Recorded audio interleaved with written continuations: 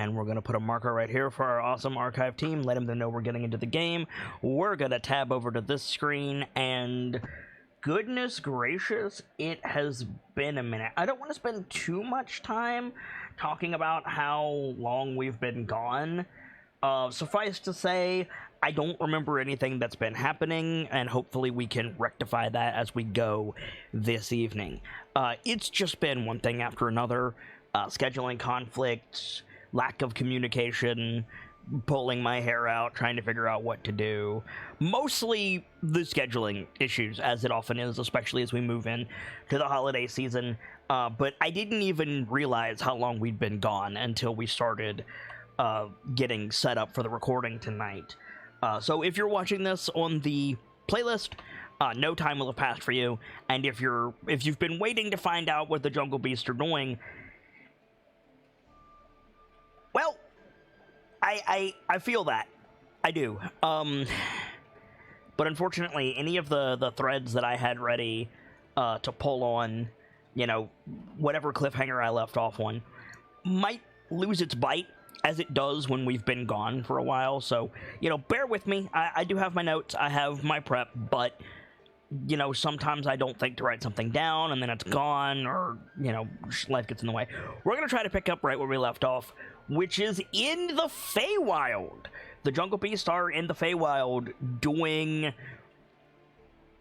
stuff. They're trying to get to the point where they can figure out how to help Henrietta, the Fey creature, Fey woman slash Eladrin slash fairy. It's not really clear what Henrietta actually is, despite her guise as a chicken. But she sent the Jungle Beast to the Feywild to do a favor for her, specifically check in on her family, in exchange for giving them time to get what they needed to get done in the wilds of Cholt.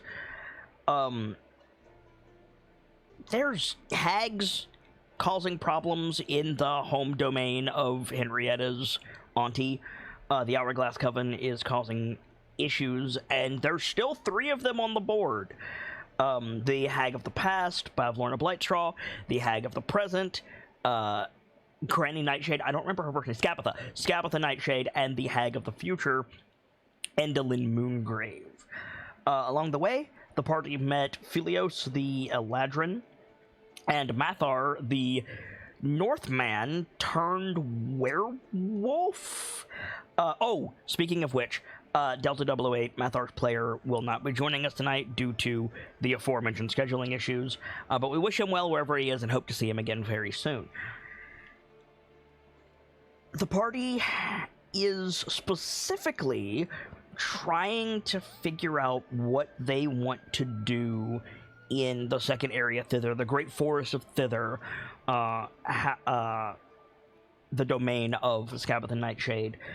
They were intending to work with Peter Pan, equal parts Peter Pan and Puck, basically, Will of the Feywild, who was supposed to meet them in a specific place and help them, or they were going to help him do a thing to basically upset Granny Nightshade, and then he was going to give them a means to go to the next area, which is Yon, which they have not been to yet, but Will never showed up.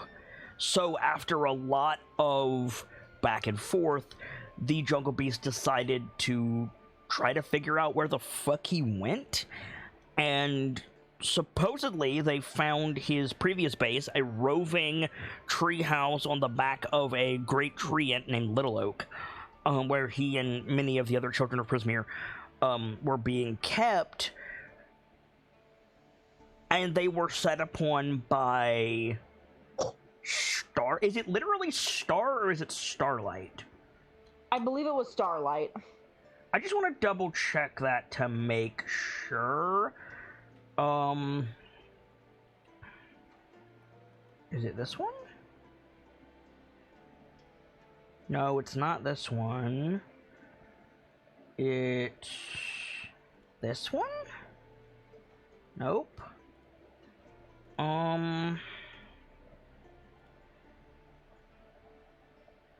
This one? Yeah, okay.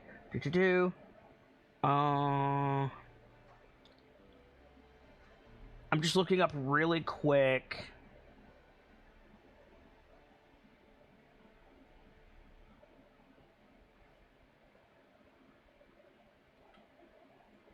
Like, I know we're looking for Durlagrand's cub. Oh, duh. Yes, Star. It's just Star. Okay. So I was wrong. There's not a specific handout for Star. And so I couldn't remember their name. I had to go into a handout to find it. But yeah, big Displacer Beast named Star. I'll use Durla's handout because it's the only Displacer Beast that I have, which is weird because they're native to the Feywild, but you know, whatever. Blocked their path to Little Oak, and that was the last we saw? Question mark. Were you guys in combat? No, we were not in combat. Okay. We literally just got there and they showed up, and yeah. Perfect. So let me grab this. And yeah, we fade in when you guys in this clearing, you can see the treehouse of Little Oak behind Star, but you have to deal with the giant betentacled cat first. Mind you, Star was big enough for Kyan to ride. Like, he's a big boy. This cat.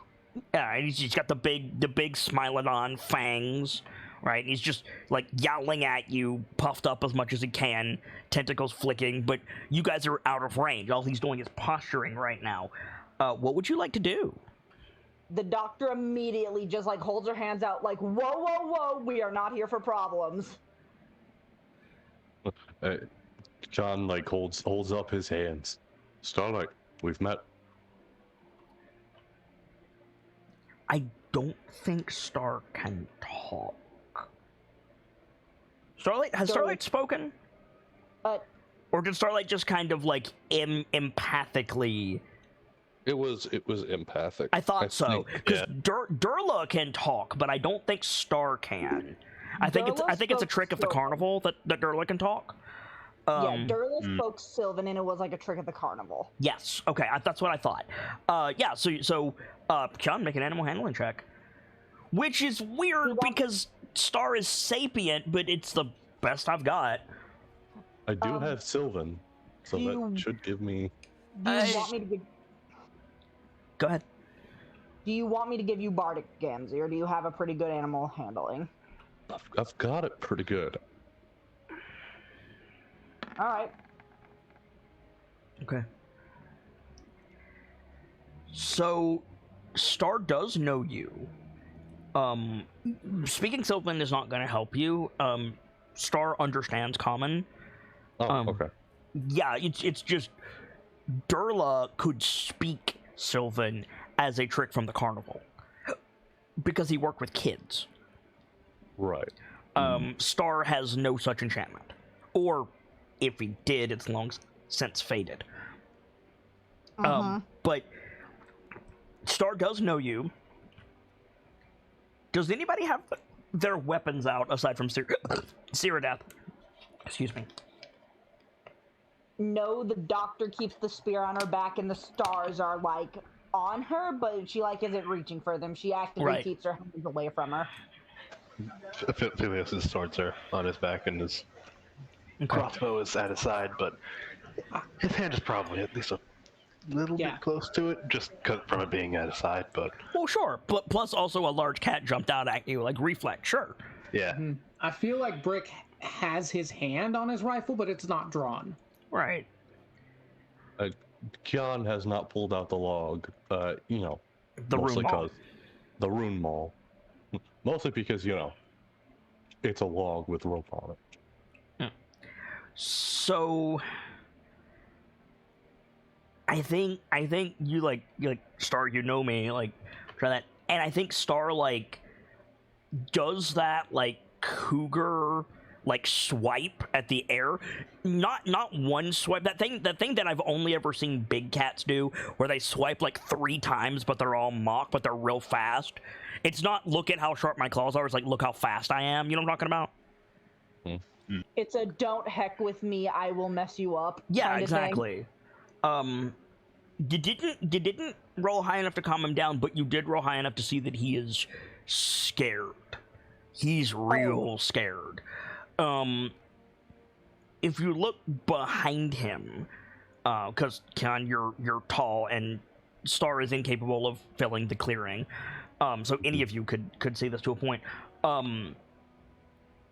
Little Oak is alive, but like splintered, and there's fire damage to the treehouse.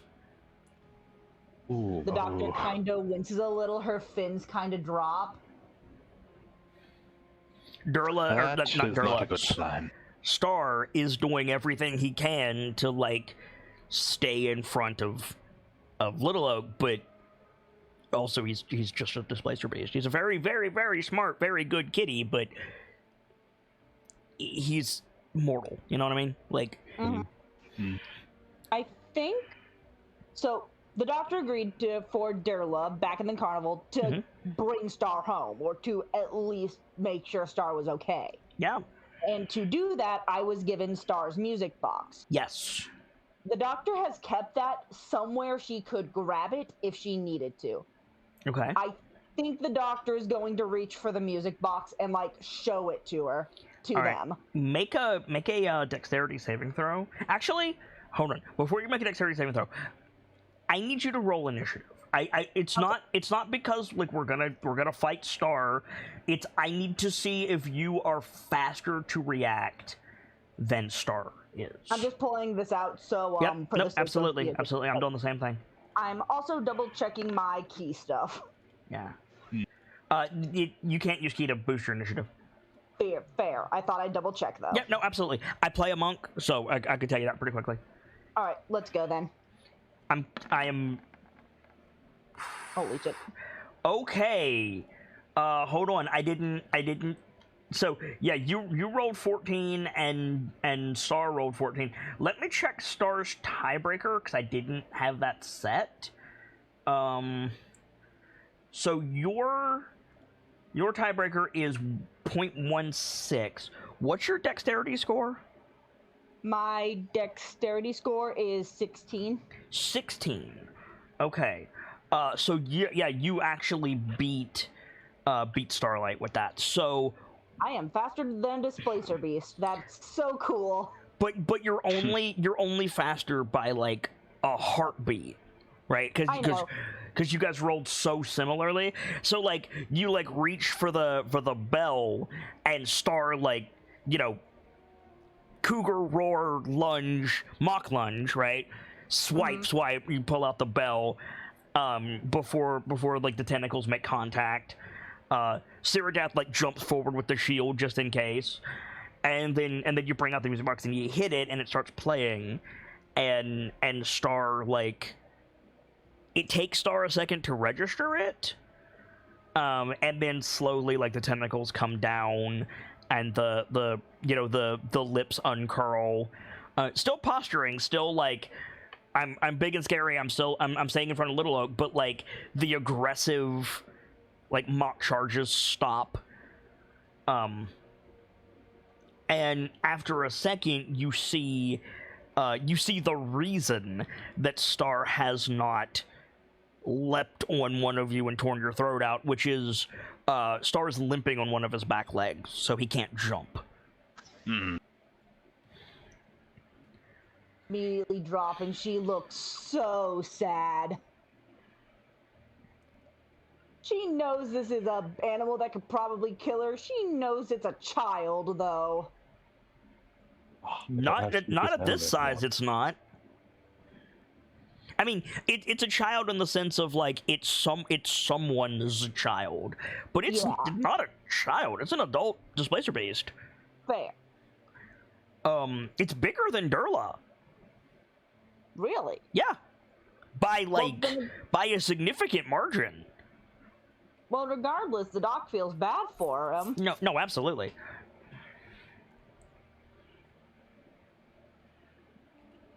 Damn, nature. Scared. Yeah, a little bit. And as the music box continues to play, Star, like, backs off a bit as Little Oak trundles up. But there is no sign of the Getaway Gang. The doctor will look up to Little Oak. Hello. Can Little Oak talk? He's an Ent, so he should be able to in, like, Sylvan or something. I'm double checking. No.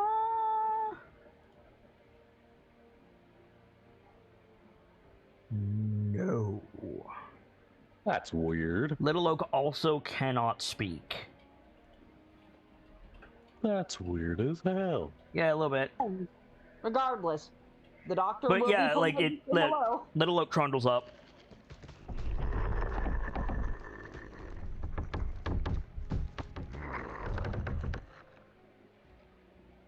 So here's a better thought.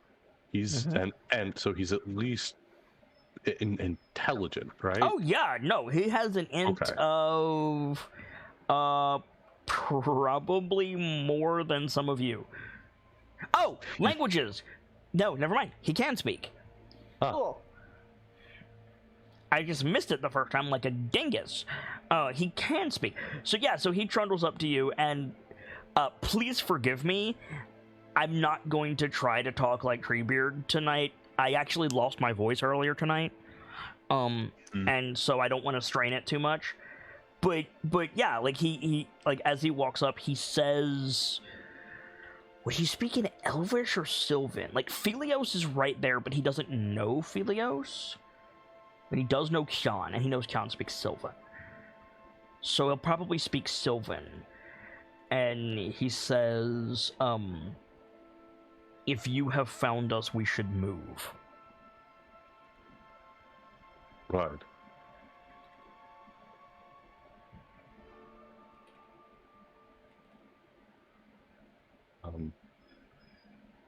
Luckily, we don't have a whole lot of stuff with us, so if he wants to start moving, we can move pretty quick. Yeah, he, like, kneels down with a groan, says, get on, little ones. Star, like, vanishes and then reappears in the same position on the deck of the treehouse. The doctor will start trying to make her way up. Yeah. Like, She'll thank Little Oak as she climbs up. Thank you.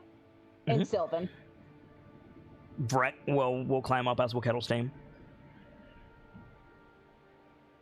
There's no check. Like, there's like, stairs. You can just go. I gotcha. Philios will join. It's a little bit cramped with 6 adults plus Kettlestein and Vrek. And one of those adults is a Goliath. And the other one is a Reghead man. But, like, you can fit up here. And with another groan that you're not sure is if effort or not, Little Oak begins stomping away. The treehouse is pretty plain. There's hammocks tied up against one of the walls. There's space for 9 of them. And then there's like a play area and like the ubiquitous shelf of books. And that's basically it. It hasn't been turned or anything. There's just nobody here. It is entirely possible that Star and Little Oak put it back together. You're not sure. But yeah, there's nobody up here right now. And as you're riding, Little Oak says, the others are gone. It was her, wasn't it? Hag? Everything is her. I'm sorry, but look. He doesn't say anything. At the very least, we have an idea of where they will be. Do you? 2 possible locations.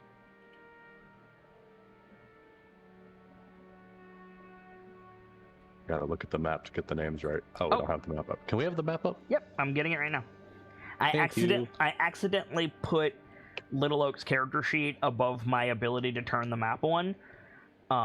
So sorry about that.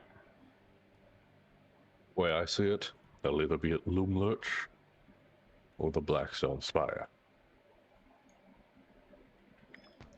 The what? That's not what it's called. Sorry, I've been listening to a lot of horror podcasts. That's a great name. I'm stealing that, but that's not what this is. It was a. If I delete these, do you guys lose vision? No. Okay, No. good. It was Keep of Twilight, wasn't it? Nobody has said that in character. I told you that backstage, but nobody has said the Keep of Twilight. Okay. You just know it as the castle. Okay, that was me, Sibs, trying to confirm that. No, absolutely. But we just know it as the castle. I figured we just knew it as the castle. Either Loomlurch or the castle. Neither of which is safe. No. Nowhere is safe. Nope. We'll fix that. Eventually. That's what Will said. And I made a promise to Will that I would help. And I've got no intention of changing that. If you find Will, what then? Find Will, then the rest of it, then you are all still in a rather substantial bit of danger.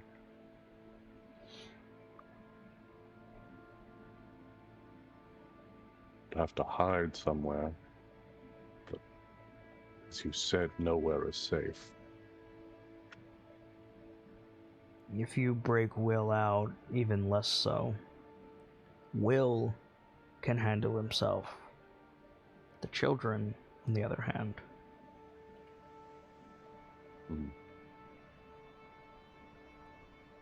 They are likely at Loomlurch.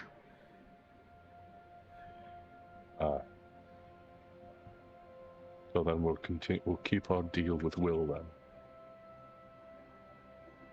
and we'll leave the rest to him. Providing they're still there. Worry not, my friend. I'm sure they are.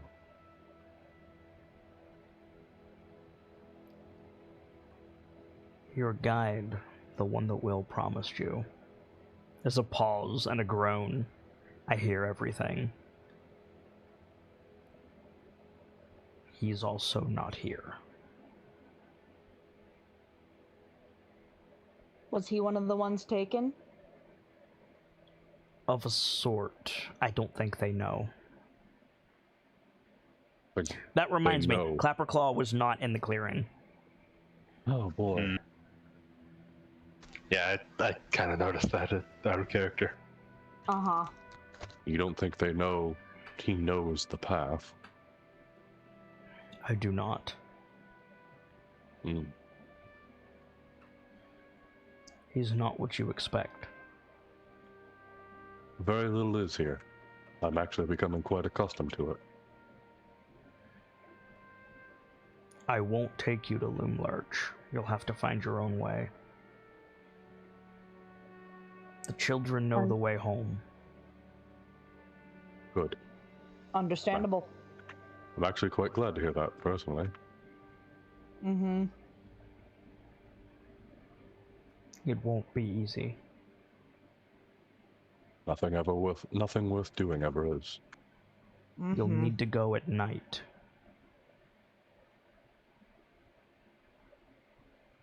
Hmm. Is Loomlurch like the castle in that way? Don't be seen there during the day? He shakes his head. Oh, shakes you guys, actually. And he says, Dexterity save. I'm kidding. Please no. he says, the hag is in the keep at night.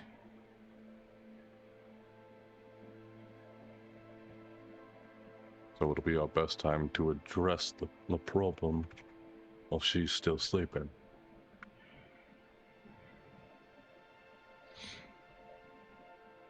The Guardian is a nightmare.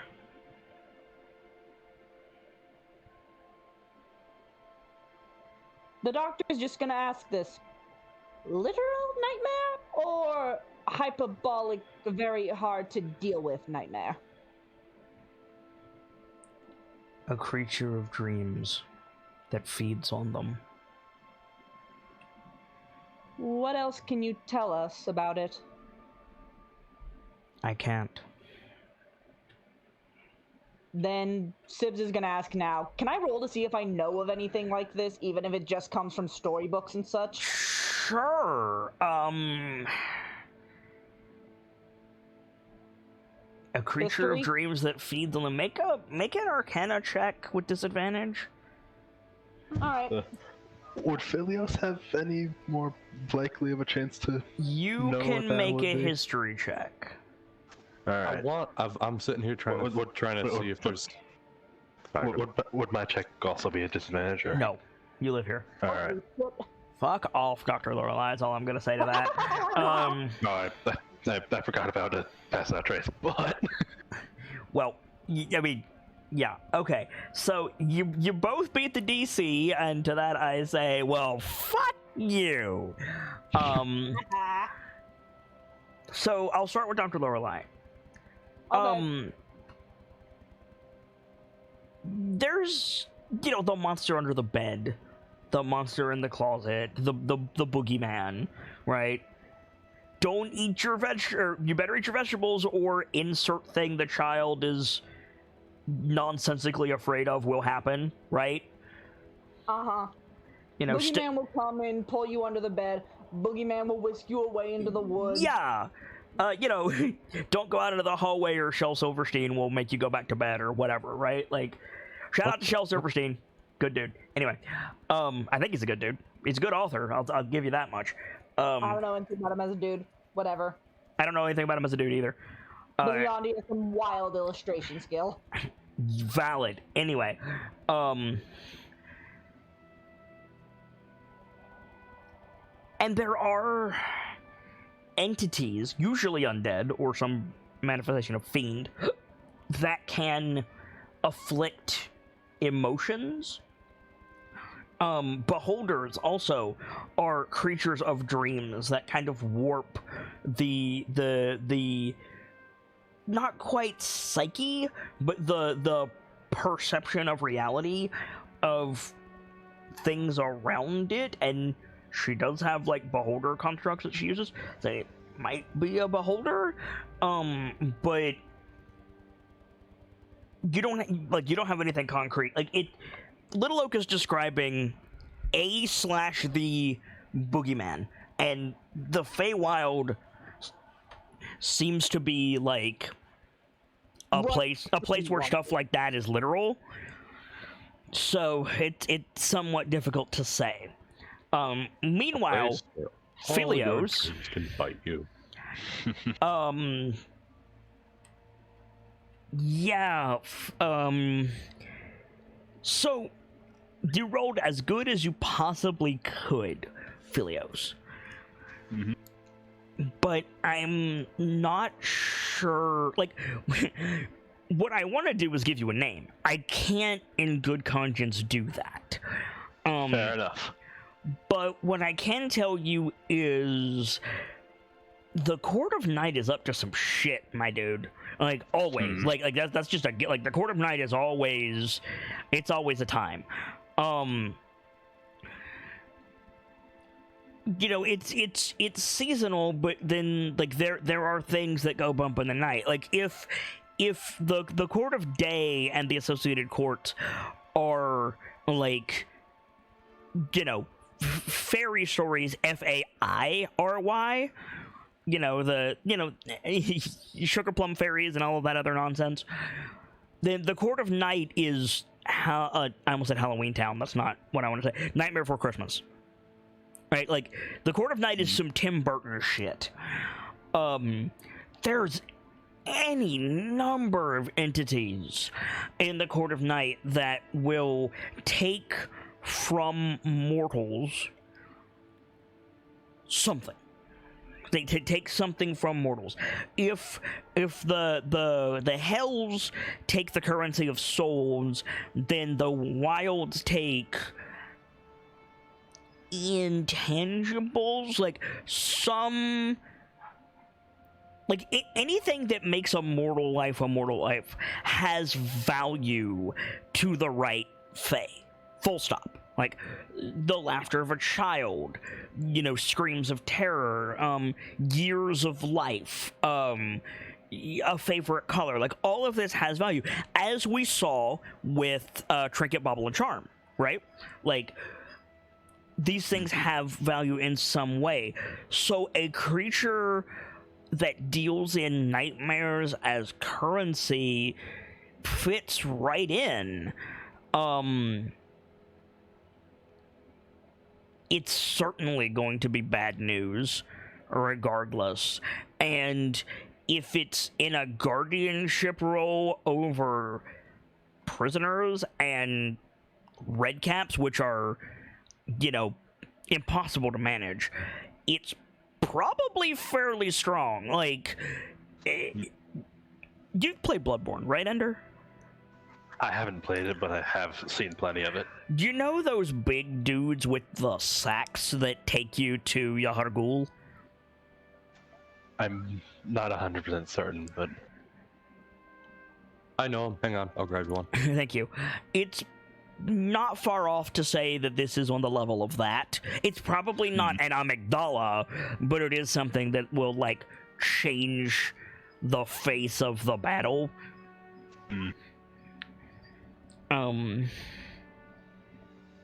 It almost certainly not good. And if it feeds on nightmares and it's keeping children, however they're being kept in Loom Lurch, then it's probably feeding while there. So it's thus getting stronger. That's probably its payment. But what form it will take, like anything that goes bump in the night, like could be a swarm of tooth fairies for all you know, but you doubt it. Not gonna lie, the concept of a D&D tooth fairy actually gets a little more concerning when you consider Court of Night exists. I have stats for them. Can we not? I'm kidding. If you wanna, I'm fine with it. I will be holding you up to dental standard, though. I'm kidding. So, yeah, that's what we got. I will say, Mr. Natural 20, I'll give you 3 questions, and Sibs, I'll give you 1. Also, nice, Vilios. 1 question for me. Sorry, I'm taking my notes while I do all this. 3 for Vilios.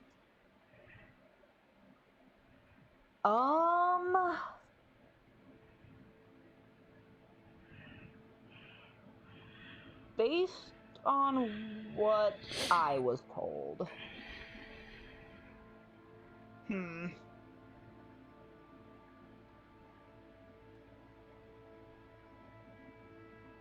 wouldn't be fair to ask for a name since we can't. I don't know it, and we can't reasonably figure out a way Philios would. Correct.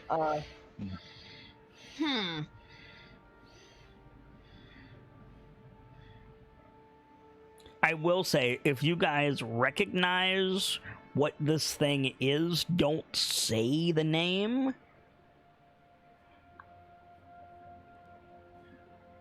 I gotcha.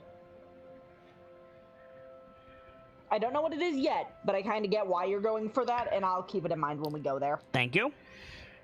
What do you got? Though now I have a rough idea of where to lean for that. I have an idea.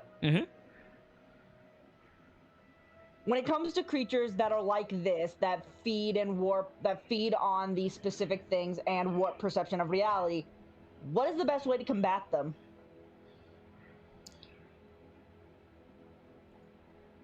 I mean, how do you combat fear? You stand up to it. Just tell it you ain't shit. I mean, it probably has more than fear, so you're going to need more than you ain't shit. But yeah, fight it is what I'm saying. Fight it, stand up to it.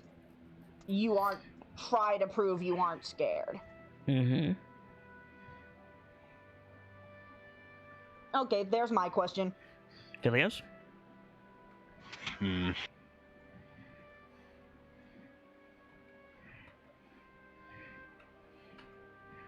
I can't quite think of any yet. Okay. If Well, anyone has suggestions, feel free. But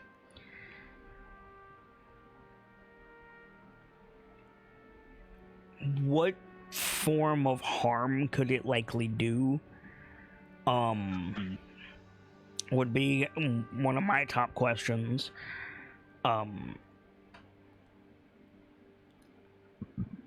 Would it be advisable to try to sneak past it or fight it? Would be another good one.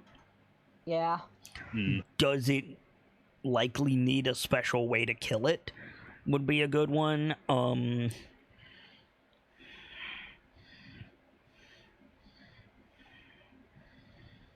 I ain't gonna make you fight it, but I am excited to use this. Wildsman on the Witchlight can be entirely done without combat if we wanted. Correct. But then I found the stat block and I was like, ooh! So now we need to kick its teeth into the pavement. I wish you luck. Thank you. You will win. We're level 8. We'll be fine. Probably. Maybe. Level 8 and 9. We'll be fine. Listen, unless this thing is on par with a pre-play test Rhymeborn, we'll be fine. I'll at least say that I think that a first suggestion from you, kid, is probably a good idea. Which one? What about how could it, like, wound us? Yeah, so... This... If it feeds on nightmares and utilizes them, it deals with, like, you know, the magic of imagination, right? So it's probably a spellcaster, or it utilizes the negative energy in some way to either protect itself or deal damage, or both. Negative energy, better known as necrotic damage. And just in case you're playing along at home, if necrotic damage knocks you to 0 HP, you die and can't be resurrected. Yeah. That's how Scratch got dunked on. No, he got dunked on because he got Valorous to 0 maximum Fair. HP. Yeah. Oh, right, the whites don't do necrotic. I thought they did. No, they do. No, it does. It wasn't the damage that got him. Gotcha. So you could be expecting necrotic damage to come into play in some form. Fear of death.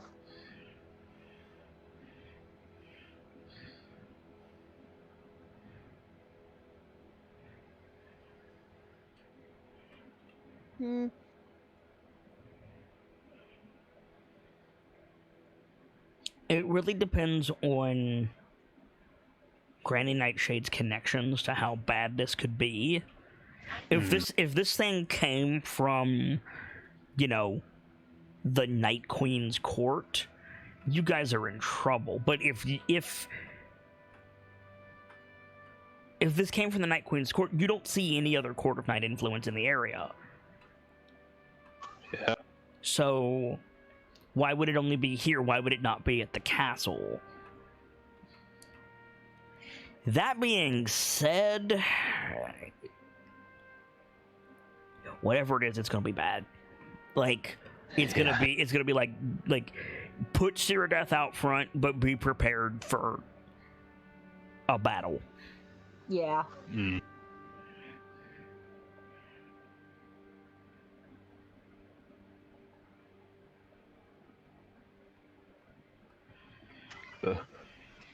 What about, like, would there likely be, like, any special way to kill it?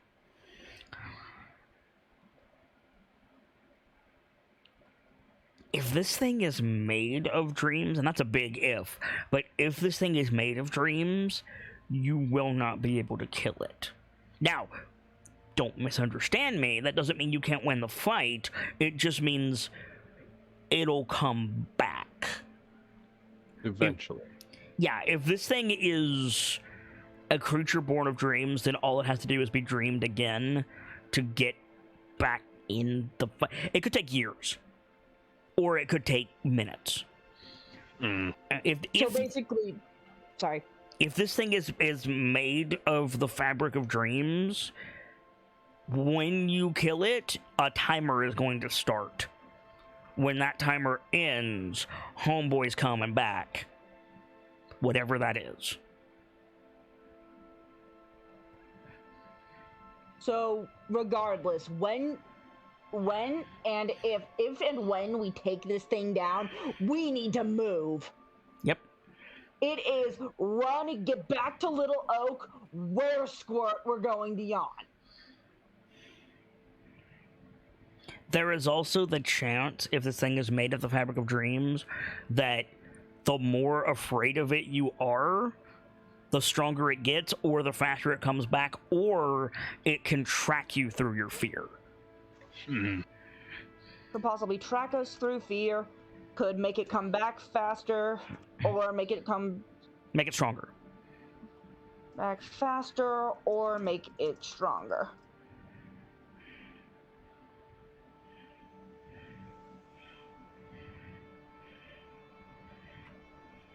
Minutes. There may be no way to destroy it completely. It may be a matter of keep our strongest people there while the fastest of us start getting people out. Start telling them to run into the night. There's also no guarantee there's only one. Like, it could split itself into various fears, right? Like, if it's a creature of nightmare, you could get Silent Hilled, and like each of you is in your own purgatory. Yeah. Like Itachi's Genjutsu shit. It's gonna be rough regardless.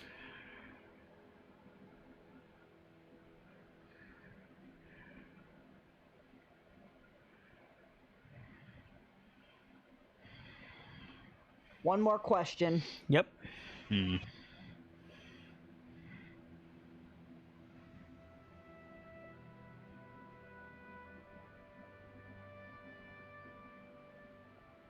I'm not really sure if I can think of anything right now. Does anyone else have any ideas?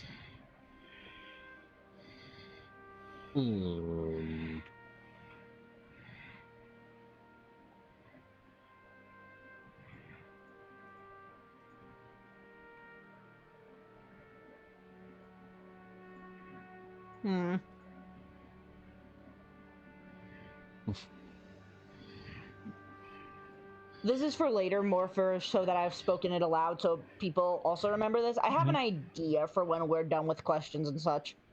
Okay. I mean, it sounds like we're done. So, what do you got?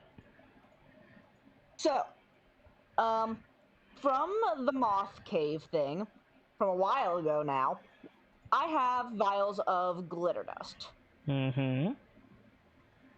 Great for dispelling illusions. If this works on some sort of dream logic, maybe that could be of help. Like, look, it's a gigantic spider. Blow the dust at it. No, it's not. Yeah, if we get like Silent Hill personal purgatory, maybe you can use that as a... If it's an illusion, sure, but I argue that Silent Hill is not necessarily an illusion. Yeah. No. You need something more like a snap pea. Yes, actually. And that's even if that's what you're dealing with. Yeah, we don't know what this thing is. We do have an idea, though. It was an idea to put out there, just in case. I mean, we at least have some idea of what it is, so, like... Of what it might be, at least, yeah. Also, Gamzee, we should probably explain what a snap pea is. I understood exactly what you meant by that, but right. I did not. In Sekiro, yes, there's a item you can get. I don't know if it has basis in actual myth or not. So I'm just yeah, going it straight absolutely to does. Sekiro. There is an item known as a snap pea. It's like an actual pea pod, but when you snap it, it releases a sound that messes with spirits and illusions. Yep. It pulls you out of a genjutsu, basically. Cool. Which is Dang, I like absolutely something you can find in the Feywild, by the way. Yeah. Have to try looking for that, because those could be useful if we can find some before we approach Loomlurch. If you're dealing with illusions. If. It's a big if, but it's still good to be prepared. Absolutely. Yeah. So, Would definitely be a nice backup. you have your questions. What's the play? The play is, I'll be back. Fair enough. Sibs, Vader, Ender. I kind of like to think that the Doctor and Philios were going back and forth with this, like, as we asked our questions, the other would ask and the other would answer. Like, Philios, of course, probably has the more information than the Doctor. So this could probably be like, well, then it's a matter of getting in there that night, and this is going to be hard. Indeed. I was half out of it for the beginning half. We're for sure going to the keep. Oh, it sounds like you went to Loomlurch. We're going to Loomlurch. Yeah. Okay. We're thinking from what... We don't talk numbers, but I rolled high, even at disadvantage, and Philios also rolled high without disadvantage. Yeah. So, the two of us got a good bit of information, but it's not exactly solid information. It's just very likelihood this thing is feeding off nightmares, and there's a whole bunch of ifs on how to handle it. Yep. I got most of the gist of the threat we're going up against. I just didn't realize it was at Loomlurch. Yeah. From what I gathered, I heard something about a guardian, and I think I assumed it was for the keep. Little Oak said Will can handle himself. The children are most likely at Loomlurch. Go there during the night because Granny is at the keep at night, but there's the guardian. Okay, I think I'm caught up now. Cool. So, the floor is yours. So, in character, we have no idea about the Sekiro snap pea thing. No, Philios does. Oh, Yeah. fair. So I think if that's a fact, then I think the Doctor would just ask, do you think we could find any? You're good at finding things in the Feywild, and I could try to help. I mean, would I have like any chance of finding any? In the Would you be able to find some? Probably. They grow in, verdant areas. The thing is, Philios, how confident are you that you're dealing with illusions? Because sure, in the mortal plane, nightmares are less substantial, but and yeah, it might be illusion based, but do you have that kind of time, and B, do you have the confidence that that's what you're going up against? If you do, great. I'll be like, make a survival check, and let's get you some snap peas. And yeah, admittedly, they'd be good to have, but there's also timing as a factor here. Yeah. Yeah. I feel like he'd if anything, probably keep an eye out on the way to Loomlurch, but not go off specifically in search of them. Gotcha. Okay, understood. Oh, you said there are books on the shelf around here, right? Yep. Can the Doctor take a look at those? See They're what's on the mostly shelf? nursery rhymes. All right. here's an odd question. Is there anything on these shelves, like a nursery rhyme about something that would go bump in the night? Something feeding off nightmares and keeping children locked up? Why don't you make an insight check?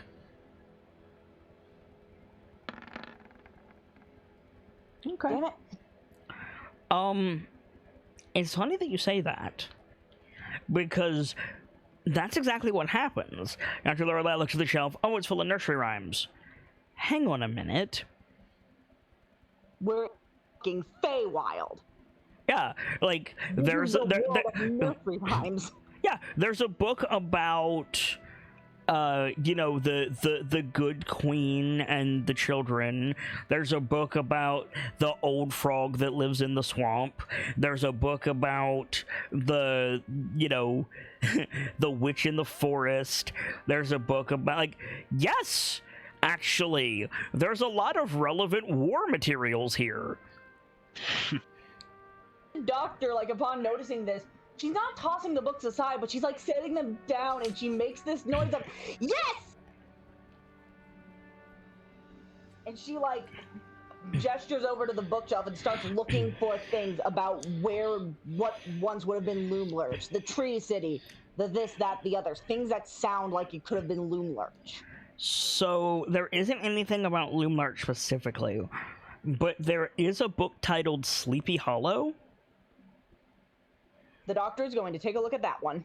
Yeah, it's got a bunch of like spooky tree limbs on the front. And as you page through it, it's got, like the Headless Horseman, the I'm trying to think. The thing that lives under the stairs. And then it has something marked as the Pumpkin King. Go on. It's a spirit that lives in the garden, and it needs a body. So if a pumpkin ever appears on a scarecrow, then when the moon is full, the Pumpkin King will rise and spread fear from his scythe. Gamzee, that's really loud. Nope. Anyway. Alright, I'm still typing. Pumpkin appears on a scarecrow on a full moon. The Pumpkin King rises and spreads fear from a scythe. Spreads fear. That was really loud. I had to remove you. I didn't realize that came through at all. I apologize. And I even said, that's really loud, and it kept going, so. I hadn't reached my computer yet. I was rounding the corner. That's why I was confused. That's why I'm surprised. Yeah, it was real loud.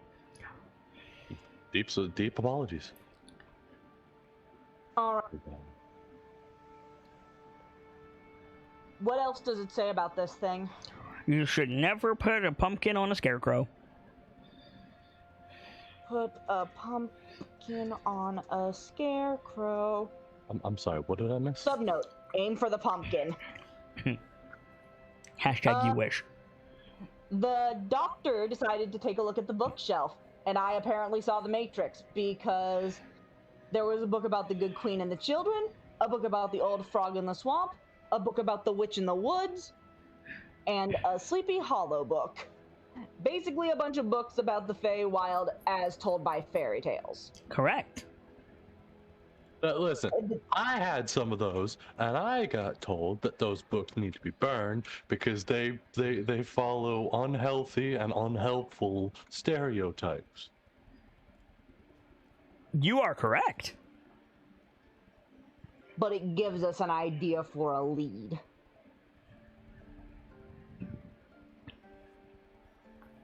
I don't know. I don't know if I trust that. You may not want to.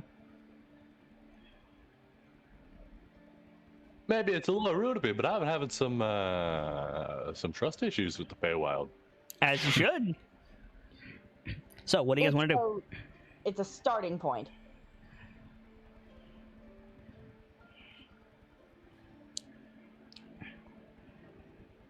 I'll tell you what I want. What I really, really want. Mm-hmm. I don't know. I just wanted to make the joke. All right. Sorry. But no, Mm-hmm. we're still with Little Oak? Yep, you're still on Little Oak's back. I guess I'm gonna lean back over to talk with the big guy. Okay. Where are we headed? Away. No specific direction, then. Probably good.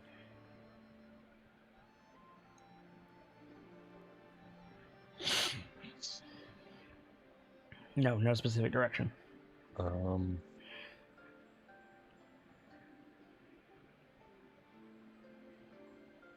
Boy, I got a weird thought. Uh-huh. I can commune with the elements. Yes, you can.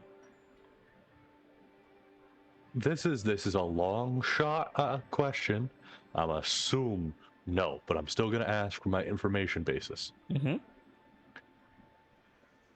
Negative and positive are also considered elements in most cases. Do they for shaman?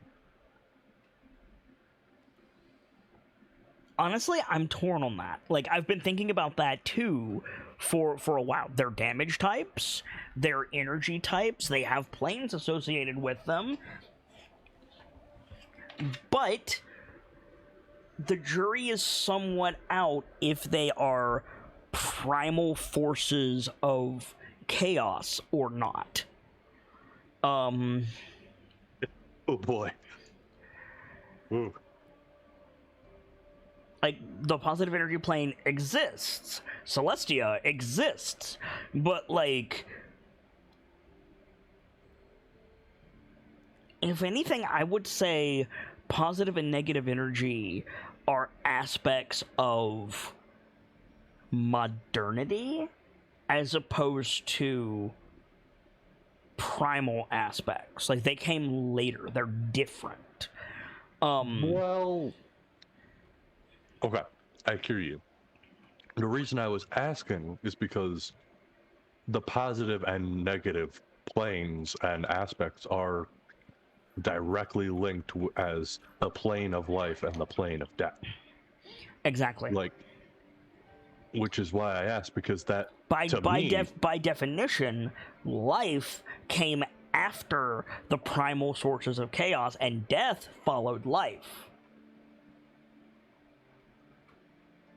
That's my point entirely. Well, I was about to try and counter that, but realistically thinking, no, elementals wouldn't die. They would just re-enter the cycle of their element. Correct.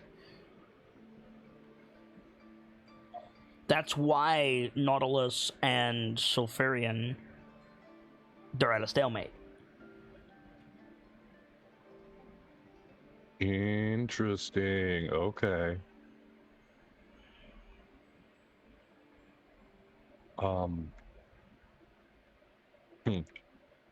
Well, boy. Flatly, I don't want to make a radiant elemental. That's probably a good thing. And you don't want me to make a necrotic elemental. No. Yeah. No. How the fuck are you gonna beat that thing? Flashlight? Yeah. Primal handbrake, necrotic being. Like, you see immediately why I don't want to ring this bell. They are. I'm gonna preface this with that means somewhere out there would be an elemental prince of necrosis. I'm gonna. Go ahead. Sorry. Like I said, I'm gonna throw this out there with the prefaces of they're fucking dumb, but supposedly the first attempt at life currently exists in the negative plane, and they're basically baby zombie gods. But they're not elementals. There's a difference. They're about as close as it can get. Yeah, like I said, though, they're dumb as hell. Yeah, about as close to that as they can get. That doesn't mean they're there. No. And you are correct. No necrotic prince. Yeah, exactly. Whatever treasure that motherfucker has that he lost would be out there with a fucking mainline villain, and I don't want to deal with that on top of what villains are already capable of in your shows. I'm sorry, did you mean the Sphere of Annihilation? Anyway, with one word, I can make that so much worse. I'm sorry, did you mean the Primal Sphere of Annihilation? Oh no. Again, I don't want to ring this bell. Don't ask me to ring this bell. No, stay away from that bell. Put a glass case around it and set up some saw shotgun traps. Yeah, exactly.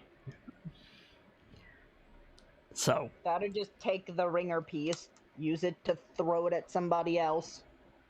There's a reason that I differentiate between elementals and spirits of the land. Fair enough. But what would you guys like to do?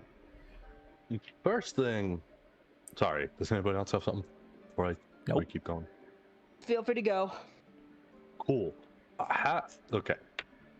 Big Boy's presence is probably fucked, right? Big Boy's presence? Little Oak's aura, I guess. I mean, he's wounded. It's not starting to fade on us? No. It's hard to kill a treant. That says a lot. You could cut a treant in half and it basically won't die. Says a lot about the raid on Golden Fields. Really? It also says a lot about what was done to Grandfather Oak. Grandfather Oak's not a treant. Fair. But, is there anything I can do to help him, or is this just something that time will have to end? I mean, yeah, healing magic, he's a creature. Healing magic will help him, but also, yeah, he'll heal with time. As far as you can tell, there's not like, well, hold on before I run my mouth. Call high or low. Hi. Okay, God. Make a perception check.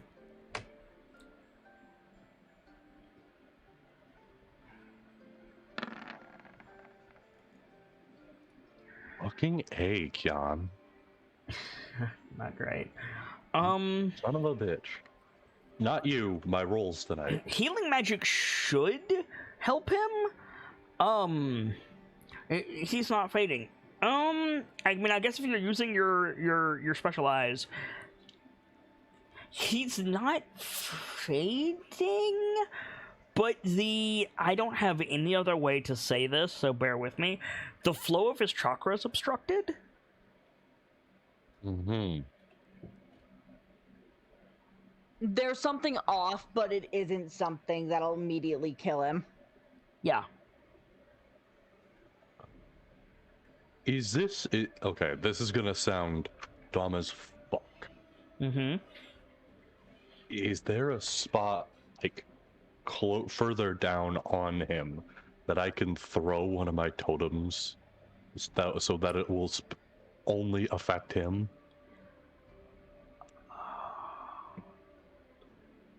No, your totems have a range of 15 feet, I think. Mm-hmm. Little Oak is not that big. He's only like okay, yeah, his branches reach higher, but like where the treehouse is only like 12 feet up. Like his trunk is only about 12 feet. Okay. Why? You can't put it on a moving surface anyway. You have to put it on the ground.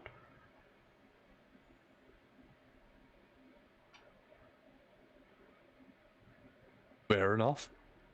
What are you trying to do? I was gonna. I have that one totem that heals like a motherfucker. Oh, wait. Healed like a motherfucker? You have Healing Tide totem? As a bonus action, I have life stream. Live stream totem. Okay. Yeah, healing tide totem is the one that heals like a motherfucker.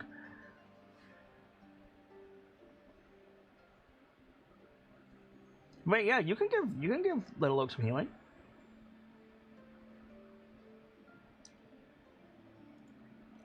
It lasts for a minute, I think. Oh, I think. Hang on. Let me find my book.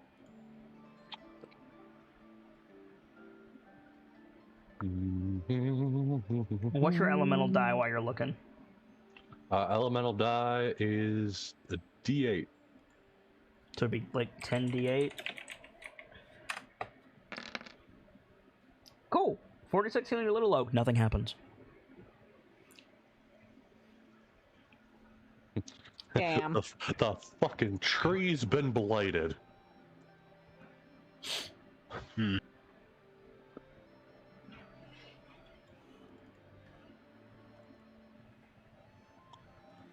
I'm gonna take a long shot and assume that lesser restoration can't hit that.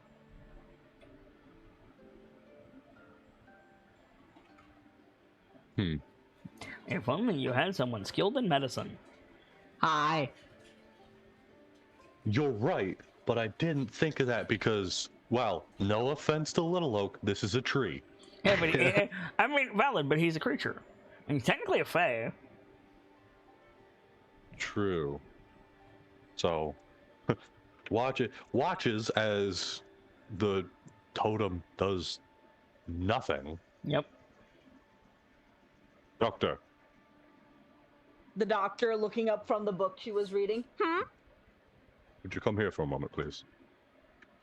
Yep. Come outside of the deck. Goes onto the deck. What's up?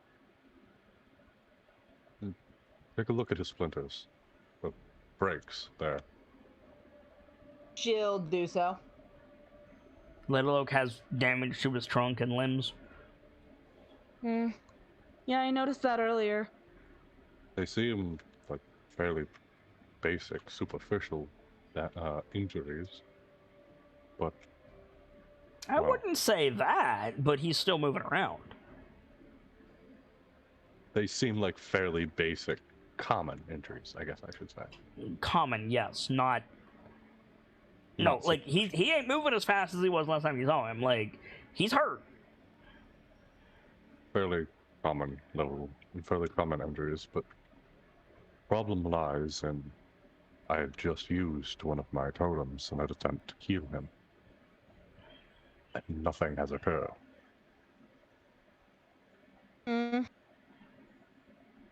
Lorelai would be aware that Little Oak technically counts as a creature, right? There's no technically to it. He absolutely does. And I just smacked my mic. Sorry about that. Okay. Luckily, we didn't hear it. Yeah.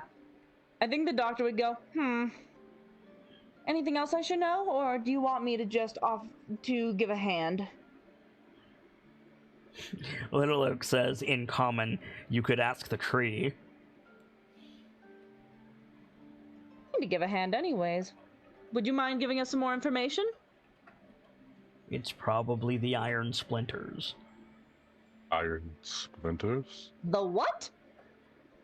There's iron splinters in the wounds. Philios, you can hear this. That's bad. I feel like Philios, like, hearing that probably, like, winces a bit. That the only thing that can hurt a fae, really hurt him, is iron. And can those simply be pulled out? I can't touch them. No. Well, hopefully I can. Aye, as could I Once presume. So, like, yeah, the doctor, like, starts fishing around for her, for her kits and tools and such. Mm-hmm. Stop moving. I'm going to try and get these out as safely as possible. Yeah, so do you have a climb speed, Dr. Lorelei? I believe I do, due to an ability I got. I'm trying to find it, though. I think I got it from Athletic. Where's Athlete? Yes, I have a climb speed from Athletic. So just make a sleight of hand check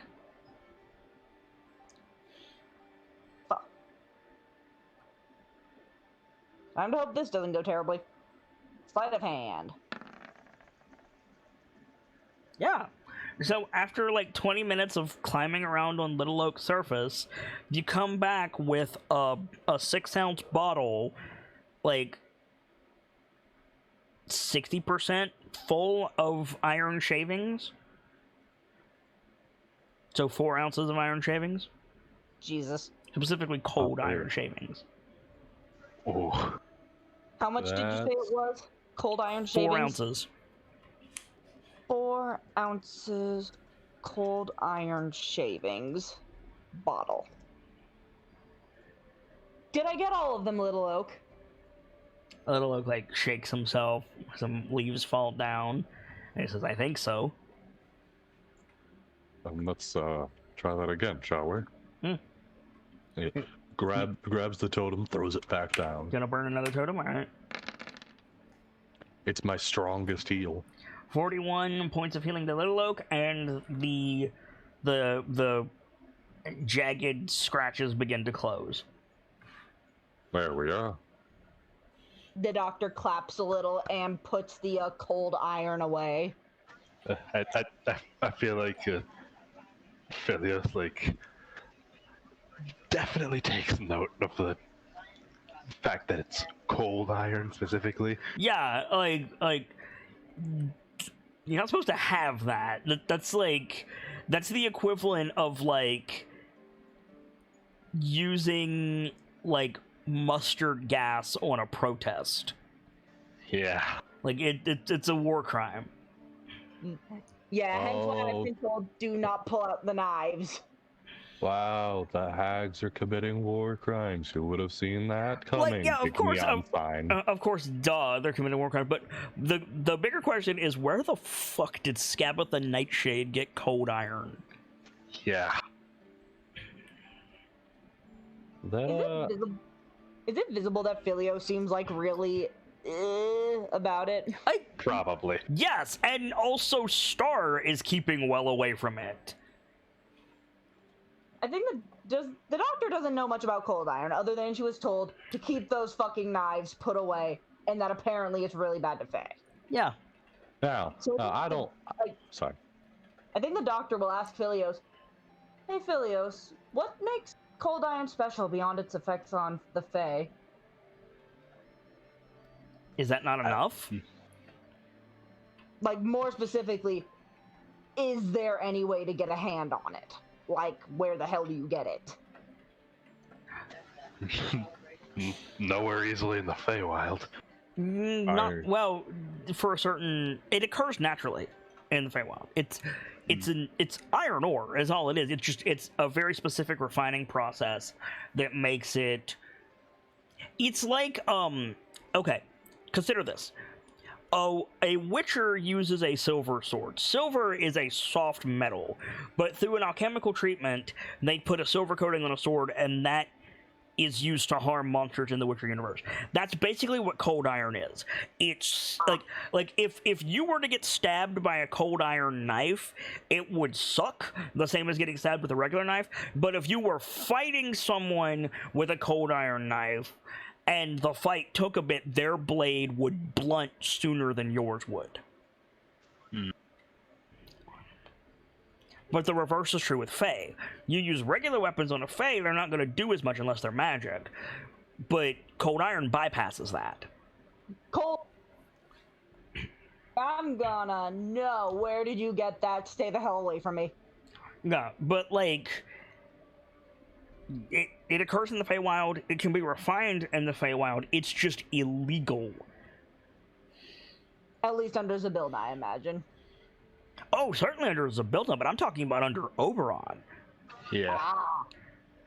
Like, both the King's Guard and the Queen's Guard have cold iron weapons, but they're not allowed to outfit their armies with them.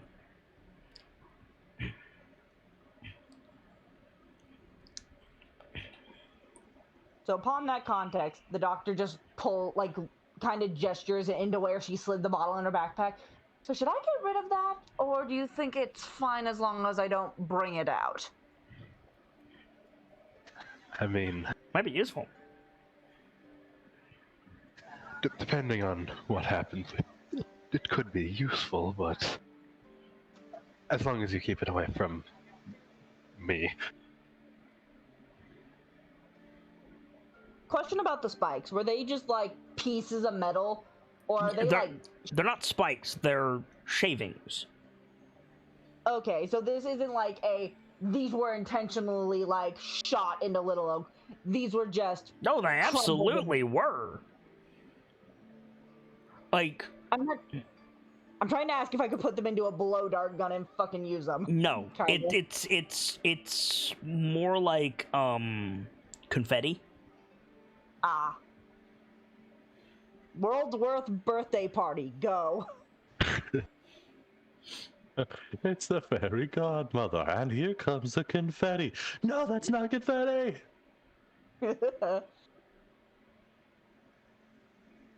Reminds me of what happened to Bruce Lee's son. Anyway. Oh no. Oh no. In other news, who wants to make a fake glitter bomb? Yeah, right? So, what do you guys want to do? Take inspiration for helping Little Oak, by the way. For who? You and Khan. Okay, I wanted to double check who was getting it. Who doesn't have inspiration? Because I've already got one. If no one else wants it, I'll take it.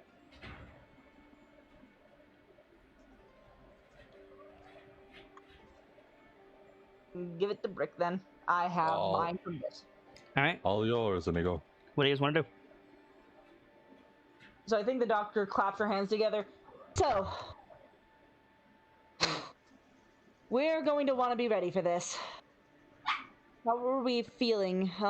People hurt? People, do we need to rest again before we go into Loomlurch? Do we even want to wait? I would suggest we spend some time trying to find additional supplies before we do this. You can short rest, but I believe you long rested recently. Yeah, it was like just before we headed out to find them. Yeah. Fair. So if it's a thing of nightmares that guards that place, we need to be ready for mind altering effects. Illusions are likely. Not guaranteed, but... Now, forgive me, this question seems rude at all, but given how the wilds are there anything we can find naturally that could help us with those? Excuse me, sorry. We kind of discussed this earlier. That was out of character, wasn't it? Mm-hmm. Yeah. Pseudo in and out. Kion's asking in character Philios and Lilo.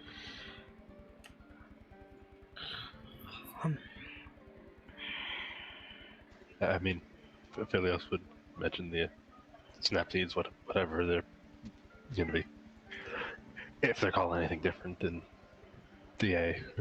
Right, but Philios, you also said that, like, you're not gonna put too much time in looking for them. Yeah. And I think Little Oak comments something to the effect of, like, you're awfully confident it's illusions. No, not confident. Just trying to be prepared. Something I've been lacking doing lately. I need to be better.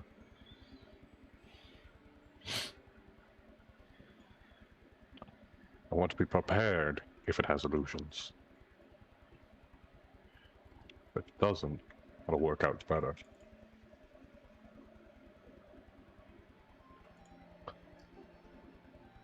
Well, if it's not illusions, what else could it be? Because if it's called a nightmare, it could be anything from a literal boogeyman to a beholder. Because, well, as seen, gestures in the direction of where she thinks the castle is.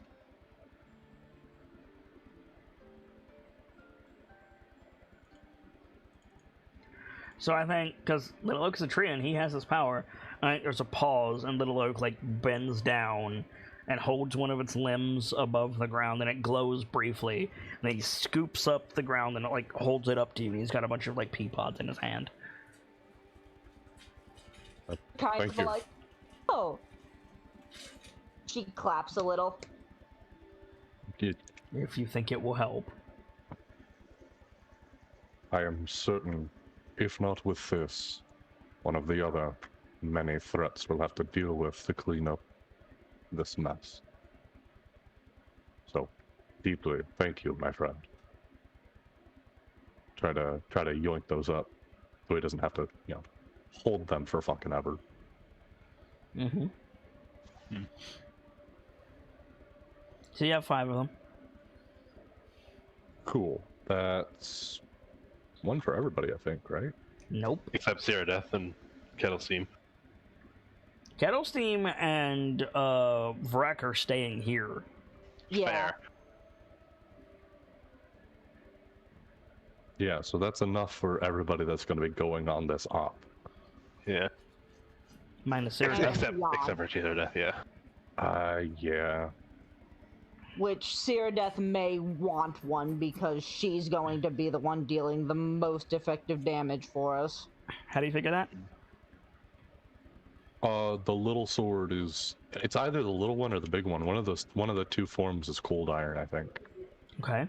No, it's also the fact she's a paladin, and if it's necrotic. No, I believe the big sword is silvered for Ceradeath. Her like paladin damage really only works against specific types of enemies. Like, she'll still do damage, but like her big fuck off paladin damage only applies to specific types of creatures. Fair.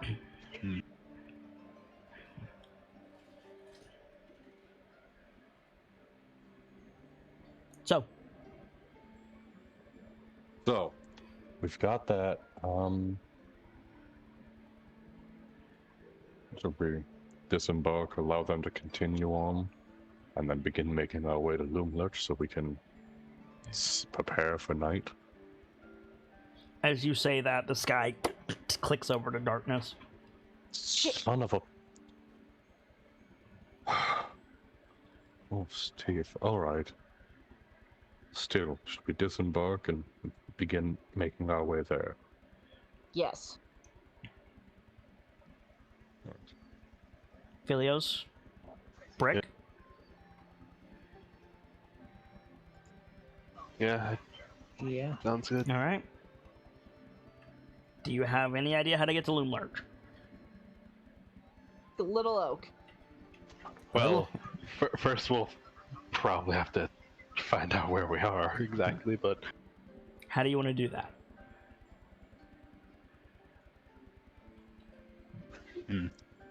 I can eye in the sky. Yep. I mean, you could also do that on Loomlurch, just saying. Well, I don't think I'd be able to... What? You kind of lost me there for a second. What? You're talking about Farseer. Yeah. You can just Farseer a Loomlurch. It has to be a point within my sight. Aye, and you can cast it from itself. Oh. You've many scouted times- Loomlurch once already, you just didn't get any useful information. Right. How many times can I do this? Doesn't list a number of times here. Link the ability.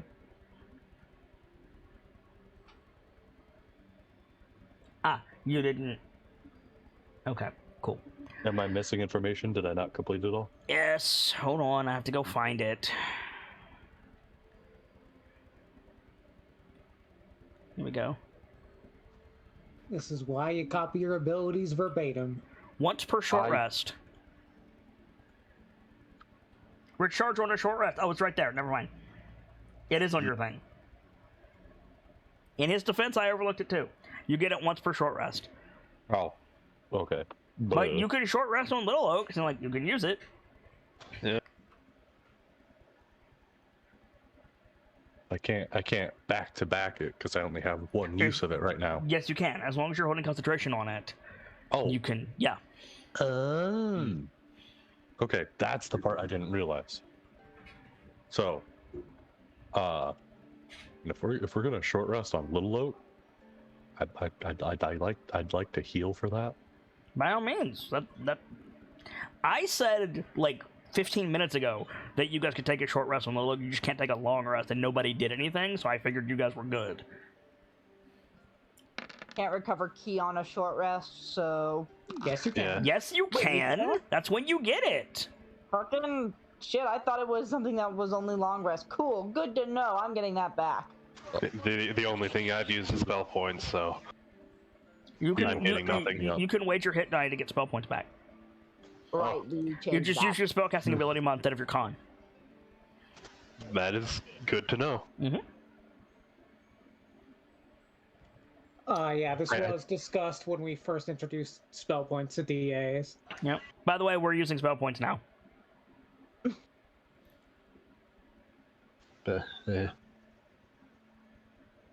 I'm only missing a 3 because I casted Yeah. Fast Out So Trace, so but mark off a hit die. You should be fine. yeah, like I wouldn't even need to roll it. My modifier's plenty. Exactly. So just make sure you mark it off. So, I have. Anybody else want a short rest? I short rested. You get my ki back, and Sure. that is about. I don't think I've spent anything right now, but Make sure you check Mathar and Cyrida. Yep. right. I don't think she. Nathar's at full health. Yeah, so is Cyrodiff, and she hasn't used anything that has a. Or she hasn't really used anything so Okay. far today, so she's good. All right. Short rest complete. What would you guys like to do? I will eyes in the sky. Farsight. Mm-hmm. Oh. So you can't literally put it in the sky, so I need you to clearly define what you're doing. I have to combo chain it. Or what, The you know what I'm point saying. must be material. Yeah. You know what's material? I swear to God, if Clouds. you say air, I wasn't gonna go that bad, but it must be a point that you could feasibly exist on. I mean, a tree branch at the top of the canopy. Yeah, no, that is totally fine. That's what I was about to say. That's where it'll start. I'll aim for the highest branch I can see, All right. preferably the one that reaches over top. But I don't think that's possible in this forest. So, Kian, Uh-huh. you and the Jungle Beast are here. Oh boy.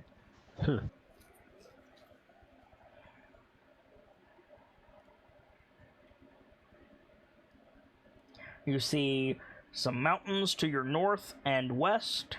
You see a river far to your east and the ocean, question mark. And then to the south, you see the shadow of Loomlarch. Uh-huh. And I don't know if I've asked this before. I might have. I don't remember. Does this work like a wizard looking through their familiar's eyes? Can I still talk? Yeah. Okay. So if I've got my directions right, we're in the far north of Thither. I see. We're in the north of Thither. Not far from, well, fairly far, but not far from Grandfather Oak. Ah, Now, Loomlarch is a big-ass fucking place. Mm-hmm.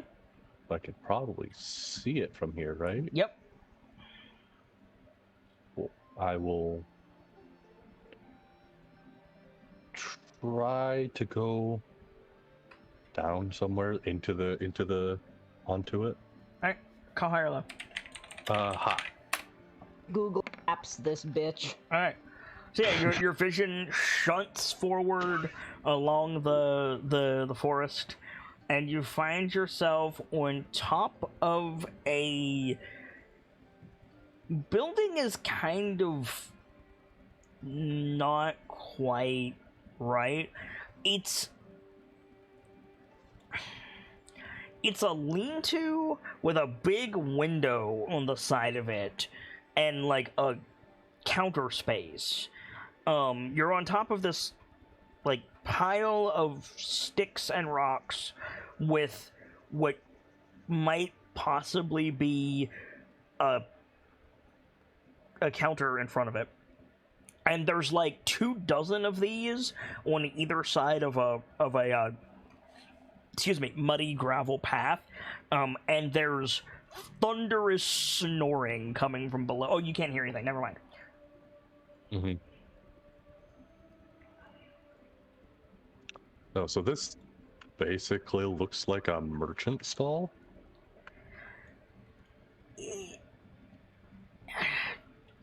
In shape alone. Vaguely. It looks like a den or a warren with a merchant stall stuck to the front of it. Hmm.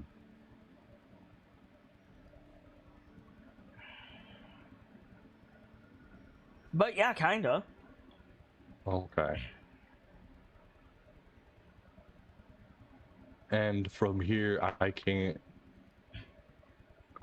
probably can't see any of those. I'm gonna say farms. One of those like garden areas I saw last time. Why don't you make a perception check, friend?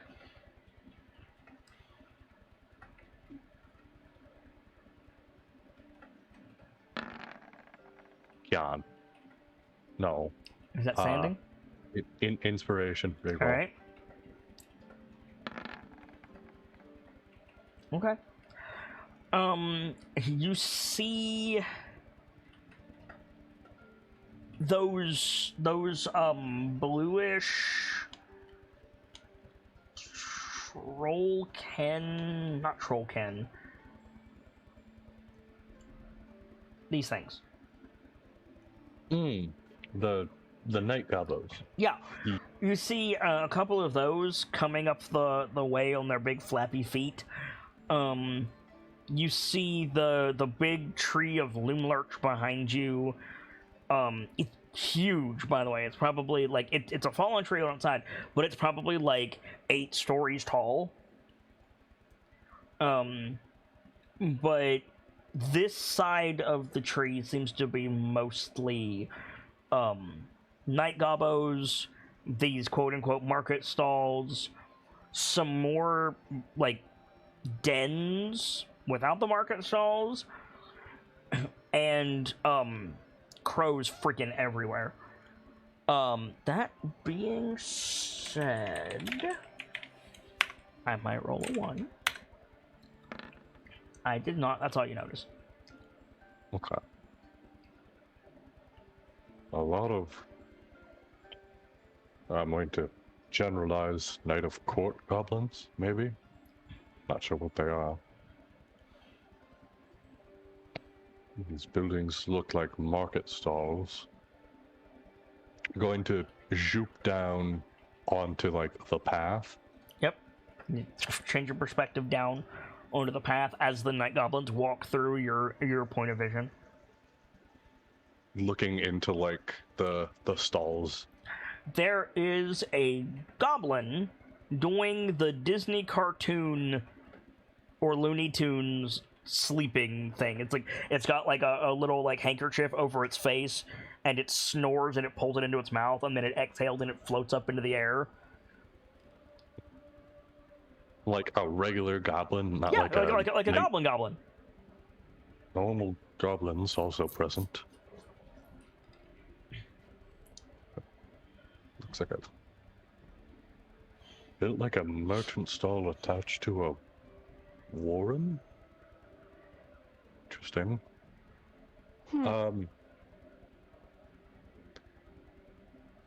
I'm away from the more major portion of the building, the tree. When you say away, like the merchant stalls nearer to the tree are not right up against it, but you would be in its shadow. Hmm.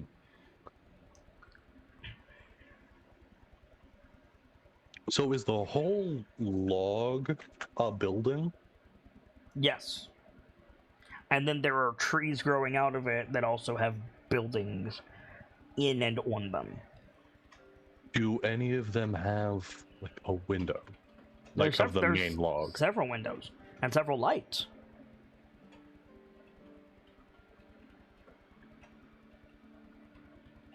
There's a lot to explore, so give me a moment.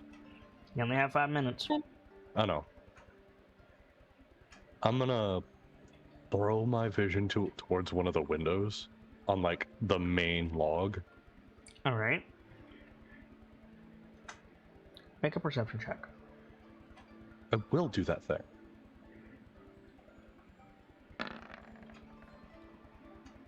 All right. Give me 1 second.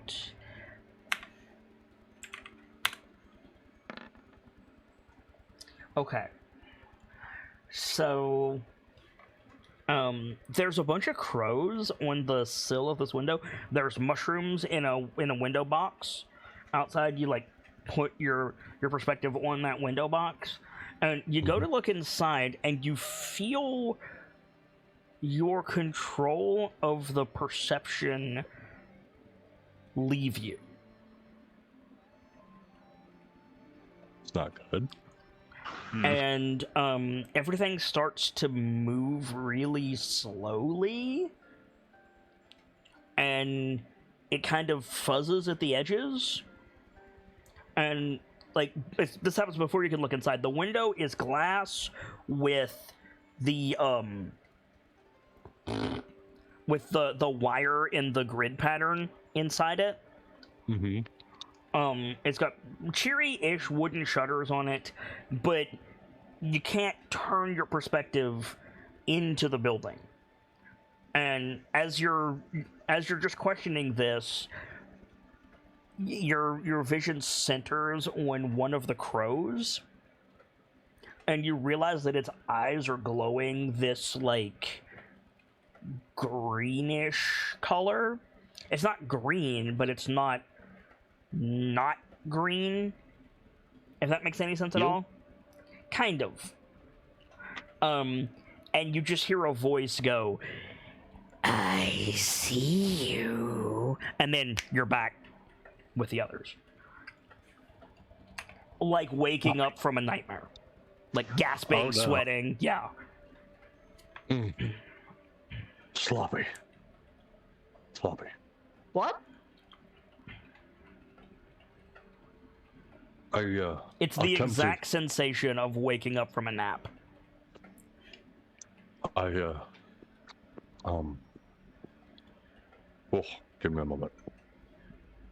Yeah, can you make a charisma saving throw for me, please?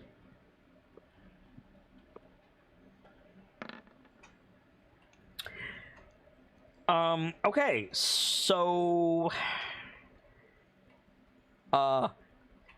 there ain't no way to say this, Kyan. You go to say, "Give me a moment." You think you're out of it, and then your head explode. Not literally explode, like the perception of your head. No, you don't die, but like just the cacophonous calling of crows and beating wings. You are paralyzed for how long? For a minute. You gain the frightened condition, and you take 12 points of necrotic damage. So, Kyan, like, suddenly starts, he was just talking to you guys, relaying what he saw, suddenly starts, holds his head, "Sloppy, give me a minute," and then he just screams and freezes up. The doc goes into into medic mode immediately. What do I roll to figure out what the fuck just happened? Arcana? I feel like Philios just like says, that seems like the handiwork of whatever we're dealing with. Yeah. Okay, so John is, for want of a better word, hexed at the moment.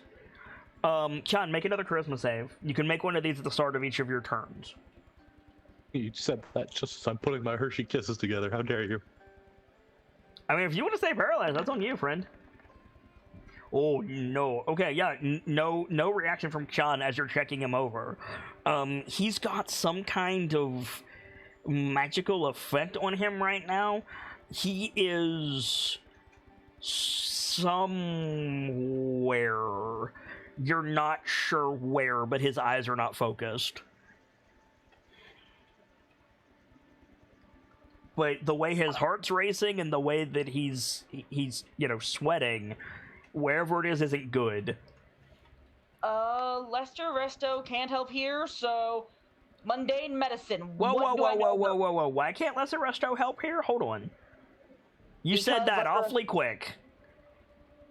You touch a creature and either a disease or condition affecting it. The condition can be blinded, deafened, paralyzed, or poisoned. He's paralyzed. Fair, to be fair. I thought hexed was a different condition. Well, like I said, I didn't have a better word for it. He's not hexed in the warlock spell hex. He's... Gotcha. Yeah. However, hex is a condition, just not this one. So, she casts Lesser Resto on Yukon, and you're back again, but you're not sure if you're back? Like, you're not sure what that was.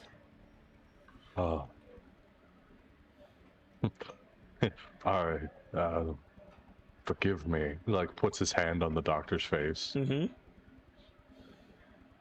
Cold, slightly moist. No real. The doctor kind of chuckles a little awkwardly. Sorry. Just... You're good. To be certain. That's fair. What happened? Yeah, and what did you see?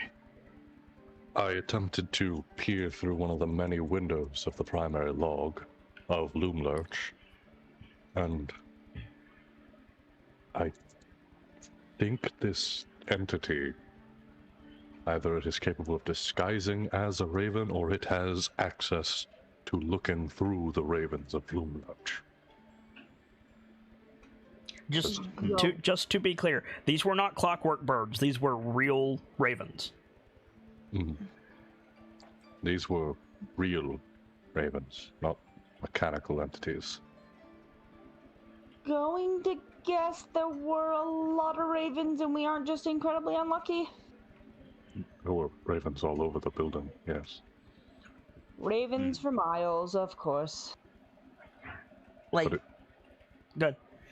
It stole control of my ethereal form from me. So, if you're right, Sean, what this did was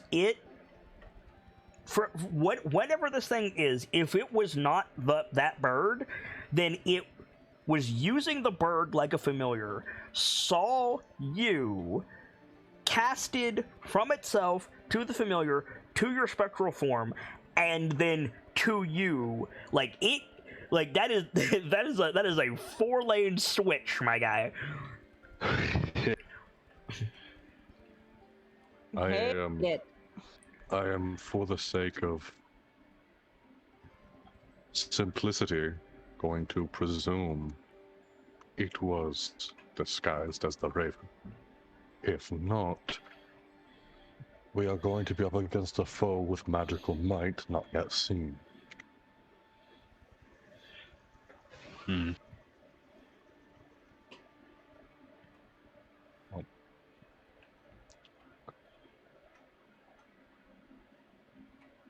This is going to be interesting. This is going to be intense.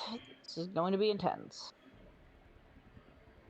You know in your heart, Kian, that this thing saw you Not only that it saw you, it knows what you look like and it knows where you are.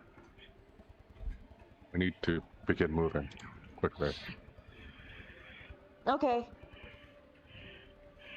Perhaps it is simply more of its power, the fear instilled within me. But I am almost certain it now knows where we are at this moment. All right, let's go. All right, where you headed? Did you get a direction to Loomler's, Kion? Yes, it's almost perfectly south of us. A little east, but... Or no, that's west? That is not a compass. Southwest, give or take. Give or take something like that. I'd suggest we head I'll be right back. east. East. Why do you want to go east? Southeast. Southwest to get to Loomlurch. Yes. Southwest to hit Loomlurch. Southeast, we hit a bend in the river that's familiar to us. And yes. a fairly decent place to post up for a bit. That's fair. Yeah. We head southwest from here. We'll not rather quickly, but we will hit Loomlurch. If we head southeast, we'll reach a bend in the river I believe we have reached before. It'll be a good spot to station up and prepare. I can work with that.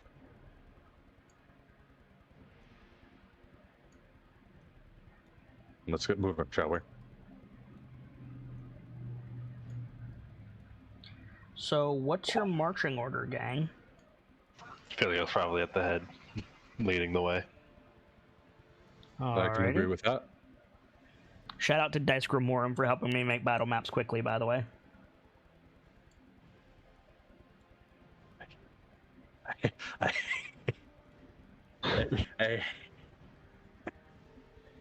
Just throwing that in there. I know. That's not important.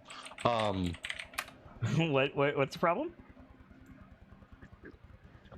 No. Just you throwing that out there is just so unreasonably ominous. Like you. I mean, yeah. I guess that's the fun of it. Yeah. Helios, I'm gonna say Cyrodiil in the back. She's usually in the back. Yeah. Put Kion somewhere in the middle. No, Doctor in the middle, I'd say. Yeah, no, maybe so. I mean, sounds good to me at least, but... Alright, Philios, make a survival check.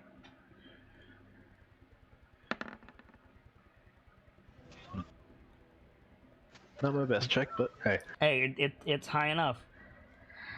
Alright, Jungle Beasts. Place yourselves on the right side of the map in whatever order you want to be in.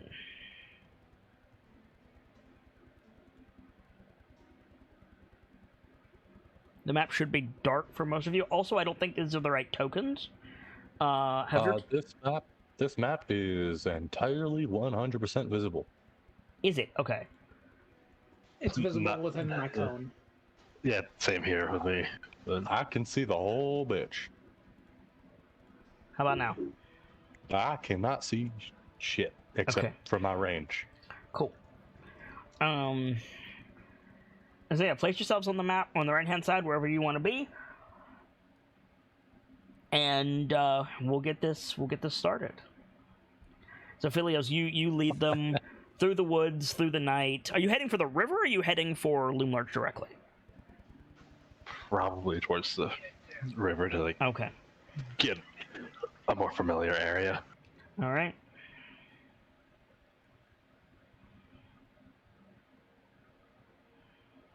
A good spot to post up, get everything set.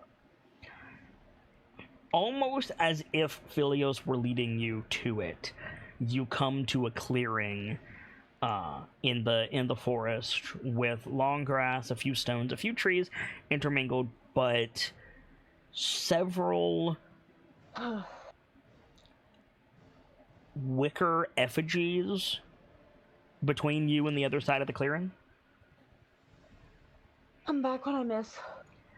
Put yourself on the battle map wherever you want to be.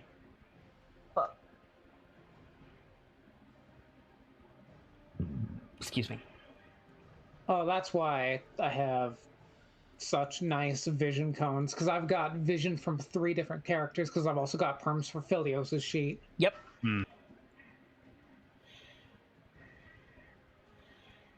Way are we facing? You're on the right side of the map. You're over here.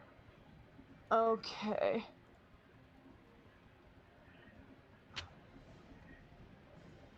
If you Alright, didn't then know I'm any better, sorry. you'd swear Philios led you here on purpose. Also, these tokens don't show your mana, because I don't think your base tokens have been updated. I will do that after this session. Okie dokie. Because I forgot to do it before the session. So, you come to this clearing. What would you like to do?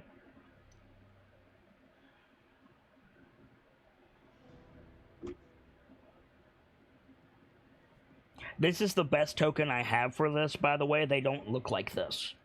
They're just wicker humanoid effigies on stakes. I feel like Philios seeing them is definitely not feeling the best, so I think he like pulls out his swords just in case. Okay. Seeing that Philios is on edge, Brick will probably arm himself as well. Alright. And pull out your gun. The swords come out behind you.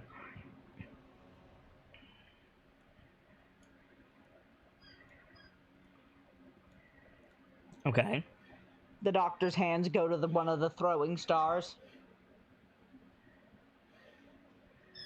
I'm Thanks. gonna get. I think get my. Go ahead. Sorry. Go ahead. Gets the rune maul ready. I think Cyrodiil says, "Are those supposed to be in this forest?"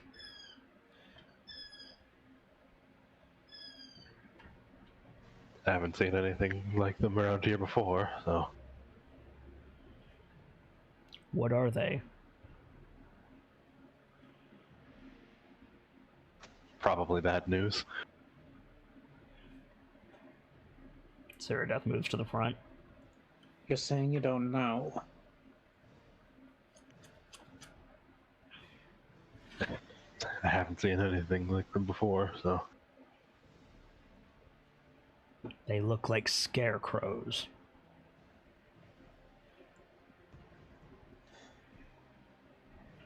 Sibs, the player, is trying to recall if it was metal scarecrows we needed to be afraid of, or if it was just scarecrows in general.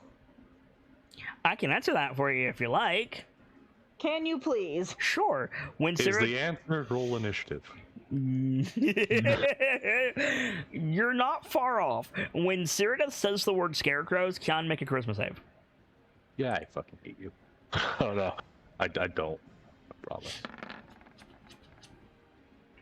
Okay, that is a fail, and you're already frightened, so you take additional damage. Yeah. So you're not paralyzed this time, but you do take the base damage plus the damage from this character's or this monster's dread effect. So you take 24 points of necrotic damage as the word scarecrow like echoes in your head like a death knell. Oh. This thing There's goes that. down and this goes down fast. There's that distinct sound of like rope being tightened, Mm-hmm. gripping the rune maul.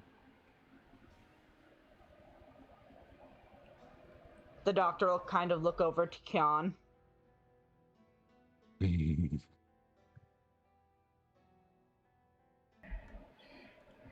What was that, Kian? Nothing. It was sounds of owl. Right. Phileas, you have a passive perception of ridiculous, right? Yes. Yes. 25. Cool. Jesus. There was no sound whatsoever. Were the scarecrows facing Kyan before? Oh no.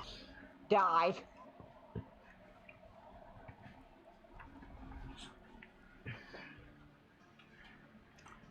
The floor is yours, guys. I haven't called for initiative yet. The doctor will kind of shift over to Kyan. Mm-hmm. Does he look injured? Yes. There are...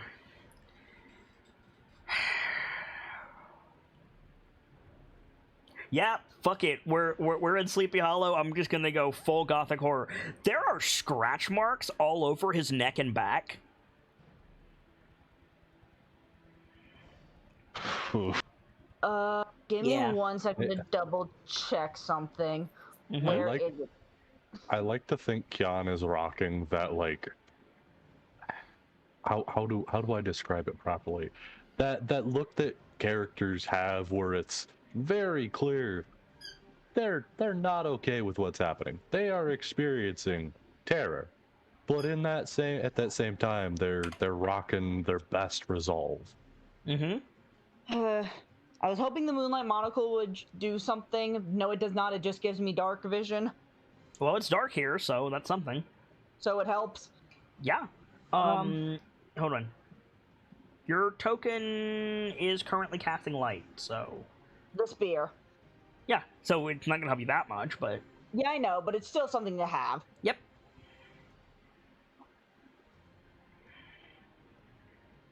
The doctor just... When did those... And shakes her head, not gonna bother with entertaining the thought. Is when you said what they are. Got it. Let's avoid that word for now. The effigies. They're looking at you now, Jan. I know. Oh, I felt you're acutely aware, Kyan. I felt it. I could feel every fiber of straw move. Do you want me to patch up those kind of gestures to the scratches and such? Save your magic for the moment. And your supplies. Brick, can you make a perception check, please? Sure. They'll be on us in any moment. Where's perception? Cool. You get the bad version of Little Oak's groaning, like, straining noises, and you look to your right, about 20 feet away. There is a scarecrow there that wasn't there before. We're being surrounded. Got it. The doctor kind of starts puts her back against... Kiana's the closest person to her, right? Mm-hmm. Then the doctor, hand goes to one of the stars and puts her back against Kian's. Stay close, unless proven otherwise. Saradoth is just gonna stalk right up to this thing. Saradoth? I feel like Philly is just looking at these things this, whatever it is, clearly feeds off of fear. Then I say Be brave. first. Yeah. So Saradoth hits it with her shield, and it just explodes into fiber. Nothing happens. I regret to be granting it strength if that is the case, but I will not let it shake me in full. Seeing that, Brick's just gonna send one of the swords at this one. All right. Slash it. Explodes into fibers. Nothing happens. Why don't you guys roll initiative for me, please? Cool. Erotica.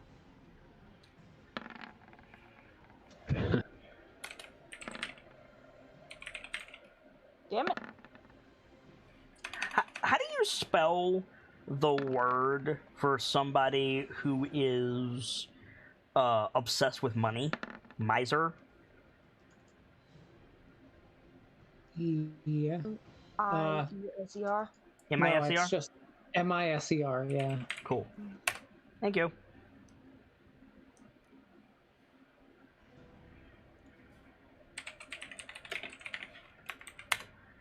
Nightmiser. That's a cool name. Thank you. All right, everybody in? Oh shit. What? No. Kion had an initiative of 20, Cyrodiff had an initiative of 5. Can you fix that for me, please? No problem.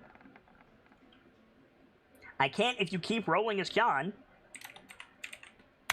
I was putting Cyrodiff on the There we go. turn order so you could fix hers. Well, for whatever reason, when you did, it updated Kion, but I fixed it now. Everybody in? Everybody good?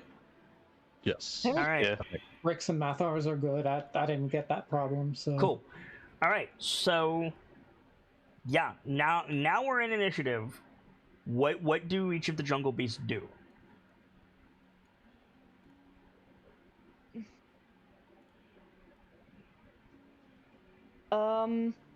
Is there one within the doctor's sight? I don't know. Is there? I'm having a hard time. Sibs is having a hard time seeing the map, but I'm trying to see if I can spot any. I do not. What okay. What do you mean you're having a hard time seeing the map? Like, I need more than that. Like, the scarecrows, I could barely see the one that Brick attacked until, like, I zoomed all the way in. I do not see any others other than the one that's gone. There's a button I can push to show what your token can see, but I don't remember the hotkey. So if you can't see any, then you can't see any. Mathar certainly cannot see, because apparently his sight is only... Is that only 30 feet? No. Does he not have dark vision? No, he does. It's set to 30 instead of 60. There you go. His dark vision doesn't have a description of what it's supposed to be on a sheet, so... I believe it's 60. Okay, let's see here. Can you see anything now, Mr. Mathar? No, I do not see a single one. Shame that. So I think Mathar says, like, I can't see any of them. As he's, like, bringing his shield up. Uh-huh. Oh boy. Defensible position, I think, is his... Is it, or is it forward? Which, by the way, forward is this way. Yeah, but it's defensible position to defend the other. Right. Is what I mean. But also, just slightly unrelated, I looked up what the keybind is to see what a token can see. It's Control L. Control L, thank you. Do I have to just the DM? Yeah, Dr. Lorelei, you do not have anything within your vision. That's by design. Okay, cool. Thank you for... Okay, he moves to here, and he can see them. You can see some of them. But he can't see them clearly. I don't know if it's visible for you, Britt, but do you see a very clear line between the bright green grass and the darker grass? Yeah. And that first cone is what he can see clearly. Yeah. Bright light versus dim light. Well, sort of. Right. Hold on. I need to take a measurement tool and see how this works. Huh.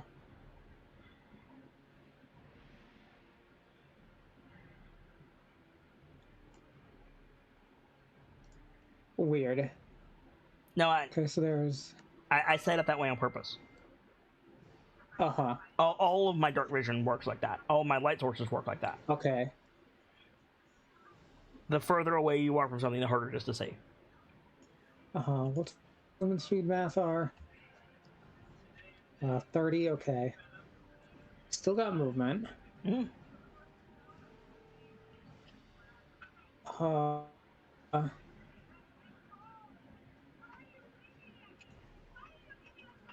Steps here, he's got a better clear view of them. Mm-hmm.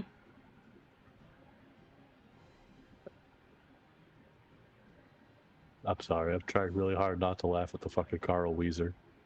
What? Oh, that's Coda on her phone. I'm sorry. Ah.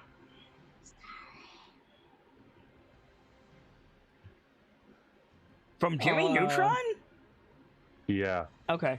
Yeah.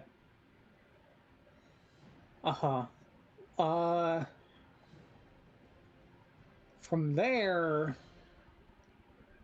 I don't think he's going to move any closer than that. He's going to hold a defensive position here. Okay. Kyan. I guess he'll take the dodge action. Understood. Kyan.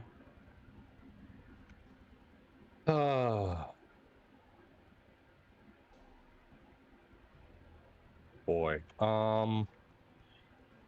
Great question. Thanks.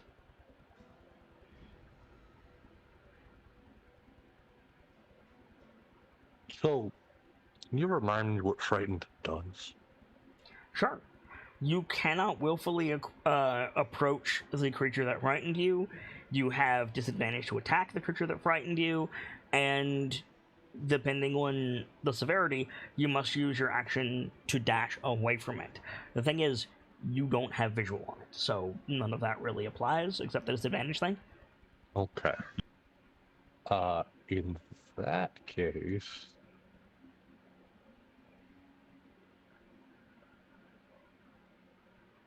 What is the range on this?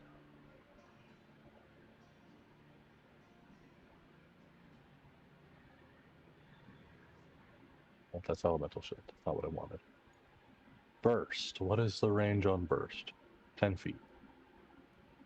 They are much too far from that.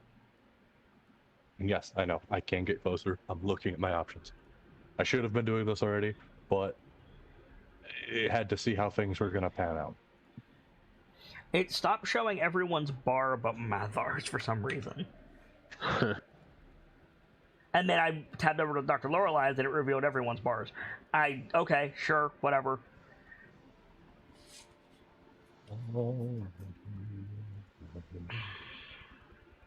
So where's my element? Chief. There we go.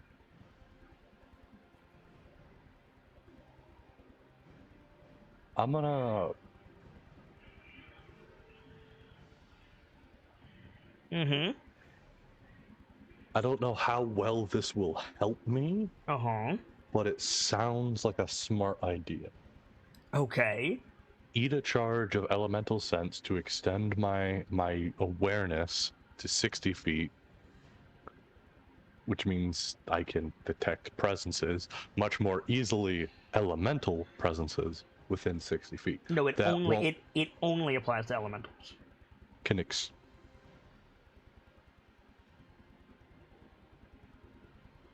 You can only use that to see elementals. Shit. Okay, never mind.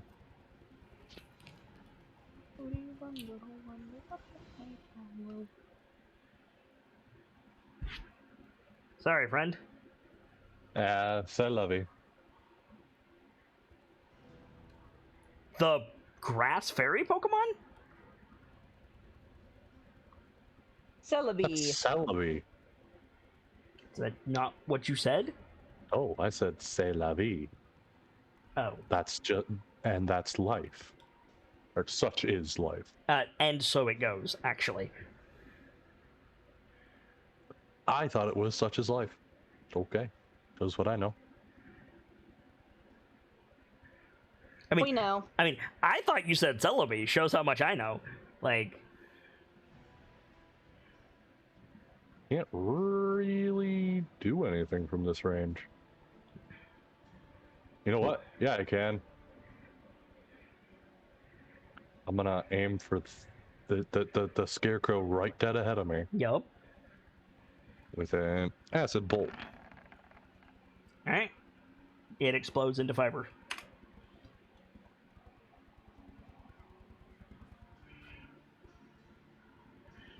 Doctor, Brick, move up, advance with me.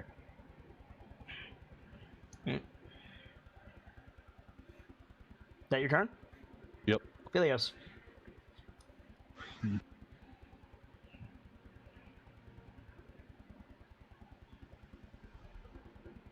He's definitely gonna move up, but I'm not quite sure how close he gets, and if he could, like, I think he's probably just gonna, like, I mean, you can move your token.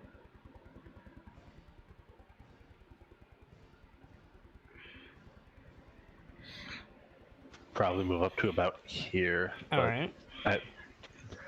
I don't think he's gonna, like, he doesn't really have many options to actually, like, attack, at least from a distance. Okay.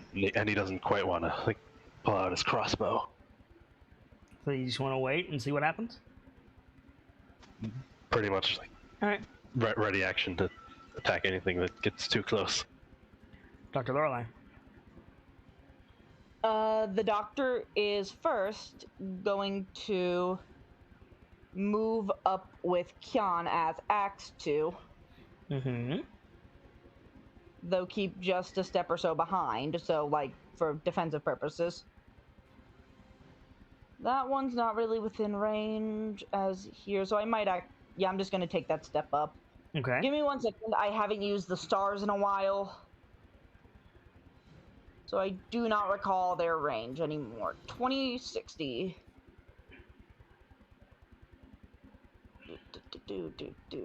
Cool. So disadvantage on the toss. Yeah, I figured as much. Just really quick so I can get a refresher. 20 over 60 means I can... What is that? How does that refer again? Within 20 feet, you can attack it normally. From 20 to 60, it's disadvantage, and then its max range is 60. All right.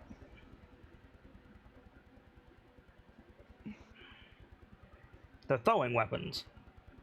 Uh-huh. Then Firestar.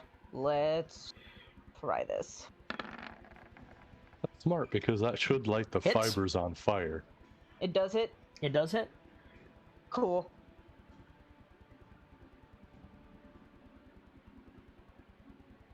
As your attack resolves, I'm going to use a legendary action Oh boy. and jump scare you. Uh, So you throw the fire star, it's on target. As you're like squinting into the darkness to see it, there's just a rah, and then a scarecrow appears in front of you. What the fuck is hands of harming! Hands of harming! Resolve your attack first. Damage. the Yep. fuck is this?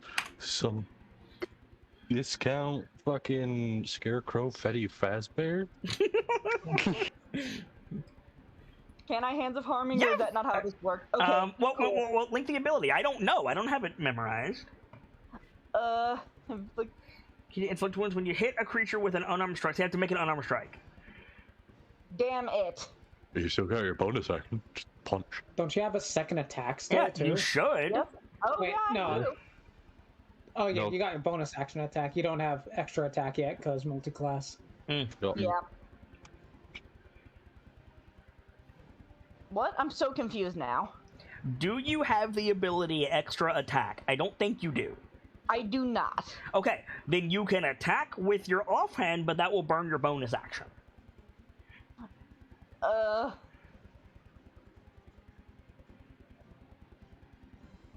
Punch it. Fuck it. We're gonna punch this thing in the face. All right, swing. Wait, nope. I just remembered. Hands of harming is necrotic damage. That's a terrible idea. You have to hit Well, you it can- with the unarmed strike regardless to do hands of harming. Wow. Just just do a regular punch then. Where's my unarmed? I know I had an unarmed strike. God. You should. There it is. Found it. That Oh, hit. God. That's a natural 20. Roll damage.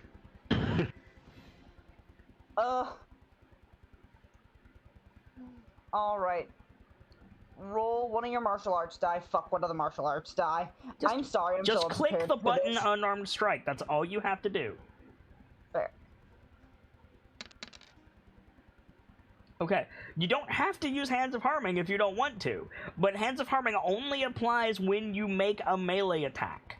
So either way, if your instinct is punch it, just click unarmed strike, you deal the damage, and hey look, it explodes into fibers. Done. Yep. Would you say the doctor got spooked?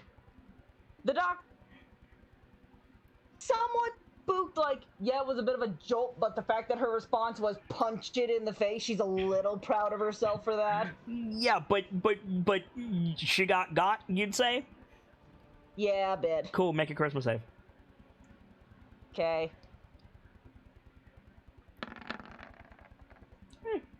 All right, hey, look at that. You passed your save. No effect. Bard. Is that your turn? A bard's passed a charisma save. Is that your turn? That's my turn. All right, Brick. Uh-huh. So here's what I'm gonna do, because I don't trust these things one goddamn bit. At the beginning of your turn, Uh-huh. crows begin to circle overhead. Kill Not a the lot of them, birds. just like 10. Kill the birds.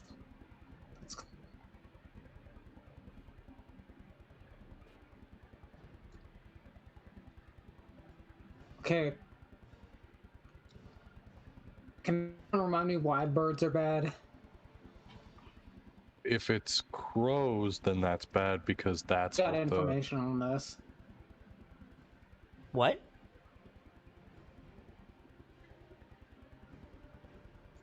What, Vader?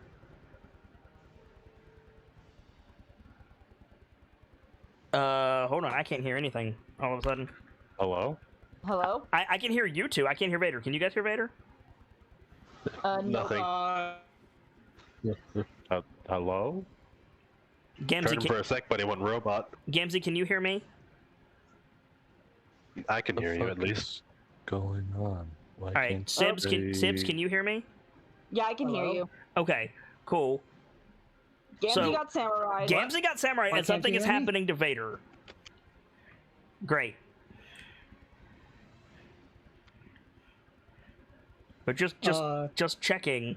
Sibs and Ender, you can hear me? We're fine? We're good? Yeah, You're all good on my end. Okay, Chief. I can yeah. hear you perfectly fine. V, if you can hear us, I see you lighting up, and we're getting, like, the last sound that you make in a sentence.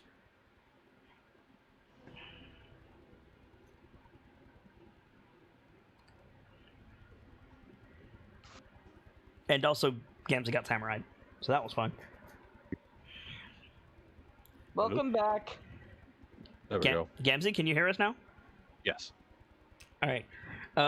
Apparently, Vader is also getting samurai, so your samurai has now moved to wherever Vader is. Hello? It's a Hello, Vader. Hi. I have no idea what was happening. You were getting samurai, clearly. Gracie gave it form. Now it's beginning to spread like a disease. Thanks, Perchmila. So you were saying, why are crows bad? Yeah. Oh. I believe we got information on that. You do. Kian got crowed and paralyzed. Right. But also, like, you guys are like scary scarecrows, and then crows start circling like that. Like, even if you don't have information on it, that's a bad thing. Yeah. Uh-huh. Carrion birds. What would you like to do, friend? What's my move speed again? 25 with infiltrator armor. Okay.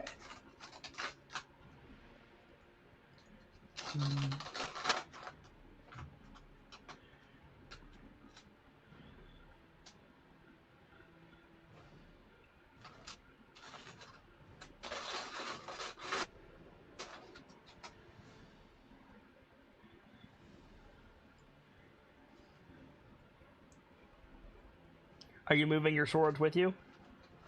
Okay. Are you moving your swords with you? Yeah. It's hard to keep track of them because. Yes. Okay. Hello? Hello. Your connection is having some Hello? problems. You hear me? Oh. Apparently. Hey kid, this is what happens when you start messing with horror entities on the internet.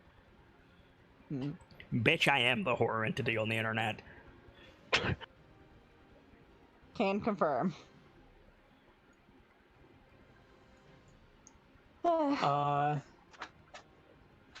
Testing? You're coming through for now. Okay, I just want to make sure I'm not delayed at all. You were delayed. You seem to be in real time now. You might be downloading something? I don't think I'm downloading anything. Are you downloading anything? Is the weather hot garbage? I've only been watching YouTube. No, the weather's fine. Huh. Oh no. That's just weird. I do not know, friend. Internet, fuck you. Weird. Is Steam downloading something? No. Okay. Odd. I was saying, yes, I'm moving the swords with me. It's hard to keep track of them with the cone of vision. Right. I got you. Anyways, this thing is within my sights. Yes, it is. Are you going to shoot it with the power of gun? I'm going to defeat you with the power of friendship and this gun I found. All right, make your shot.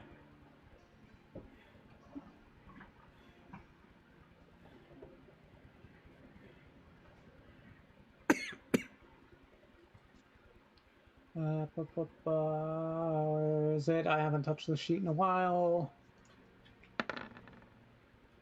That'll hit. As your attack resolves, bah! Scarecrow pops up beside you.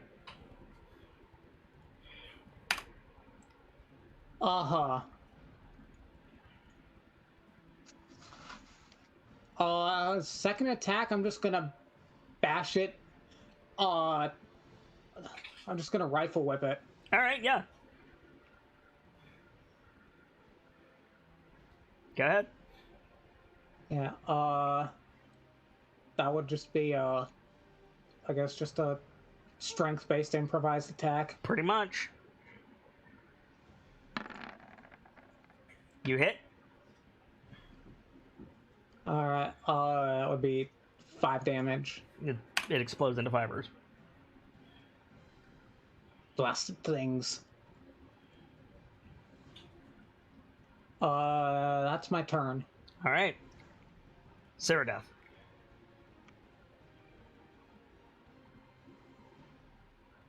Ow. Gamzee? Right, sorry. It's all good. Huzzah for soldier training. Yeah, right? Punch good. But also calm in the face of adversity. Yeah. Mm-hmm. I don't see a reason why she wouldn't come back and keep advancing with us. Because she's annoyed and nothing is happening. There's a thing that's right here. She could just march up to it and thwack it. This is very true. I don't see a reason she wouldn't. All right. Unfortunately. Bop, bop, bop, bop. Bop. Swing. Yep, that hits as the attack resolves. Bop.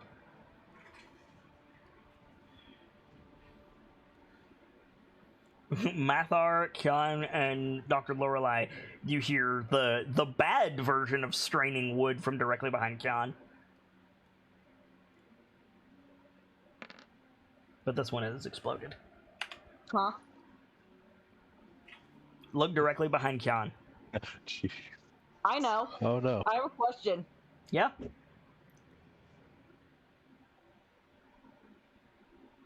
The Yes. doctor hears it. Yeah, she hears If it. I turn around, I assume I have to make the save. Is that your question? Yes. I'm not answering that. Fair enough. The doctor is trying not to be spooked, but also, ew. I just had a terrible idea, and I'm All right, very so- sorry for it. Kyan, make a charisma save. Dr. Lorelai, make a charisma save. Mathar, make a charisma save. Even Mathar, huh? Okay. Does anyone want Bardic before you roll? Oh wait, Bardic doesn't apply to saves, does it? Yes, it does, but you have to call it before the roll is called for. And also, Bardic requires action economy. Yup. Fair. Yeah. Kyan's still frightened.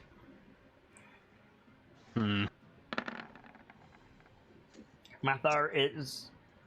Even if Mathar has Brave, Mathar's still frightened. Oh. Cool. What else is Sarah Death doing?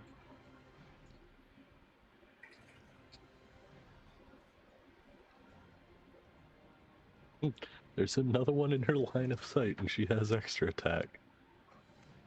Yeah, but she doesn't have much more movement. There's Yeah. 20 feet to get there. That's true.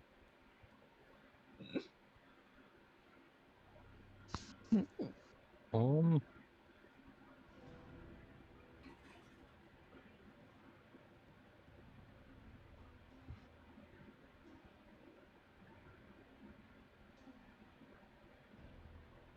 So, was this thing described as...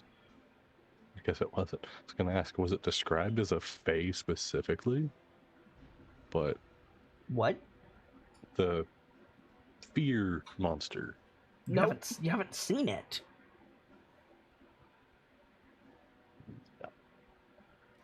I was gonna ask about divine sense, but I don't think that would work here. What's the range on Divine Sense? 60 feet. Oh, okay.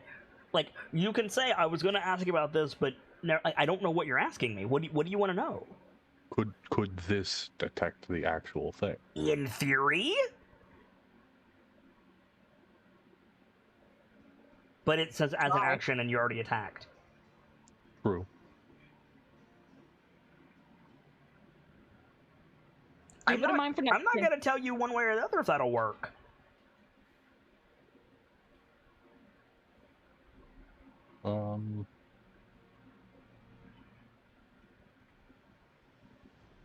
Oh wait, Seerdeath has 40 feet of movement. Oh, that's still not going to be enough to... Oh yeah, it would.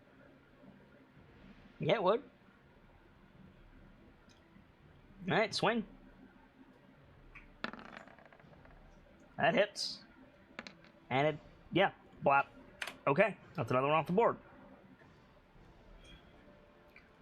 Now it's my turn. No. Is there supposed to be music? Yes. Weird. I I was just wondering why this felt so underwhelming. It's because there's no music for me, at least. Is there music for the rest of you? I hear it. Yes. It's not battle music, but it's music. There's a reason it's not battle music. So, it's my turn now. No.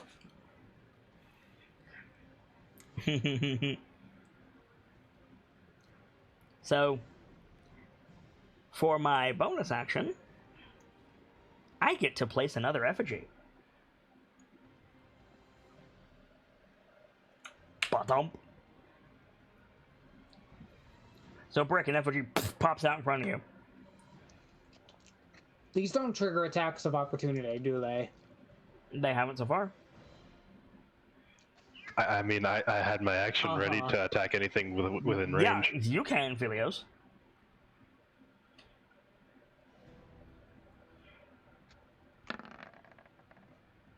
And Okay. because of brick right there, I'm pretty sure that's flanking. I mean, it hits regardless. Yeah, but Roll damage.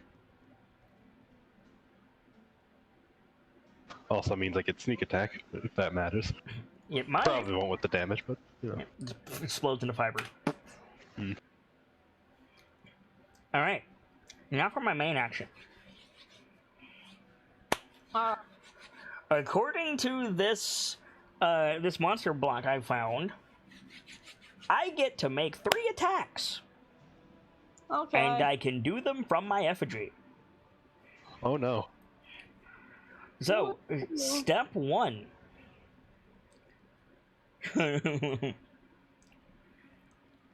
I'm going to harvest Dr. Lorelei, Sean, and Mathar. I what now? want a Misty Step, but I don't know if there's any visual trigger to let Khan know to fucking move. Well, it's a con save.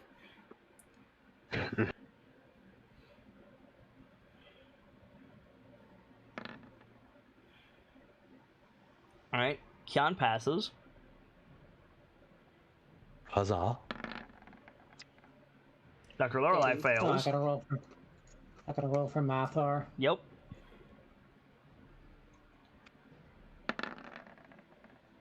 Mathar fails. So you guys are familiar with Witch Bolt, right? Oh God. Oh no. Yeah. How it extends a line to the target? Mm-hmm. Yeah. So, the bad news is Dr. Lorelei and Mathar have that line now. Kian, you managed to resist, so you're only taking half damage. However, I have to roll the damage independently for all 3 of you because there's different effects on the board. So, Kian, you're taking...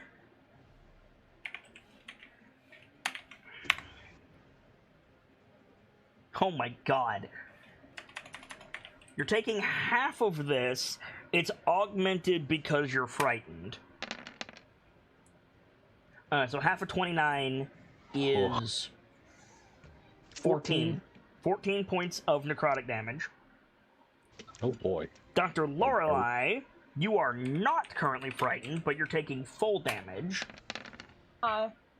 11 points of necrotic damage. And Mathar is not frightened, but taking full damage. So he takes 15 points of necrotic damage. And... He was frightened, actually, I thought. Was he? Yeah, you said despite having the brave feat, he was frightened. So he's actually taking 29 points of necrotic damage. And Dr. Lorelei and Mathar, you're going to continue taking this damage every round. Because Witch Bolt. The second thing that happens is the crows descend. And they are going to descend on you 3 again. How about no? Because you 3 are within range of the effigy. So... Dex saves from the 3 of you. Come on, Mathar, stop rolling like garbage.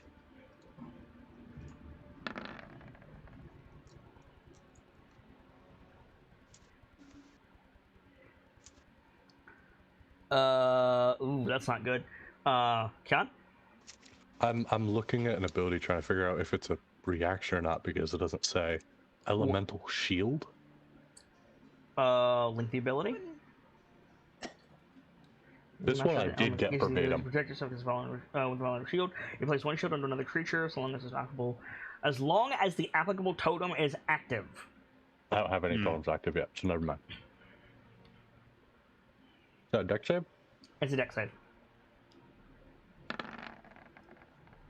Cool. Okay. That ain't good. Nope. Kian and Brick fail, or Kian and Mathar failed. So they're both incapacitated by the crows. Stuck on the ground, paralyzed.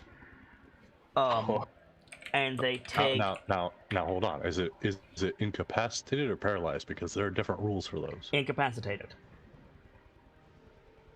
Fuck. And I'm gonna motherfucking die. you might. I'm gonna tell you right now, Kian. If I roll max damage on this, I'm not going to kill you. I didn't roll max damage, but I rolled one off. Oh boy! I was gonna say, I mean, don't cheat me now. 23 points of necrotic damage to Kian and Mathar, and half as much to Dr. Lorelei. Okay. Wow, you. Oh boy. Round up. Round down. Okay. I so can't 11. see your health, Dr. Lorelei. How you doing? 38 minus 11. Because I get one more attack. That's why I ask. I'm at 27 HP. Why is my HP such ass? Why am I so squishy? Didn't you dump Colin? No, I dump strength. And then I can terrify one target that is not currently terrified, or try to. So, Ceradeath. Ceradeath is being a brave girl right now. Ceradeath needs to make a charisma saving throw.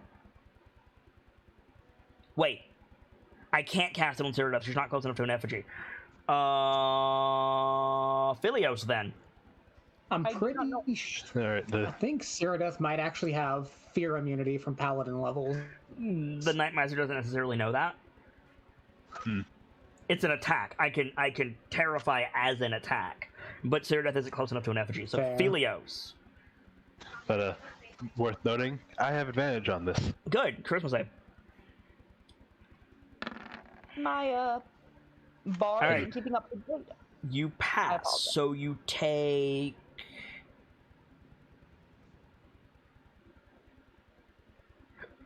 Head on. Oh, my mistake. Terrify isn't. It's an actual attack. Hold on. You still have to make the save, which you passed, so you're not feared. But I still have to try to hit you, which is 16. That misses Okay. by 1. Okay. So you're not terrified as the crows disperse and begin circling again. Kian's not looking so hot, guys. That's my turn. At the top of the round, I'm going to produce an effigy between Kian and Dr. Lorelei. Because all I know is Kian can't die. He exists elsewhere in the canon. Kind of funny that. Mathar is incapacitated. Rules for incapacitated? Because I don't think I, as Sibs, have ever dealt with the incapacitated rules. And if so, I do not recall them.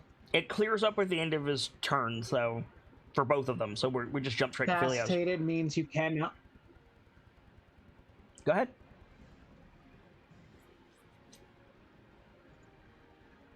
Did he just die? Hello? Did he just die for anybody else? Long and short of it is, Can you hear me? you're helpless. While you are I was incapacitated, you are I helpless. was gonna say incapacitated. Mean take actions or He can't Can't take actions or actions reactions. And any attacks on you are automatic crits. Yeah. So technically, if Mathar and Kian want to move or take bonus actions, you can. But it clears up at the end of your turn, so it's up to you.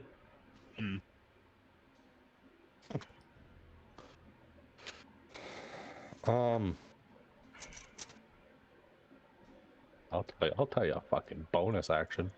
Yep. I can't. What? Well, I can. What can't you do?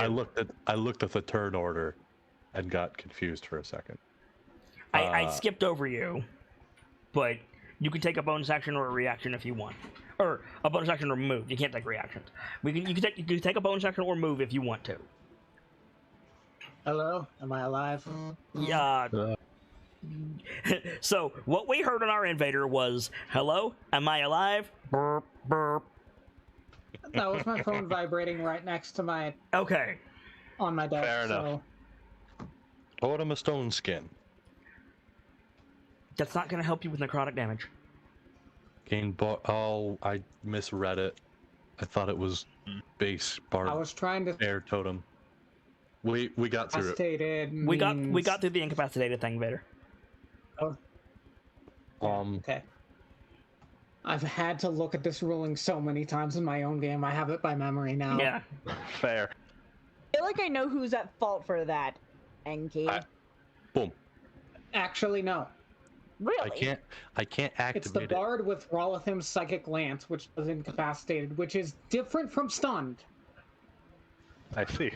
I can't activate it this turn, but I can throw it down this turn. You would rather do that than your healing spring? Okay. You make a fair point. Hold the fuck on. I really shouldn't be holding your hand for this. Been so fucking long since I touched this sheet. I mean, that's valid. Blame me. But you used the healing spring like half hour ago. Yeah. Listen, I'm on 1 HP with necrotic damage on the board. I'm a little scattered at the moment. Valid. That's why I'm shocked that you're not being like healing spring totem. Healing spring. Or life spring. Yes. Whatever. The blue one. Do you Bitch, okay? you don't die, totem. Yeah, sure. Quick question for no reason at all, Kian. Do you have healing word? No. Okay. So you don't have totem tokens yet, do you? Okay, I do have healing word, but it's not prepared. But you don't have totem tokens yet, do you? Nope. Weren't you going to talk to, or was I going to talk to someone about those? You were going to talk to... I was going to talk to somebody about those. Okay. You were going to talk to Parrish about those. Do you remember what they're supposed to be? I think we went with, like, firebirds. Birds, okay. I will double check on that. Duly noted. But for now, you thought your healing spring totem, life spring totem, like, where do you want it, Ken? Because that's what exists in the world. Oh. Sorry. What bump? Cool.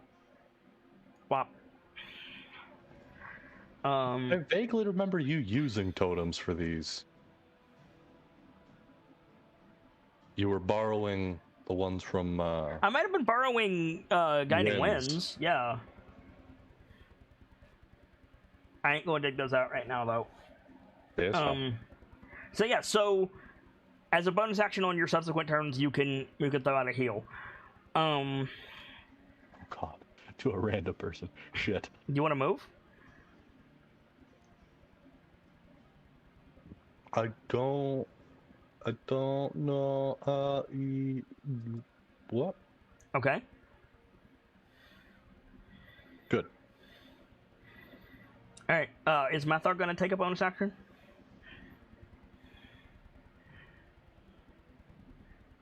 Vader? Huh? Is Mathar going to take a bonus action?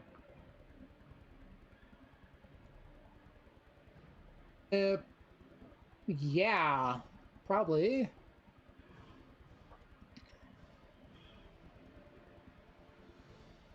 I need to look at bonus actions real quick.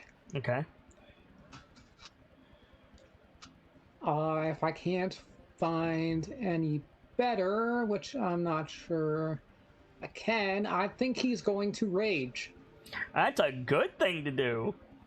I don't think his rage is barb totem, but still a very good play.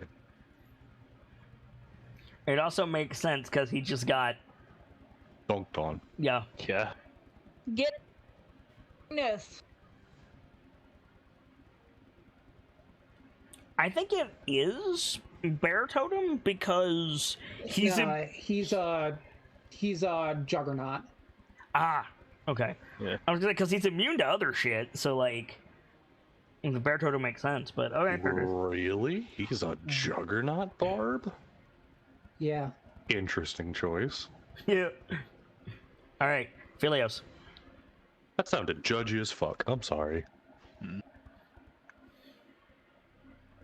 I took it like Ace Ventura. Really? I think Phileas is gonna start off by doing this and trying to destroy this effigy. Alright, swing.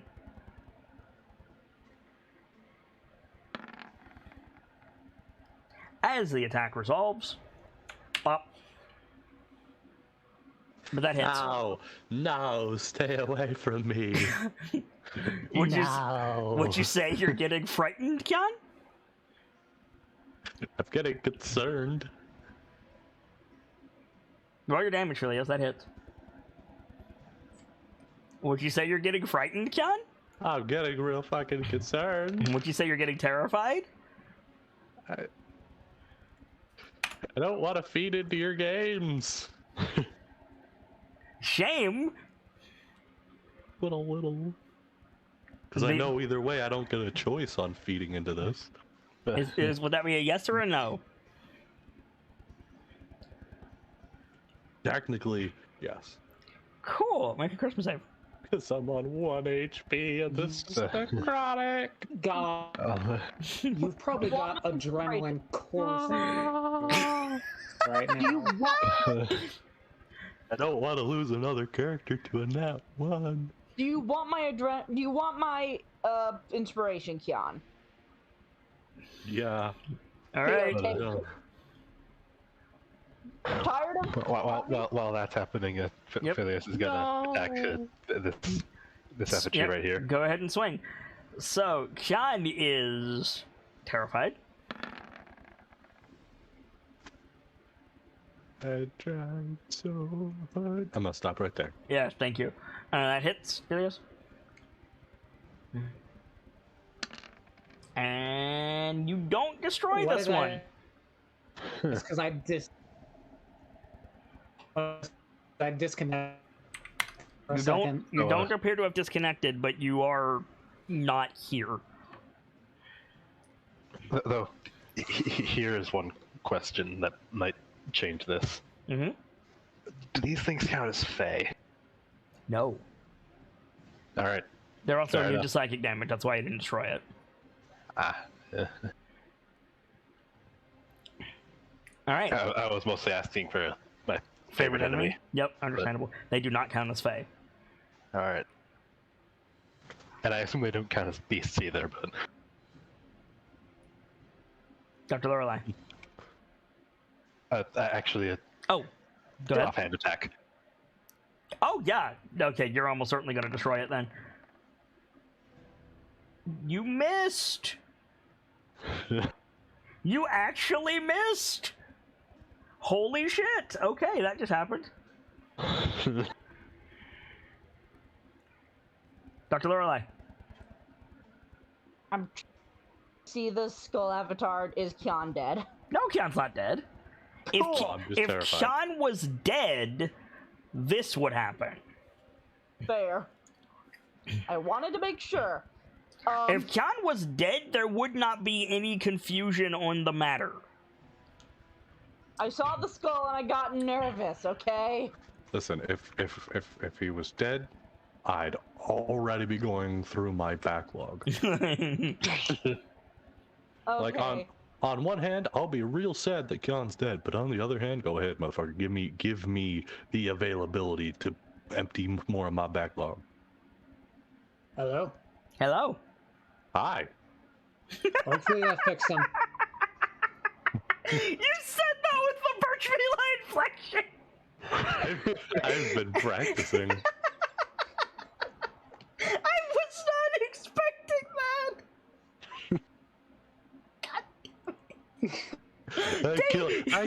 I killed the DM. I win. I have to give you inspiration because you got me. Let it never forget, kids. Put your mind to a goal and practice, and eventually you will succeed. Oh, So what's happening? Gansey is killing me slowly. As Kit kills So the Kian last thing slowly. And he's gone. Now he's gone. Fuck. That's time. Yeah, what's happening with that? What happened? I missed it because I disconnected. What's happening is Philios failed to destroy one of God. these because he rolled really poorly.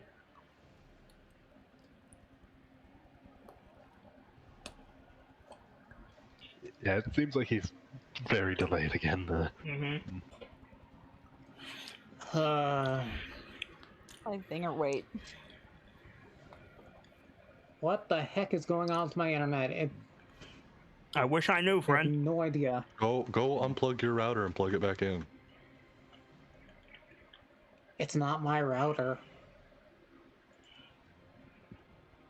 And other people are using it. I don't have the faintest idea then. What are you doing, Dr. Lorelei?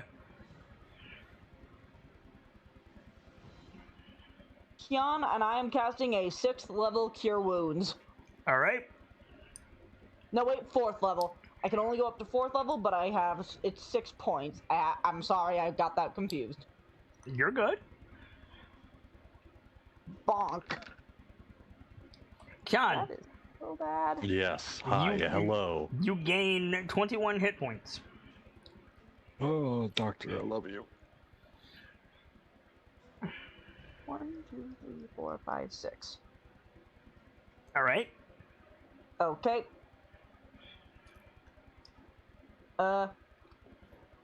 Unfortunately, since I used my main action to do that, I do not have a bonus action. Well, actually, can I unarm? I want to make sure of this. Unarmed No. strike would be... Okay, I figured as much. Not, You can unarmed as a bonus action if you attack as a action. Okay. Reading something. Where is my athletics?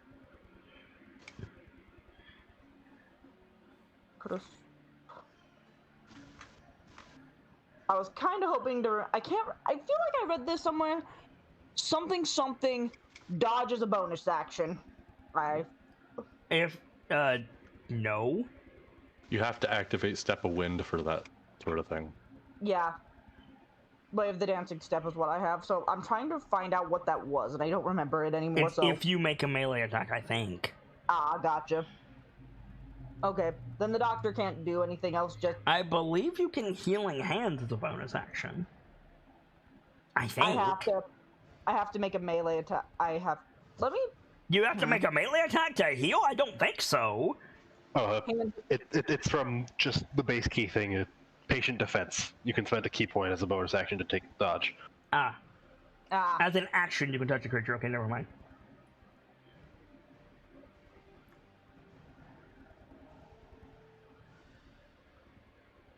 You got Healing Word?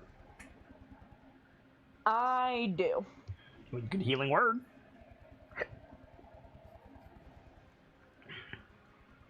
I also have Mass Healing Word.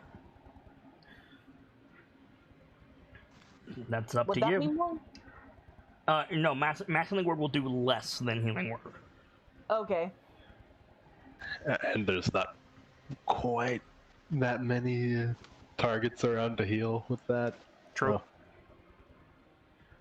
Then we are going it's pretty much just you, Kian, and Mathar. No one else is really taking damage yet, so. Alright. We are going to level 1 Healing Word Kian. If you're going to level 1, then yes, Healing Word will do, or Mass Healing Word will do more. Actually, no, wait. Why did I say 1? I was going to go with 2. Sorry. Okay. Roll that bean footage. Bonk. Doctor. Kian, another 6 points of healing. Is that good rolling stuff. correctly? Hold on. Good stuff. Good stuff. Fuck's sake. What's your charisma modifier? 4. Okay, your Healing Word is not applying correctly, but your Cure Wounds is. That's really annoying. Kian, that's not 6 points of healing, that's 10 points of healing. Ooh. Good stuff. Good stuff. You want to move, Dr. Al?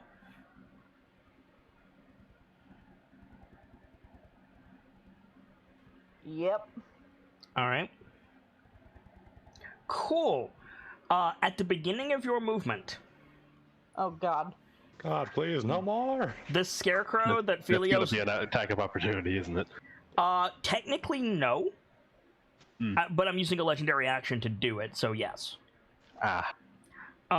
This Scarecrow Don't legendary actions happen at the end of a player's turn? Technically, they can happen at any time. They can happen whenever. Huh. I thought that was in the rules somewhere for legendary actions, but I might be mistaken. Even if they are, I'm not doing that. Okay. Fair enough. So good looking out though. The effigy that Philios failed to destroy, like, twitches in that, like, churchophobic kind of way. And then one of its arms comes off of the stake that it's on and just, like, turns into, like, liquid shadow and slashes at you. Oh. With plus 10 to hit. Oh no. That is 24 to hit. That hits. Cool. Are you terrified? You're currently affected by dread, aren't you? No. You're not frightened? No. I believe it's just Kiana and Mathar right now that are frightened. Lucky girl. Oh boy. I'm still squishy at 27 HP. Well, you're taking 24 points of slashing damage, not necrotic. Not 3 HP. You're not taking the additional necrotic damage because you're not feared, so you're good. Feel free to take your movement now. So wait, I'm still at 3 HP, or am I... What? I'm so confused. If you are affected by dread, you take additional necrotic damage from all of the Nightmiser's abilities. You are not afflicted by dread, therefore you're only taking 24 points of slashing damage, which sounds awful, but if the slashing damage reduces you to 0, you just make death saves as normal. If the necrotic damage knocks you to 0, you're out. Yeah. Game over. Dead as hell. I get that part. I was confused because the way you were wording it made it sound like one of the 2 numbers rolled was supposed to be necrotic. Okay, allow me to elucidate. You are taking 24 points of slashing damage. If you had been affected by dread, you would also be taking 16 points of necrotic damage, which would have killed you. Right.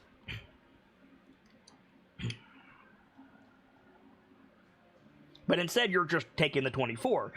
And even if the 24 had knocked you to 0, you can still make death saves as normal. You're lucky because necrotic damage is the bitch. But damage takes you down and there is no death saves. You're just dead. Pretty much. Where the fuck is the flash? So would you like to continue moving? Yes. Feel free. I was going over here. Mm-hmm. Where is the fucking flask from Z? The fucking flask from Z. I need more than that. The golden potion bottle. The magic vial. You've used your action economy already. I know, but I want to make sure I have it for next time. I don't know where it is. That's... I know where it is. I was looking for it on my character sheet because I do not remember what the potion number that I need to roll is. Oh, It's Regular healing potion, and It's I a don't regular remember. healing potion per draft. You can drink as much as is in it in one bonus action. Up What to is the three. dice? Up to 3 points. I know that. I'm trying to remember what the dice I must roll is. Like, what are the 3D... A regular healing potion is 4d4 plus 4. So there's currently 12d4 plus 12 in that vial. Alright. There you go. That's all I needed to know for next turn. Because I Cool. cannot do anything else right now. Is that as far as you're moving? No, I was just looking for that right now. That was 10... That was 5. That was 5...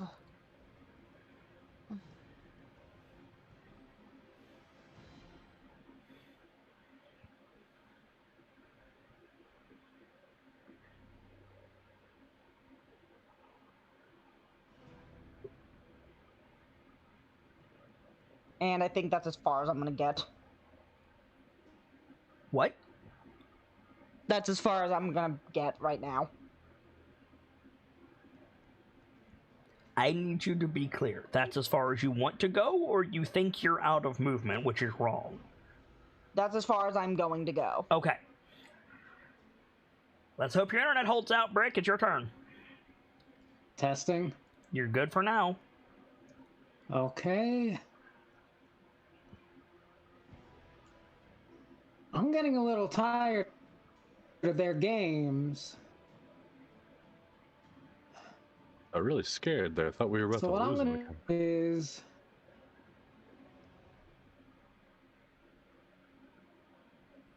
Let him get through it, Genzi. I'm going to move to here. Okay.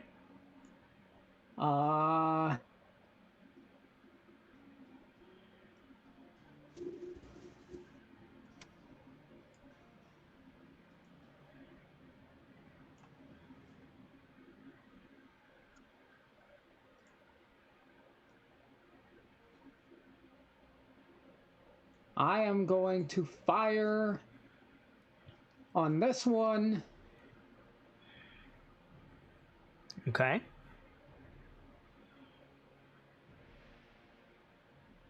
And stab those upper two, I'm assuming.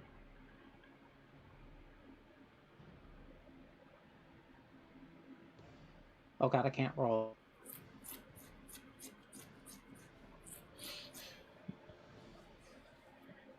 That's not good.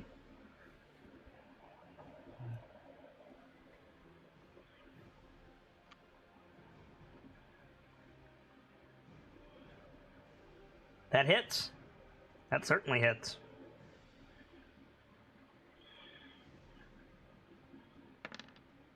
This one's dead.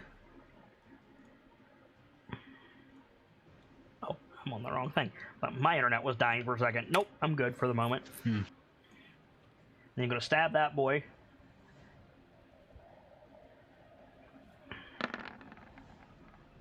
Both hit. Damage probably won't matter. Sorry, I'll be right back. Yep, it's gone. Yep.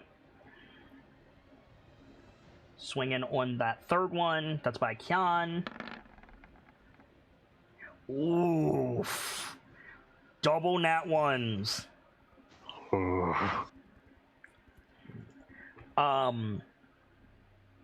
You want to use your inspiration for one of those?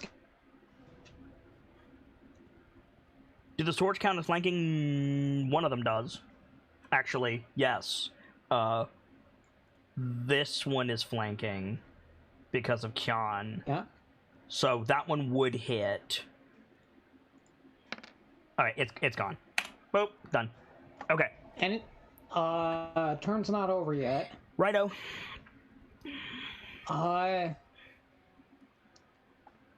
There are still crows around, aren't there? There are crows circling the clearing. But yes.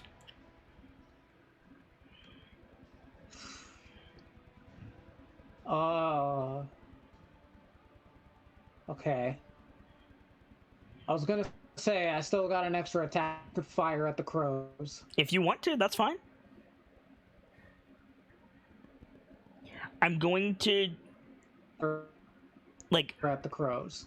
I don't know if you can hear me clearly or not, but I need to say this, and I hope that it will come through, and this goes for the rest of you as well. The crows are effectively the darkness. Like, you can shoot a crow, that's fine, but it's not a swarm of crows with stats. It is the darkness.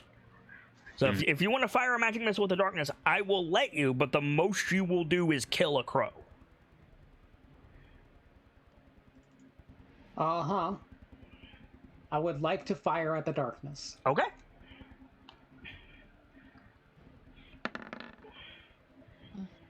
You hit. You shot a crow. Cool. At the end of your turn, an effigy appeared.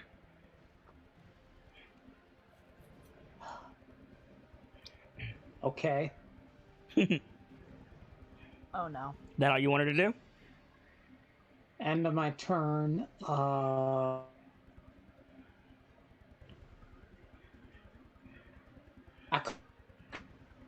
surge, but I don't want to yet. Okay. That is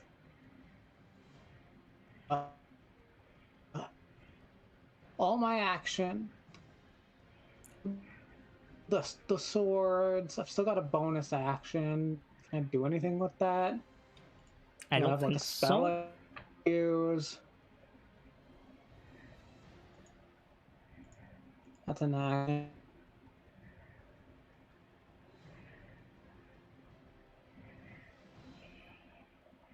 That's an.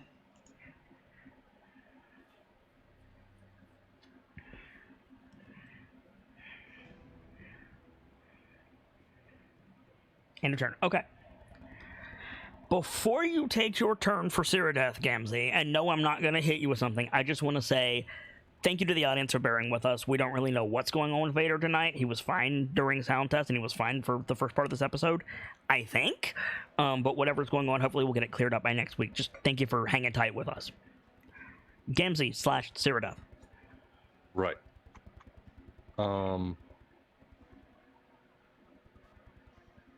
So what's they can't currently see any.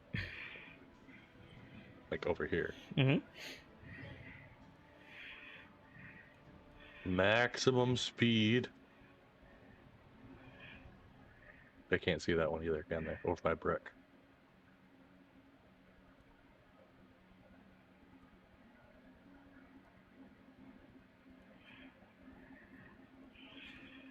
That was a legitimate question. I don't know if they can see that. See what? Sorry. The effigy by brick. Yes, it is within Cyrodiil's line of sight. I just checked her token. All right. Badabushki. Misses. Wait, flanking hits. Damage? Yeah, roll damage. It explodes.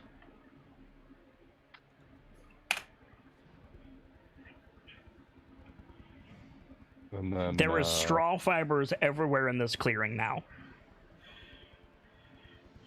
We need to move. Hold that. Hold. Oh no, you can't hold extra attack. Nope. And the action was taken.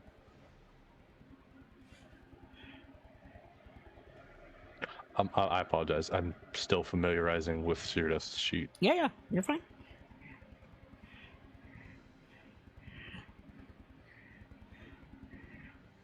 Now that's an interesting concept.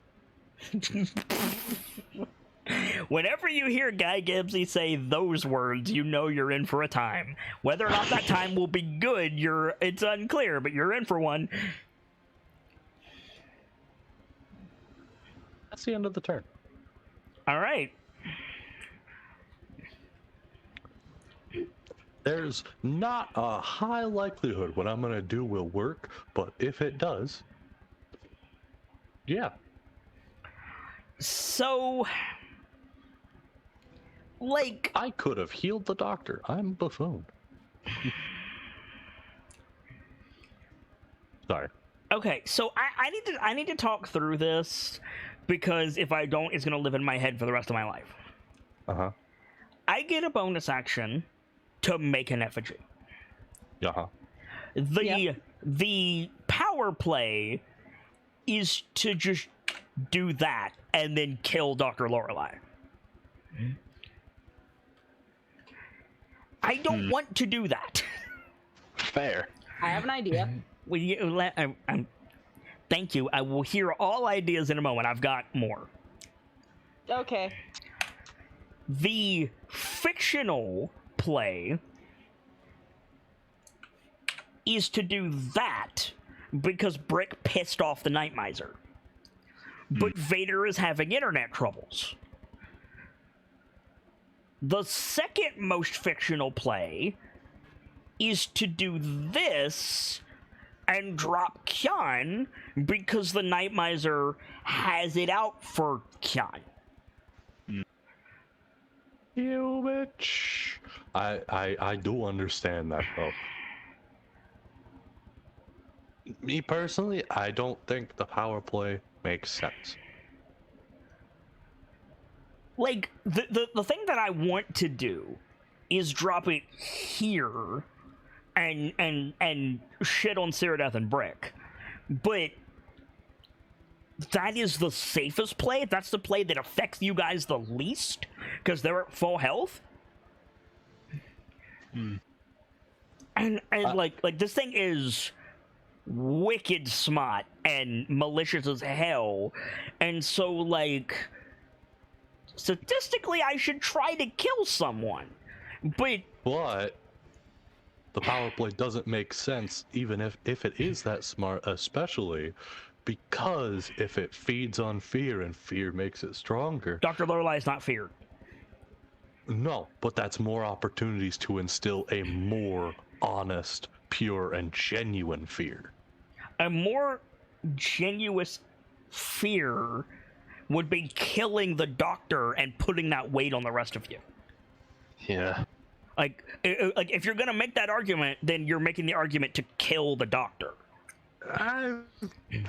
No, not at all. Because I don't think it's.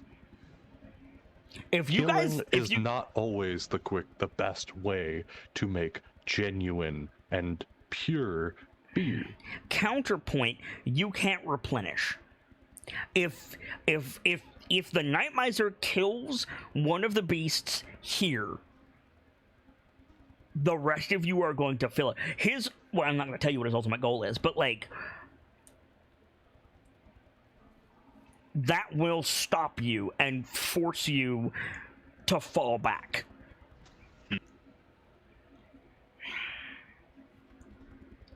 I could do this, but Mathar's not here, and like above all else, I do not think that it is fair as a GM to go for Mathar when Delta is not here and I have a choice, right? Like I think we can agree on that at least.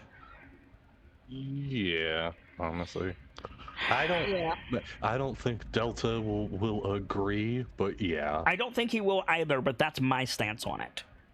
If I don't have a choice, that's one thing. If I'm using mindless or semi-mindless enemies, or the environment kills them, that's one thing. But I have a choice here. I can choose to put this effigy wherever the fuck I want. And I am not comfortable putting that on Mathar and dealing because Mathar is afflicted by dread.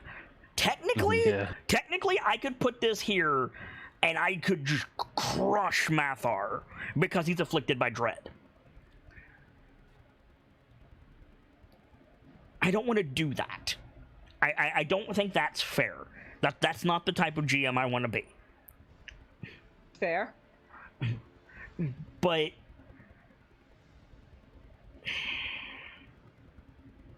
Dr. Lorelei, Kyon, and Mathar are the primary targets because they've been damaged. Again, this is the play that I'm most comfortable with because they're both at full health. But this is the play that affects you guys the least.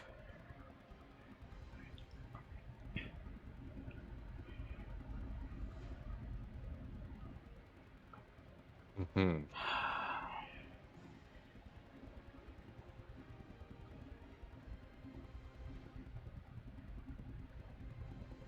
Unless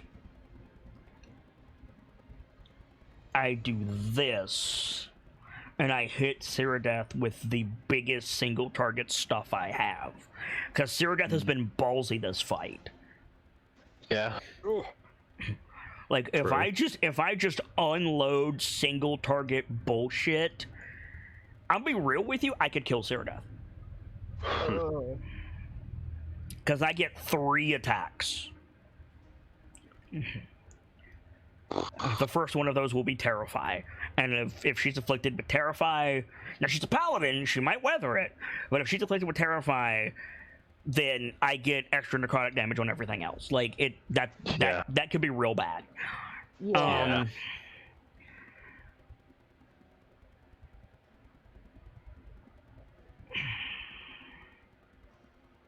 But I can see an argument for doing it because Ceradeath has been like away from the group, like killing effigies, like.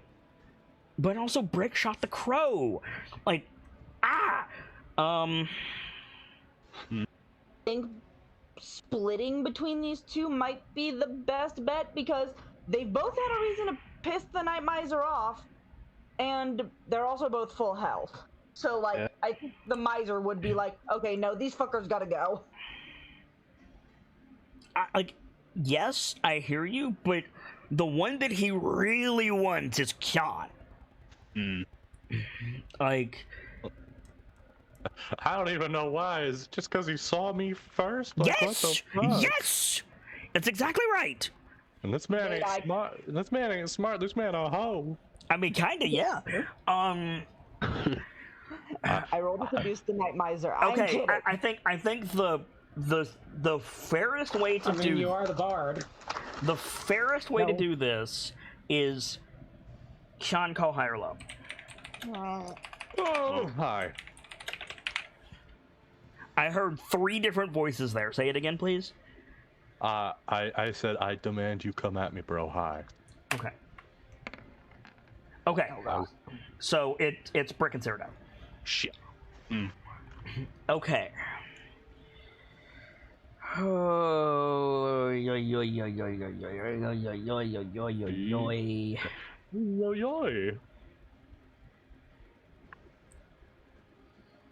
Yeah, I'm gonna do this. Okay, so bonus action effigy goes there. I got my legendary actions back on my turn. I'm gonna use 1 to terrify Ceradeath, and then I'm also going to use terrify on Brick.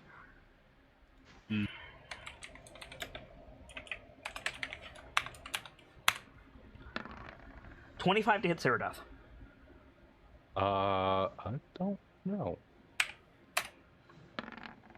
And 25? 25 to hit Ceradeath, 16 to hit Brick. No. 16 is my armor class. Alright, so that hits Brick. Brick, Hits. make a charisma save. And you're taking. You're in the aura, so.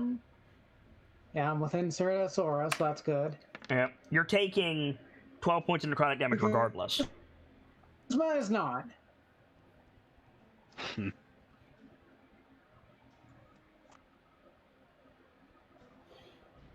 Yeah, charisma save.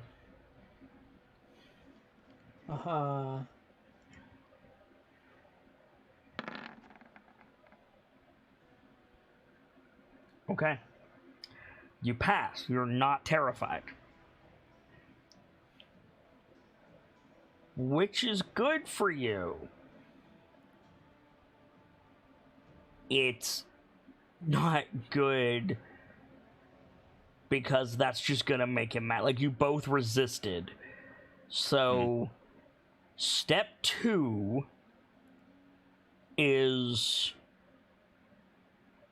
the crows are going to descend. You both need to make dex saves.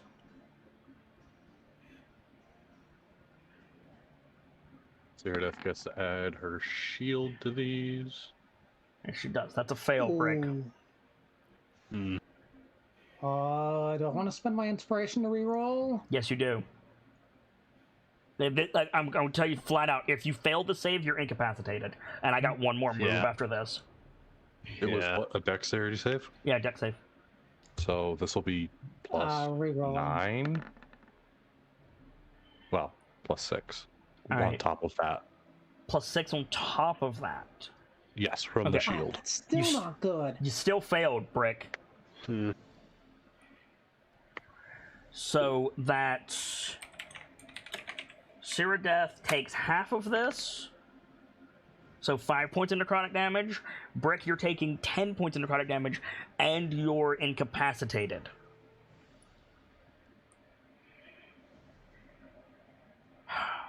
Fuck me. That doesn't count as an action? Oh, rip. Okay. Then As soon as Brick takes a knee, no action required, the Nightmiser is going to use its 1-a-day ability and cast Spirit Guardians when it's effigy at 6th level. Jesus Christ. Audacity. Yeah, that's bad. That's real bad. What does Spirit Guardians do? I need to look this up. While you do that, I'll be right back. Spirit Guardians, here we go. I've had much too much tea today. 3rd level conjuration. So, you call forth spirits to protect you. They flit around you at a distance of 15 feet for the duration. If you're good enough, the spectral appears angelic or fey, your choice. If you're evil, they appear fiendish. They look fey. When you cast this spell, you can designate any number of creatures you can see to be unaffected by it. Any affected creature speed is halved in the area when the creature enters the area for the first time or starts its turn there. You must make a wisdom saving throw. On a failed save, the creature takes 3d8 necrotic damage. On a successful save, takes half the damage. If the spell is cast 4th slot or higher, the damage increases by 1d8 for every spell slot above 3rd. So this is 6d8 necrotic damage if you fail this wisdom saving throw. To both Cyrodiil and Brick. And half as much on a successful save anyway, so... Oh, those two are... Like, I'm gonna say those two are just out of range, because this is a lot of damage coming in. That is a fail, Brick. Cool. Anybody want to give him an inspiration to reroll that? Because that's bad. Don't have one, or else I would. Neither do I. And Gamzee got up. Did you not have one from fixing up Little Oak? I did, and I gave it away. Oh, yeah, okay. used it earlier. I missed that. So Cyrodiil needs to make the save as well. Which, oh boy. Yeah, this is not great for our heroes. Alright, Cyrodiil passed, so taking half damage. So yeah, it just comes down to whether or not Brick is taking full damage or not. And I still got one more ability after this. Oh. So the crows descend to begin drawing the life force out of these two. Oh boy. Oh god, this is gonna be a risky fucking move. Just remember, death isn't the end of things necessarily, especially not when you have a wish in your backpack, Dr. Lorelei. Yeah. I don't have that anymore. Someone does. I know someone does. Brick, I think. Alright, that's something. Yeah. We need Gamzee to get back. Where the fuck are the pipes of haunting? Where the fuck are the pipes? So I'm just gonna see how much damage this is. Also, keep in mind, you're not afflicted by dread, so this is weaker than it could be. Yeah. This is gonna be 33 points of necrotic damage coming in. I'm back. Cool. What have I missed? Are you giving Brick your inspiration to reroll from the big damage that's coming in? Yes. Alright, reroll it, Brick. I don't know what's happening, so I'll just say yes. Alright, you pass. So you're both taking 17 points of necrotic damage. Yeah, what was going to happen was 33 necrotic damage there, so... And then last but not least... Isn't it 16? Yes. Isn't it 16? It is 16. Down? It is 16. And then for my last thing, the beams, the witch bolts are going to extend from the effigy and hit Cyrodiil and Brick. So you need to make Constitution saving throws.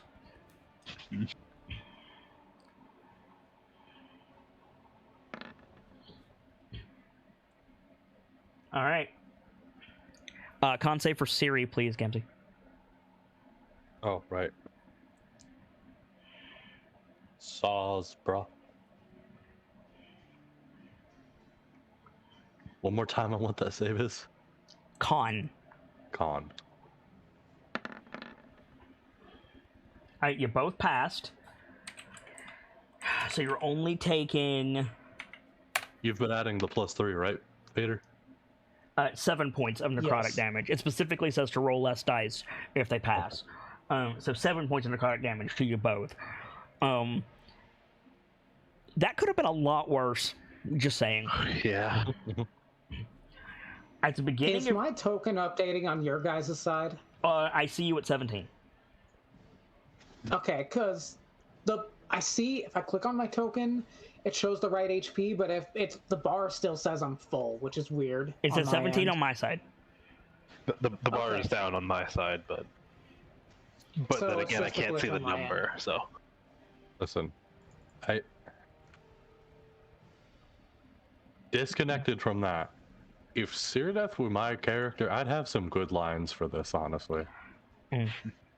Well, unfortunately, that's not the end of it. At the top of the round, 2 things happen. 1, Kyan, Uh-huh. you're going sprinting off into the woods because you're terrified. Shit. What's your movement speed? Would you believe me if I said 10? It's 30. 30. Okay, so you're gonna go 60 feet off the freaking map. So Kyan just gone.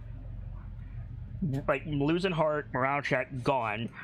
And then, at the beginning of Mathar's turn, I'm going to use another legendary action, which is pretty much my last one, and I'm going to afflict you both with the Witch Bolt again for another con save. You both? Cyrdath and Brick. Ah.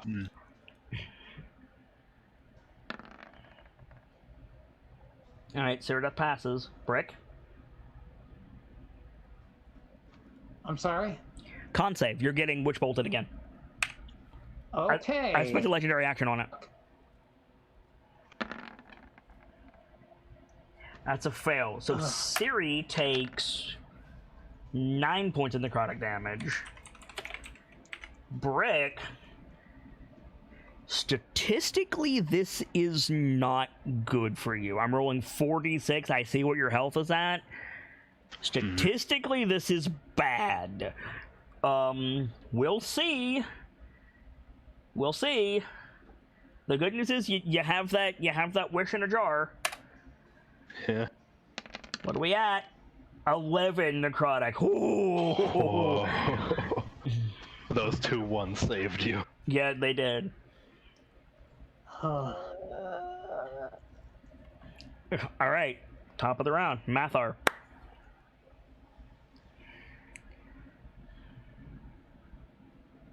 Oh, no, it's on your turn. Sorry. Go ahead, Mathar.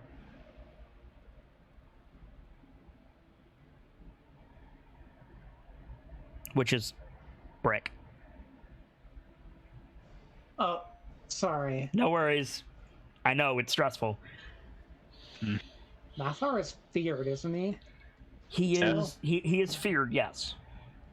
Well, he's afflicted by dread, which is not quite the same thing. The Nightmiser is not visible, so the normal effects of fear don't apply. But he's afflicted by dread for the sake of the other Nightmiser abilities.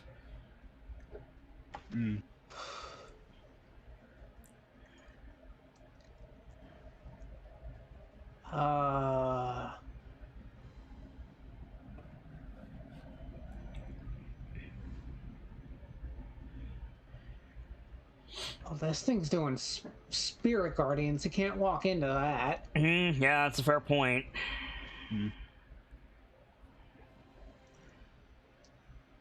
Don't you? What are your blood curse of binding? Is your curse? Somebody needs to kill this effigy before the Spirit Guardians tick again. I'm just saying. Yeah.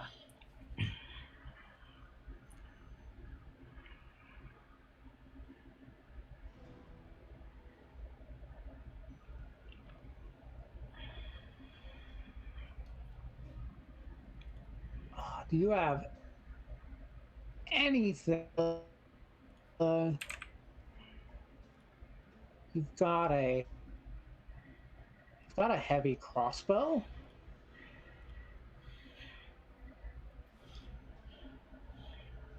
Do you have bolts for it? You should.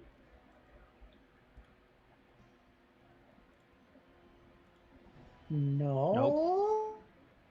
Why not? Maybe he used them already. I could get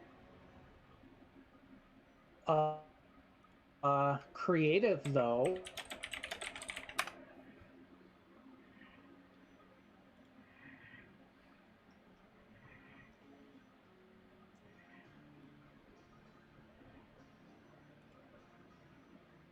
Damn it, Mathlar, you crossbow with you don't have bolts in stock at all. That's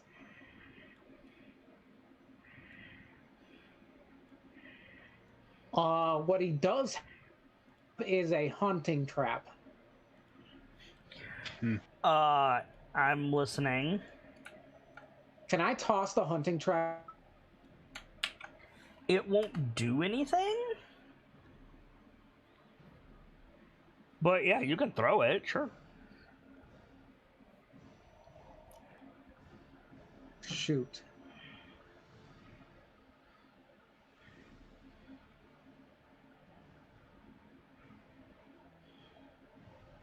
Your tech seems to be coming in fine, that's something. Testing. I heard testing. Okay, that's better. I went and got a hex code for that aura, by the way. I can tell.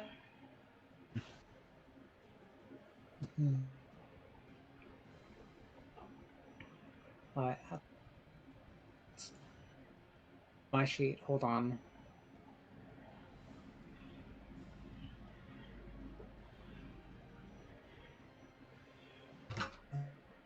Nothing ranged at all, man.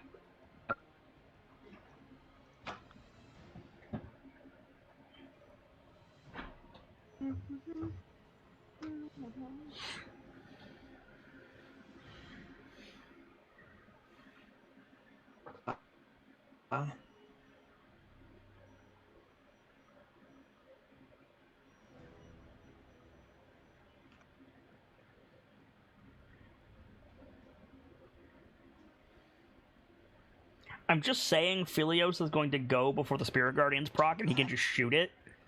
Yeah.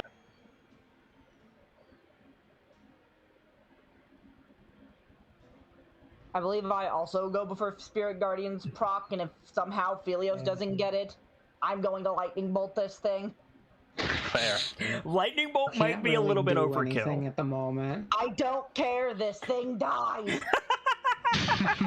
The doctor is straw hungry.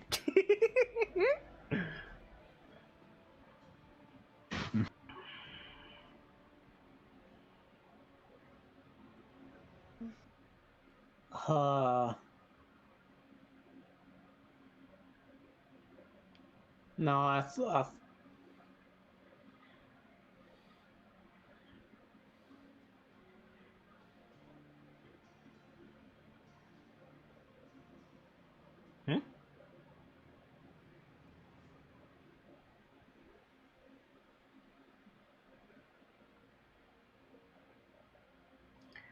Yeah, I mean, unless you want to step into the Spirit Guardians and take damage to keep the rage up, yeah, it'll fade. that is a very bad idea. I agree. I don't think that's wise. So yeah, the rage fades. Okay. Just no, wait, hang on. Just punch himself in the face. That's not how that works. So Okey-dokey. Kyan. Yup. Mathar can make a charisma save at the end of his turn. Kyan, you can also make a charisma save at the end of your turn. Ooh, yeah. Mathar is still under the effects of dread. I'll just make that now. Good plan. You are also still under the effects of dread. Oh boy. Awesome. So, Kyan is running helter-skelter, pell-mell through the woods with no direction in mind except away from the bad. Philios. I feel like Philios watches Kian run and basically says in his head, "I'm gonna have to track him later."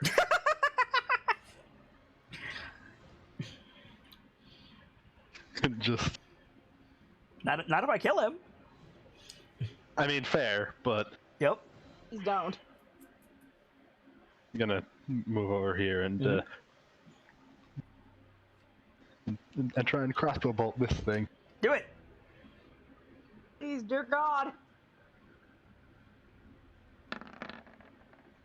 That hits. Well, damage. And since there's allies near it, sneak attack. Yes. Cool. I need to know how much of that is sneak and how much of that is psychic. I think the first thing is, I think 3 is psychic and 2 2 is sneak. Okay. Yeah. You killed it. Well. Cool. All right. Anything else?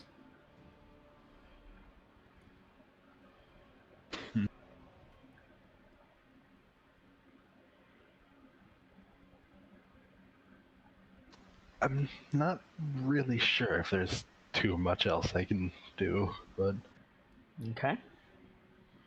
I will tell you there's At more least I got effigies the- on the board.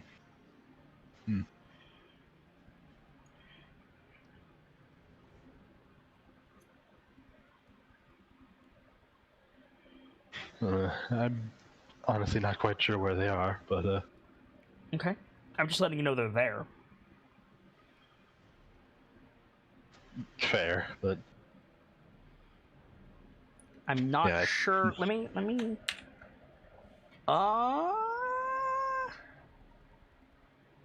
I'm looking at your vision right now, Philios.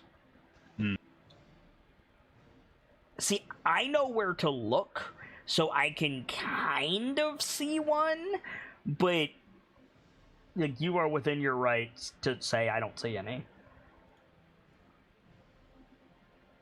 It's right on the edge of your vision.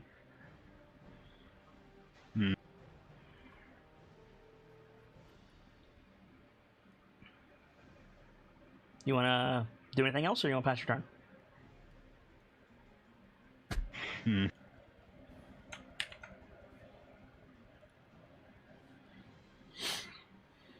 I don't think I really can do much else. All right, Not knowing where they are.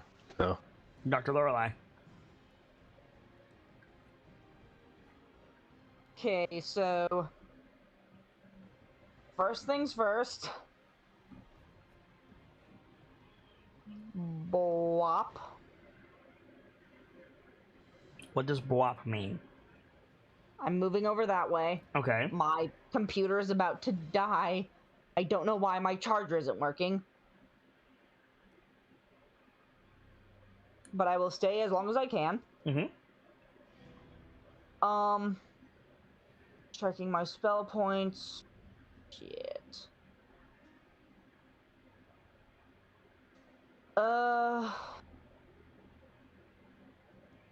Gonna go with 3rd level cure wounds for Brick. Okay. I have that set up, so here we go. All right. 15 healing to you, Brick. -5.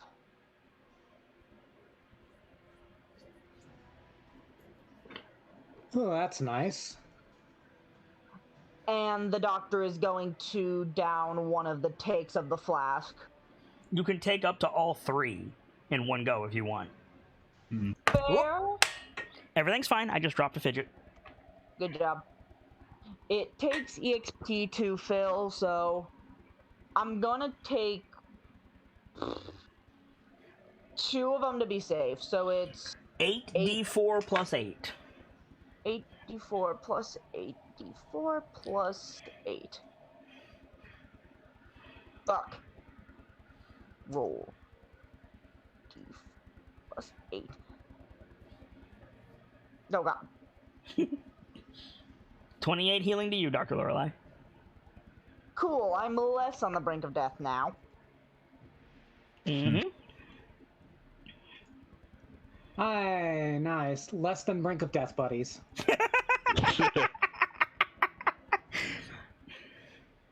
All right. You still got your movement if you want it. Yeah.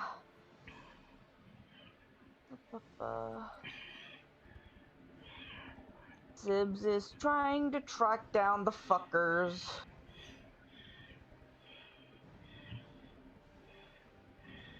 So I move 25 to this way. I believe you move 25 to get where you are. Yes. All right. I'm trying to think where I could go to like see if there are any more. I can't help you there.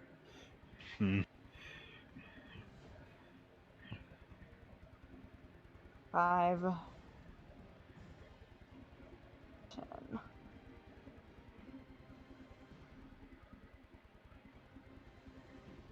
10.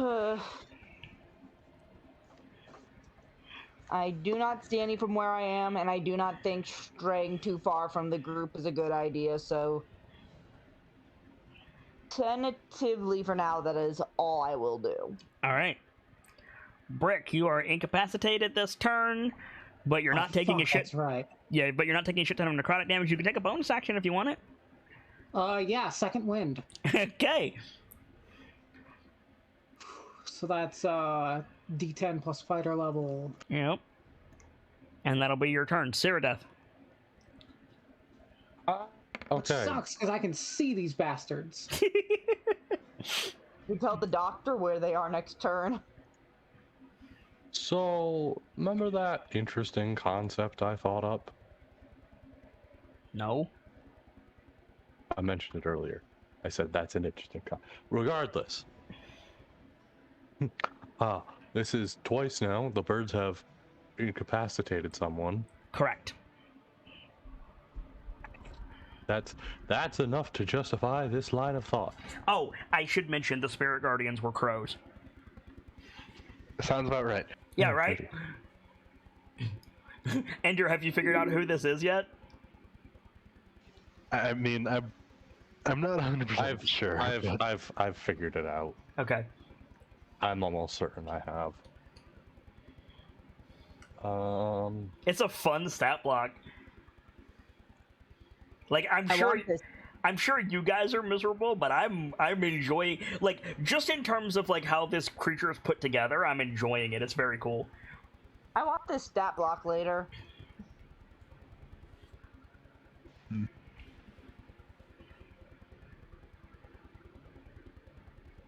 Gamzee, it's Cyrodiil's turn. Yes, I know. I had to read something. Okay. Cyrodiil can see. Cyrodiil should be able to see a couple of them. I can't see shit. There's your answer, Gamzee. I hate it because I've seen this block. I have it on my fucking Pinterest. It's good. It is real good. Yeah. Point face, straight up. Can you see these? Metallic breath. No. Metallic breath weapon. They need to make they need a con save. You will hit. Birds are gonna fall from the sky. Oh, you're hitting the. It's okay. My guy, you were doing this, and I was like, the fuck? Oh no, that was me. Okay. I was confused. All right, so you're gonna blast the. Okay. The crows can't make saves because just the darkness.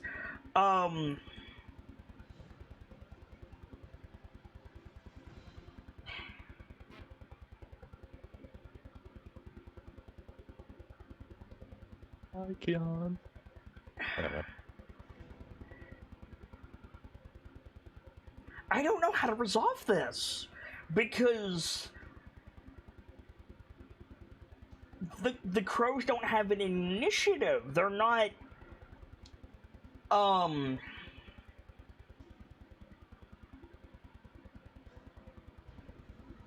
like even if you push them 20 feet away. No, other part. And be not prone. No, they're. God, I see. Hang on. This is spaced really badly. What are you trying to do? I believe there's 2 different uses for metallic breath weapon. So There is. You want to I have. incapacitate them? That is correct. That's not gonna do anything. They don't have they don't have, like, okay. Does a Beholder's Lair effect make saves? There we go. Because if the answer is no, then these don't make saves either.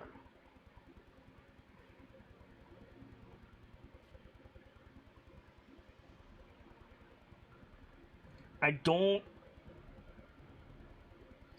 have any idea how to resolve this. Because I get it, they're crows, they're physical animals, but they're also not because of what the Nightmiser does. The crows are effectively the Nightmiser's aura. They don't have their own... I mean, okay, I guess the answer is... make a con save for the Nightmiser? I guess? Okay.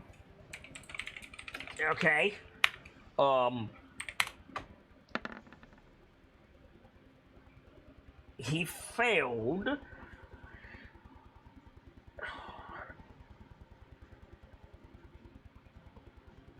But also there's no, like, under absolutely no logic is the Nightmiser within 15 feet of Ceradeath.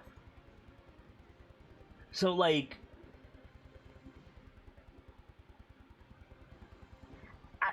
I open it to the floor. How do I resolve this? Guys? Anybody? Scared me for a second. No, sorry. So to say, in my mind, this is the crows, the effigies, extensions of the miser, right? The crows are, yes. The effigies are an ability that he has. If the crows are, I think attacks that abilities that would force the crows to make a save should force the miser to.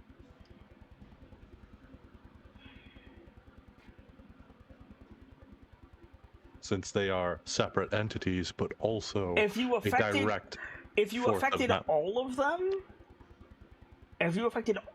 them, I would maybe see that. But you are affecting at most 9 of them. A 15-foot cone, huh?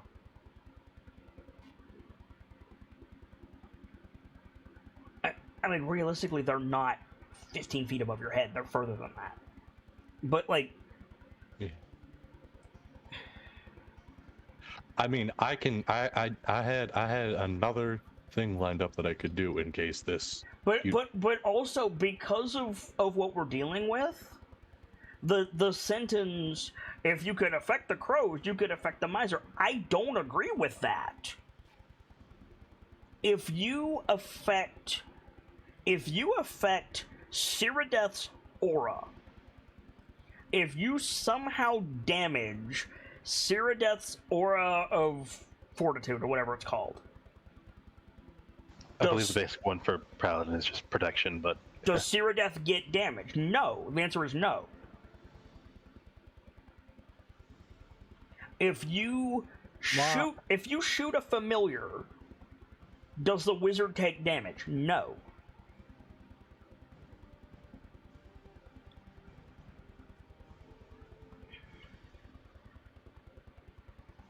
Like,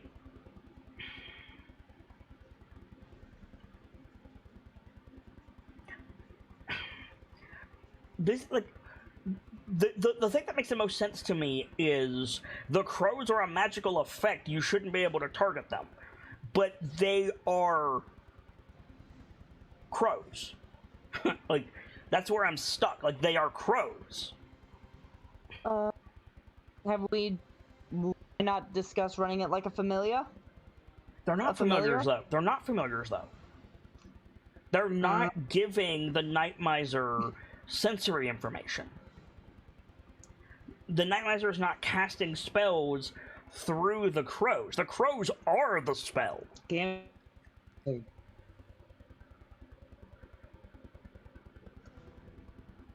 it didn't come through, Vader. I'm sorry. Gamzee, what is Cyrodiil's grand? You might want to type it out, bro. Yeah. Yeah. Caught little bits of it, but it What went is Cyrodiil's dark robot for vision good parts range? of it. 120 feet, I think? It's either 60 or 120. Why? 60.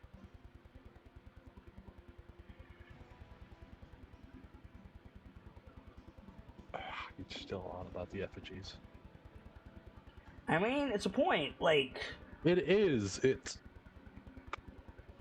doing away with the effigies is only going to do so much for so long. We have to find the source of the problem, and I was trying what I considered a rather creative attempt at that. no, I'm not telling you no. I don't know how to resolve this.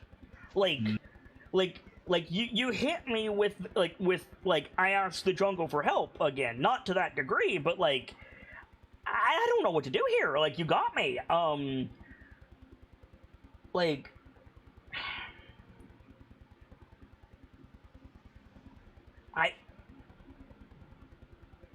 I don't want to say the crows are an incorporeal magic effect. It's not going to do anything. But they kind of are.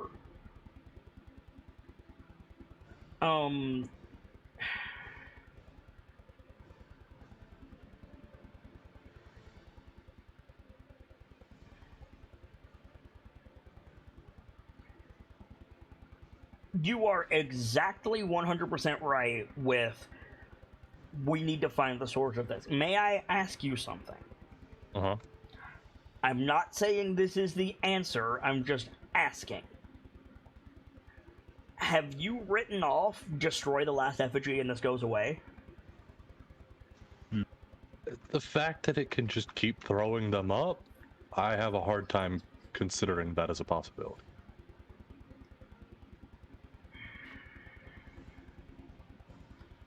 I don't want to sound like him. I have to say this. I don't want to sound like I'm leading you down a path, okay? Mm-hmm. I don't agree with that logic. Yes, it's throwing them up, but it's throwing them up in the presence of other ones.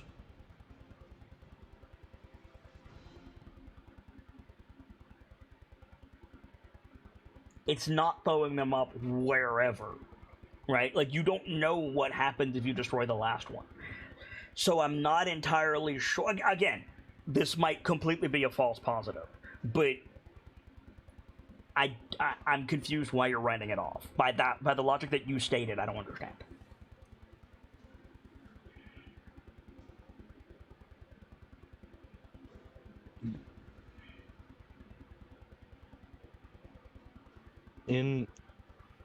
Maybe it's just a problem with how I look at this type of thing, but to me, this is it's.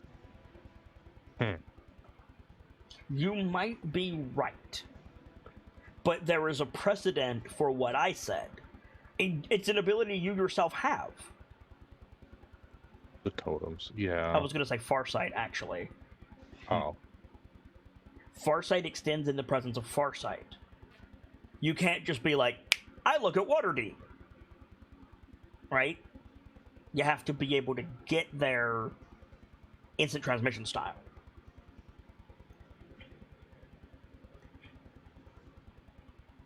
If there's a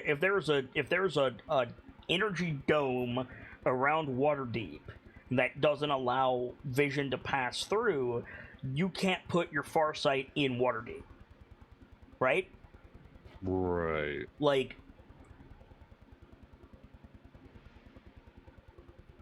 there's an argument to be made in both directions, but you're writing off one of them with logic that doesn't necessarily apply.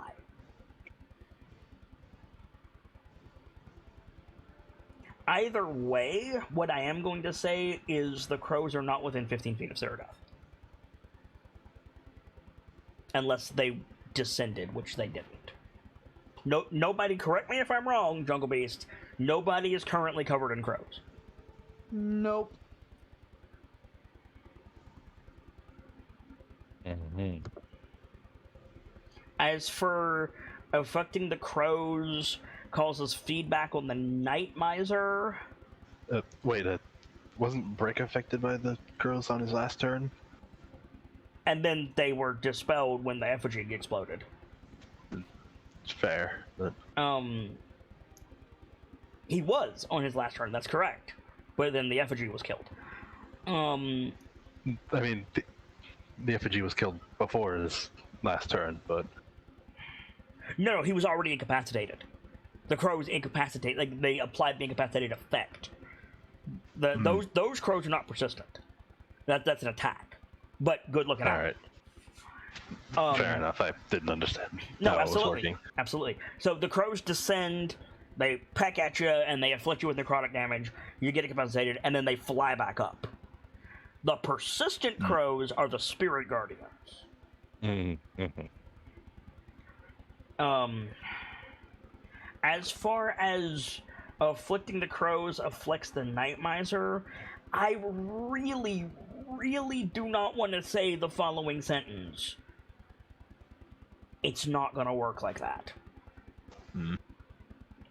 Because if it did, I could fuck Ceradoth, I could fuck Lash, I could fuck Kyon, I could fuck Guiding Wind, I could fuck Breaking Dawn, and I really don't think we want to have that conversation.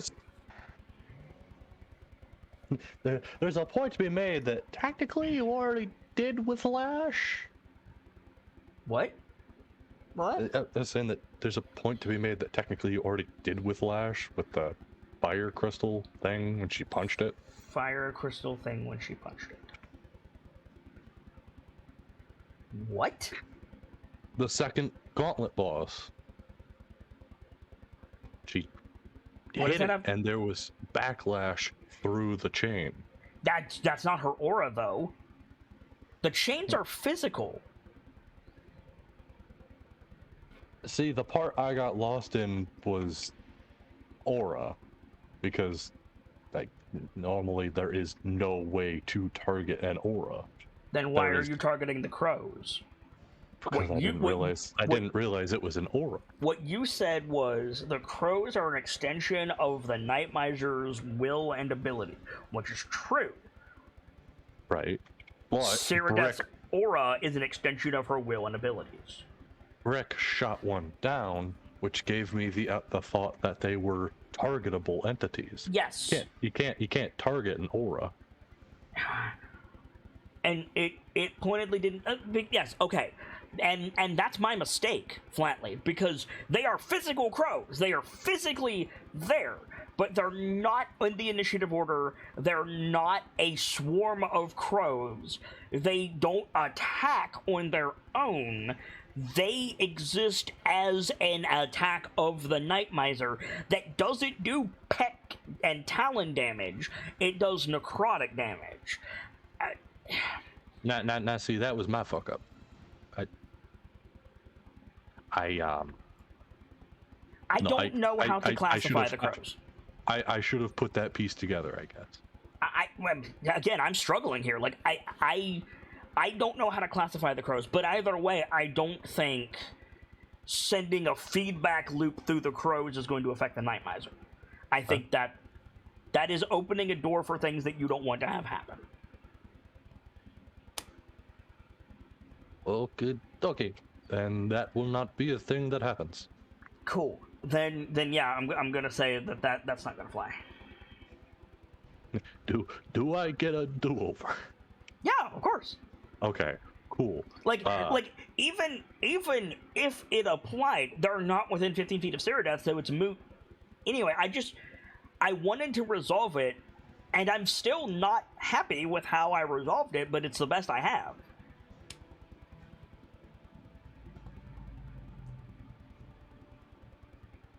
So what would you like to do instead?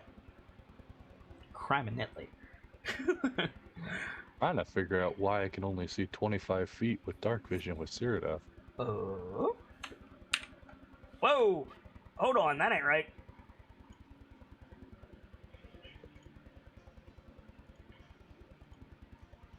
Hold on.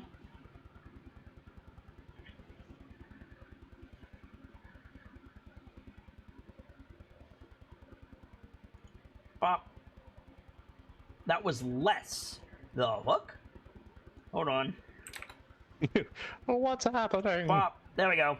Oh, hey. There's 3 of them fuckers. I believe Brick was trying to mention that before. Absolutely no shade to anybody. No. That wasn't working correctly, and I only just noticed it. See, that's where I was at. For some reason, I couldn't see over there, period. So I was just like, I'm just going to keep with the plan I got. And Cyrodiil's shit was not put in correctly.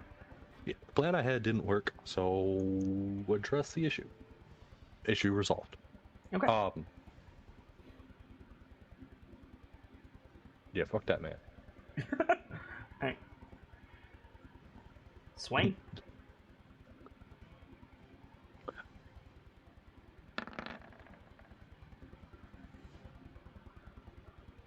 That hits. Sorry. And gone. Cool. So Cyrodiil has extra attack. Yep. And normally I can't reach these fuckers. Correct. Because I used like 35 feet of movement to get there. They also have javelins. Yeah. I'm a So you're gonna drop your sword, bonus action, pull out a javelin.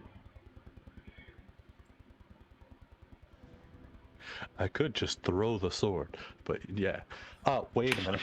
Maybe not, because I don't see Terrafolk javelins on my sheet. There it is. Oh, Brick got something to say. Hold on. Yep.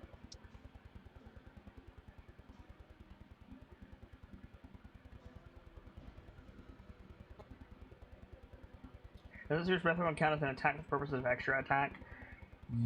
Yes, Yeah. it does. Siri won't be able to hit either one of these with her breath weapon, though, so irrelevant.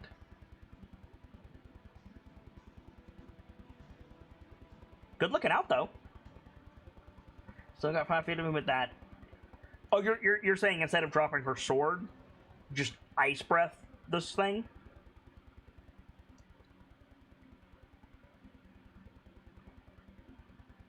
I mean, I guess, but she can just pick her sword back up next turn. Honestly, I see where you're coming from. I'd rather save as many uses of this as I can for... That's kind of where I am, too. That's much better for groups of enemies. Yeah. Or just absolutely dunking on a big boy. Fair. So, yeah. Drop sword, put foot on it. Yeah, drop sword, put your foot on it. Pull out a javelin as a bonus action. Throw it. Make your attack. But yeah, with the Dragonborn from Fizbands, it's specifically chromatic Dragonborn that get a line instead of a cone. The other two get cones. Which is annoying. Yep. Alright, is that your turn? Yep. That's pretty much all she can do. Well, you know what? I still have that. No. What do you still have? I was gonna say I was gonna use that 5 feet of movement, but I put my foot on the sword for a reason. Yep. On the Nightmiser's turn, I get my legendary actions back. Oh, yay! So for as wacky as this fight is, it's actually quite fun. Let me say that before anything else. You're not about to feel that way, Kyan. Oh no. You, listen, just give me the new sheet.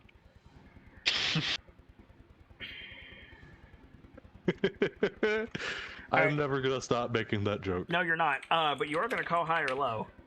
Hi. Hi. Okay. So, yeah. So we cut over to Kyan running through the forest like little bunny foo-foo.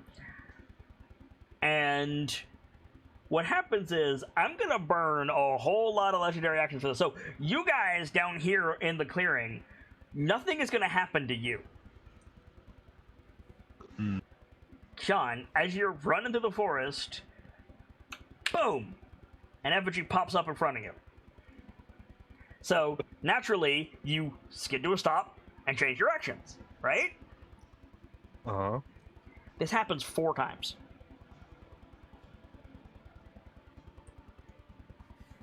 Zigzag, lightning bolt. Can't be trapped. Make a survival check with disadvantage.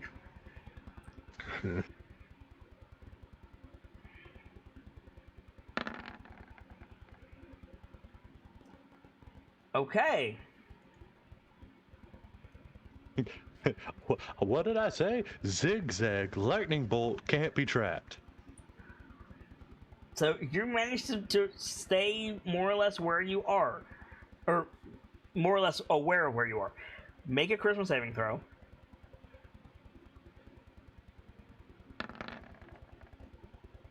Okay. So yeah.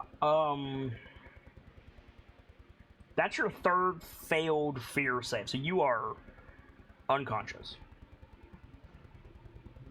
Oh no. Oh no. Just give me the new sheet. The thing is, yeah, like you're gonna run until your body gives out and you flop over. I'm not going to attack you this turn, but you are effectively lost to the rest of the party. Philios needs to find you in a hurry. Yeah. I can't attack the rest of you. None of you are within range of the effigies. So that's my turn, I guess? We also don't really have a way of luring him out to stop him from dunking on Kyan because a bunch of effigies just spawned way in the fuck who knows where over there. Yeah. Yeah. That's the other thing. Like, the thing is, what is saving you right now is the 3 failed fear. Like, you are, like, you're in the clutches of Scarecrow, the Batman villain at this point. Like, he doesn't want you dead. He wants you tied to a chair shaking, right? Like, we'll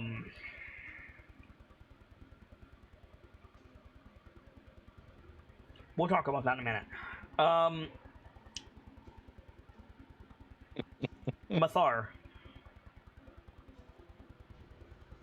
Like, realistically, like, I know you're having trouble, V, and I'm not trying to shortchange if you want to do something, but, like, realistically, Philios is just going to shoot the last effigy, right? Like, that's what's going to happen here.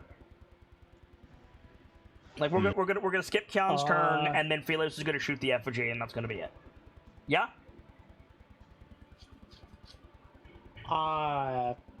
Yeah, probably. Okay.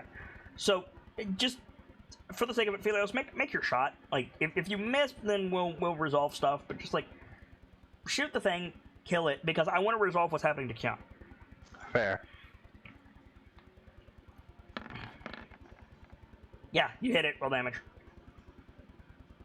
I'm not sure if I'd get sneak attack on it, but Well, the only person going ahead of you is the only person ahead of you would be Mathar, and Mathar can't get to it this turn, Fair. so you would not be getting a sneak attack. But you still probably will kill it. You get a second shot? yeah. Yeah, shoot it. Yeah, roll damage. It's done. Okay. So, Yeah, so you guys are out of initiative. Kian, or I guess Gamzee, more accurately. Nothing's gonna happen to you guys. You guys cleared the clearing. You're good. But the Nightmiser got what he wanted. So there's that. Kian, or again, Gamzee, I guess, more so.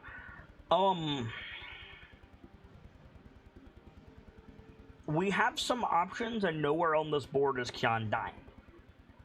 Mm-hmm. I want to believe that statement. No, that statement is true.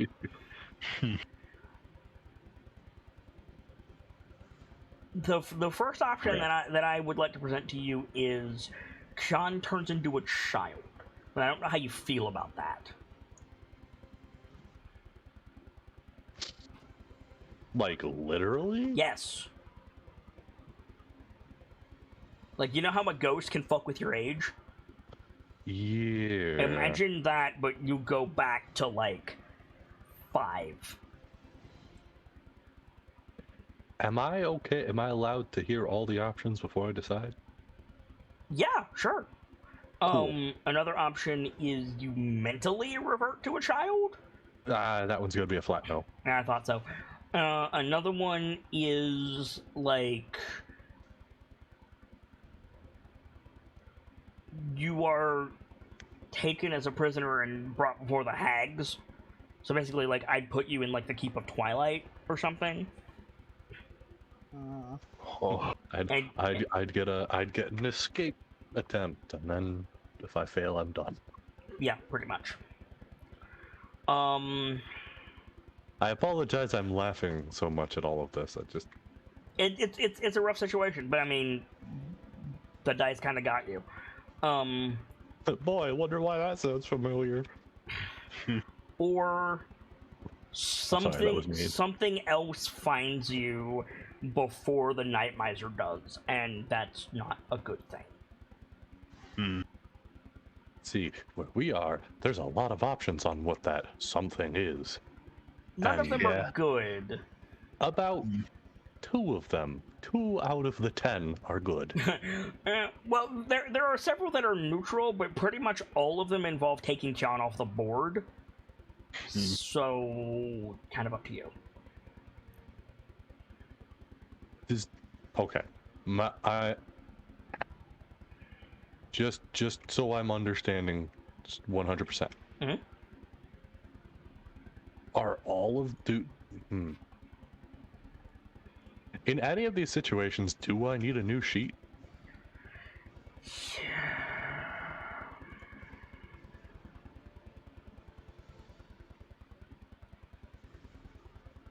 Of the 4 that I presented, 3 require a new sheet. Oh. The one that doesn't is you're taken before the hags. That one's so fucking bad, though. Yeah, it really is. It's real bad. Oh, it's so fucking bad. 3 of the 4 that I presented keeps Kian alive and in the world to do things later.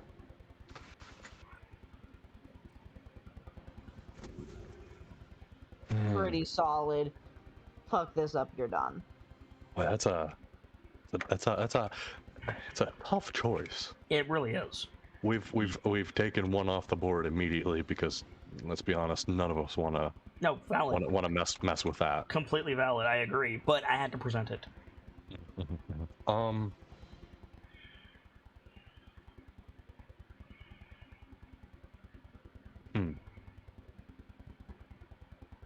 For the record, if you choose something finds you before the Nightmiser, Philios is on that list. Right. Yeah. It just depends on if he's first. Exactly. Which they're dealing with something, so that lowers the chances a bit. Mm-hmm. Especially with a hungry semi-Durgan on the loose. You mean Big Stinky? Philios is pretty fast, though. Philios is pretty fast, but you're tracking him through unfamiliar territory, warped by shadow in the middle of the night, and he's got a Yeah. substantial head start on you. Yeah, that's fair. Even if you used your clock for haste, he's still Kyan, got a massive. The clock slows enemies, not gives him haste. Oh, I thought Kyan you could do either. Sorry. is No, not being he's just- subtle. He's just running for his life.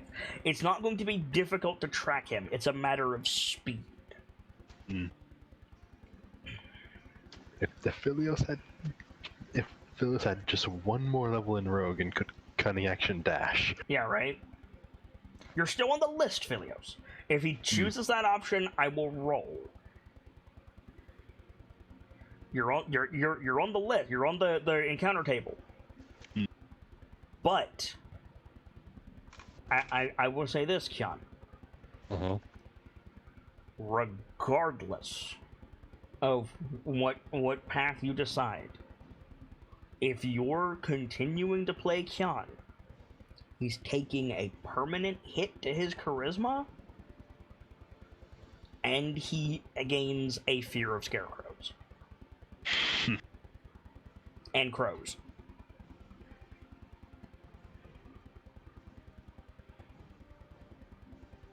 Uh-huh. All right. So let me talk. Let me talk it Absolutely. out. I don't want to rush you, but this has to be resolved before we do anything else. Yeah. Yeah. I understand. Let me talk it out a little. Of course, take your time. So, if I'm totally honest, the option I like best right now is, no offense, Philios, the child one. I agree, He honestly. turns into a kid. I agree. It makes sense why he's still a virile adult during the events of Health Pay.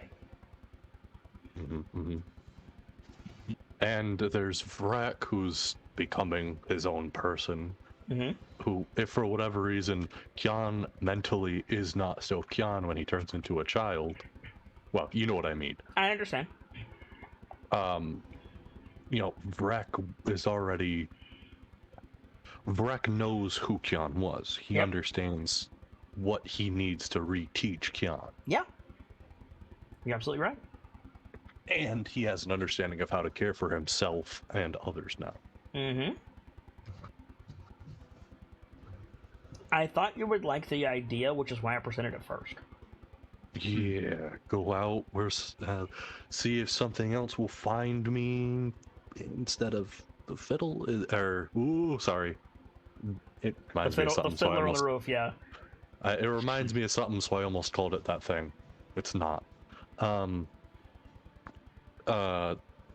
the Nightmiser can find me, or whatever. Something else finds me. Philios is on that list. There's a couple of things that are good that's going to be on that list, I know for a fact. Mostly neutral, a couple hostile. Like, you are correct. Big Stinky is on that list. Yeah, the forces at play in that list, I'm not a huge fan of putting chance on. Would you like me to tell you what's on the list? I'm not going to tell you everything, but would you like me to tell you some of the things on that list? Yes. All right. The hags are on that list. Oh, Okay. The Harengon bandits are on that list. Okay. Kettle Steam is on that list. Tasha is on that list. Tempted me. Go ahead. Go ahead. Sorry. Oh, you said Tasha is on that list. I said, you're tempting me now. kidding. Oberon's spies are on that list. oh. Titania's spies are on that list. See, I don't know who's more dangerous to worry about, Oberon or Titania. Like, either way, they want this territory out of the hands of the hags. But I don't know which one of them I should be afraid of more. Intuition tells me Titania. Trinket, Bubble, and Charm are on that list. God.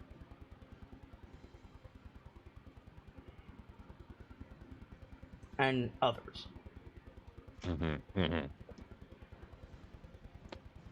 Oh, golly. And then There was a third that was mentioned that I don't remember. Taken before the hags. Right. Stick you in the Keep of Twilight, basically. And then there was the one we're not going to touch. Correct. Boy. Alright, give me the sheet. I'm going to go with little kid Kian. Okay. So we still have to establish who finds you. Yeah. So I'm still going to roll on that table, but because of that, I'm going to take the hags and Big Stinky off. If it's Trinket, Bobble, and Charm, we've got a different kind of trouble on our hands. Correct.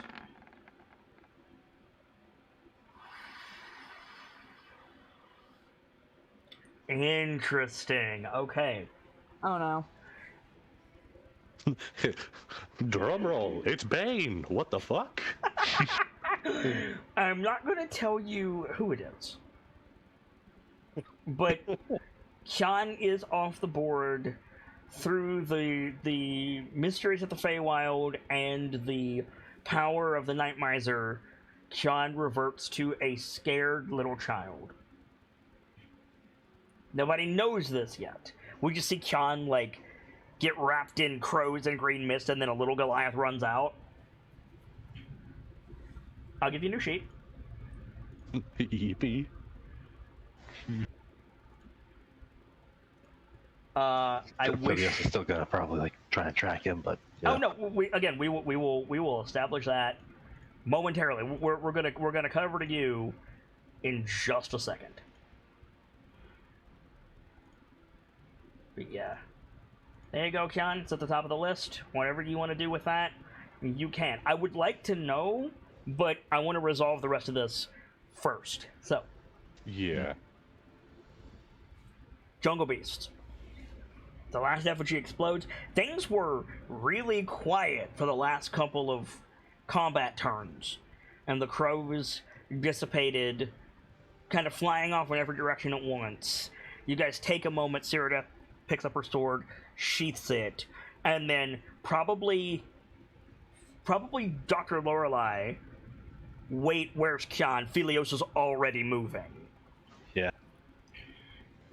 Make a survival check, Philios. What are the rest of you doing? The doctor is going to get to tending others. Okay. Philios is full HP, so he's fine to go off.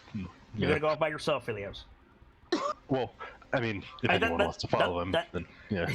I mean, dude, like, your ranger instincts could kick in. Like, you know what's out there, Yeah. and you also know you can get away from it. Like, I have no issue with you going off by yourself.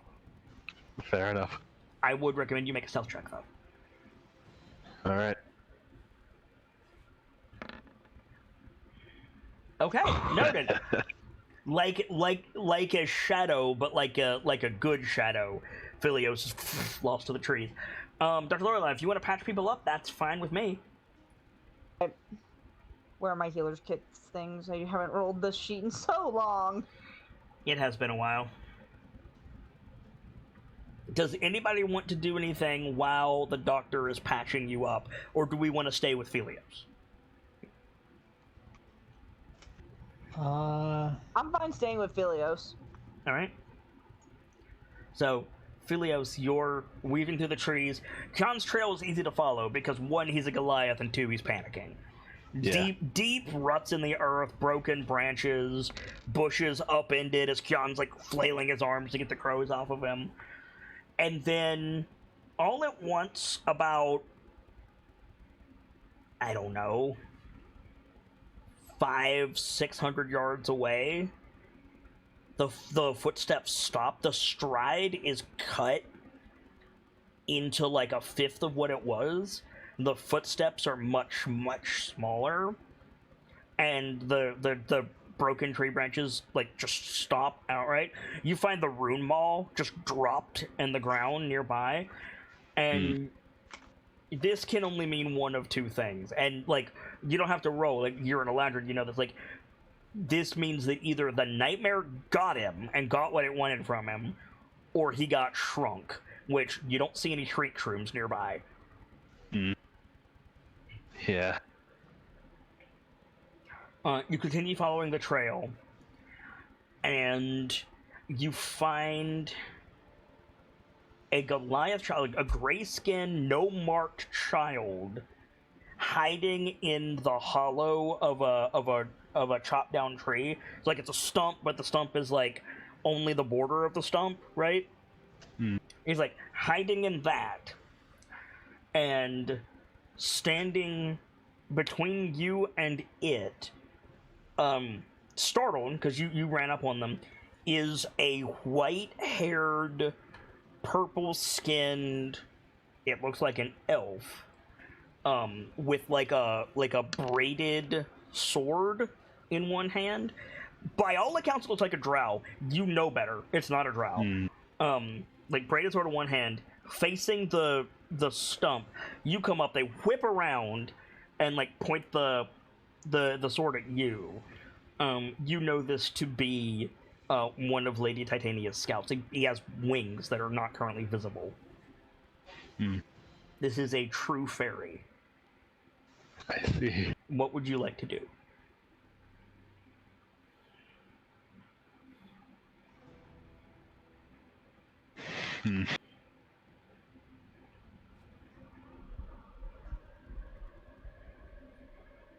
There is absolutely no way in any court that this thing would ever be seen by the rest of the party.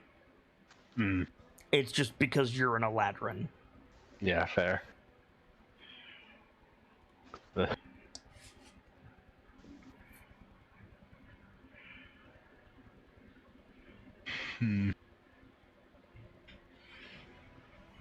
I mean, Phileas could like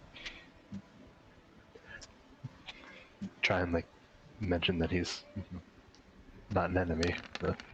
Yeah. Like you want to like walk up like with your weapons at your side, realize that you're in the presence of like, you know, a Queen's Guard, and like, what language do you speak to it? Probably Sylvan. Sylvan, okay. And you say like, I'm not a threat. Can you make a wisdom saving throw for me, please? All right. Okay. So this thing doesn't speak so much as it claws at your mind. It hurts. It like voice rings in your head. And like as it just stands there and like impassively looking at you, you hear, "Children in Prismere belong to the courts. There is no queen to claim them."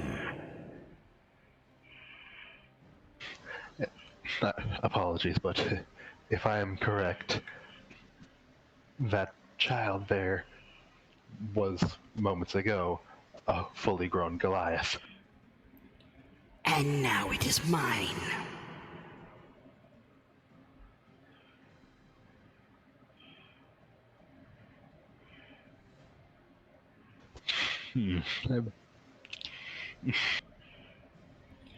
Would you go against your queen?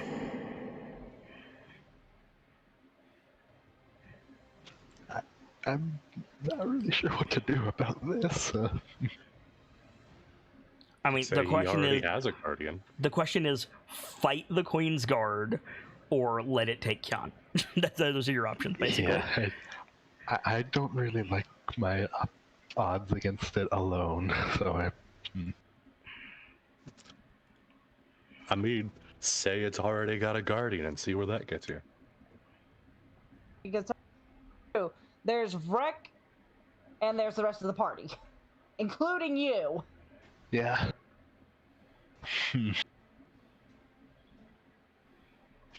I'm not certain if that would work. But... Okay, so let me help you out. Zybilna is the law in Prismere. Technically,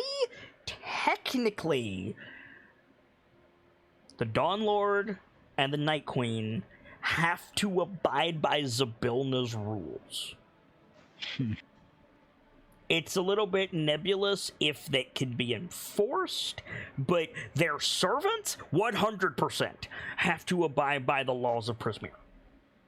The laws of Prismere state that children of Prismere are under the protection of Zybilna, but Zybilna is not here.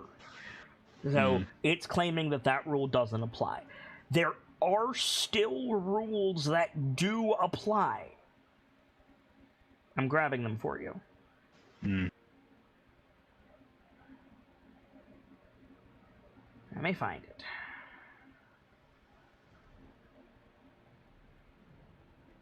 Where is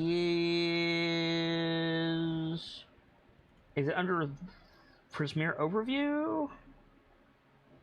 Rules of conduct. Here we go. The rule of hospitality, the rule of ownership, and the rule of reciprocity.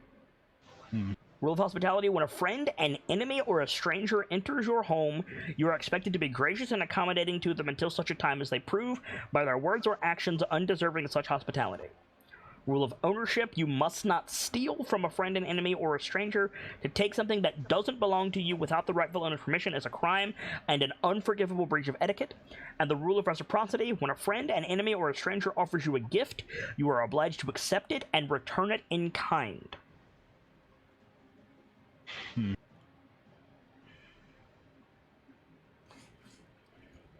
I mean, I guess I could claim a rule of ownership. It was my friend. But That's my son. That's my Sorry. purse. I don't know you. I'm sorry, I had to make the joke. You would claim ownership of Kyan. I mean, You not could many other lay- options. You could lay out ownership belongs to someone else, and you know that person. I mean, yeah. That's fair, actually.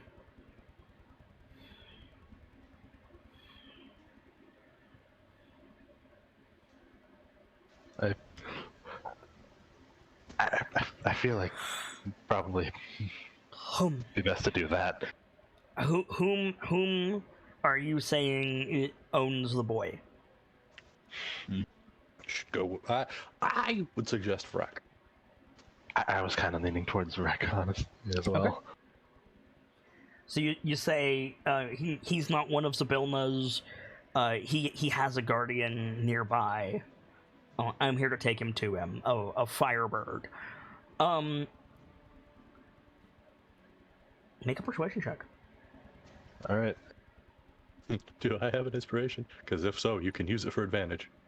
If you I want. mean, fair. I think you gave it to Brick. Oh, I did. Shit. But note that I do get a bonus to this from Otherworldly Glamour. Yep. Okay.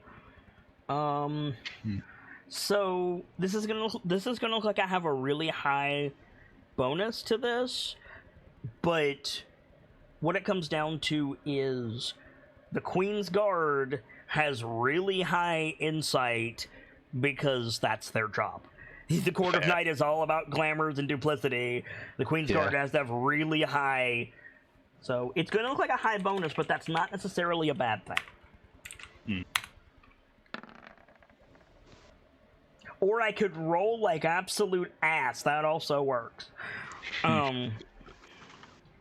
So the creature like thinks over what you're saying and kind of looks at the tiny, nearly unconscious Goliath. I say nearly unconscious Goliath. 5-year-old John probably weighs 110 pounds. Let's be real. But yeah, like looks at baby Kyan, looks at you, looks at baby Kyan, kind of closes its eyes, and like you see these like insect like feelers rise out of its hair as it's like checking the area. And then, seemingly satisfied, it just spontaneously sprouts these 6 gossamer wings off of its back and just flies into the forest away. Oh, okay, bye. which is about the best outcome you could have had. Yeah. You do not want to fight one of those things. Yeah, definitely not. You called it a true fairy. Anything true is fucking busted. I also said that there's no way in hell the mortals would have ever seen one. That should tell you something. Like, so yeah, Philios, like you can claim ownership of Kian. Like maybe we see Philios like come over to the tree trunk and kneel down, and he's like, "It's okay," and then like that's the last shot of our episode, just like zooming in on baby Kian. Whew. Oh my god. I have to power up the Nightmiser now because he got what he wanted. So that's a thing. We'll figure out Gamzee's new character and talk about that after the show. But for now, let's do some quick shout outs and call it an episode. Vader, if your internet is working, can you give us a shout out, please?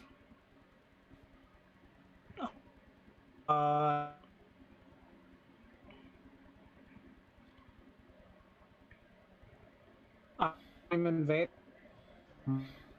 moderator on Kit's Discord and streamer on Twitch myself.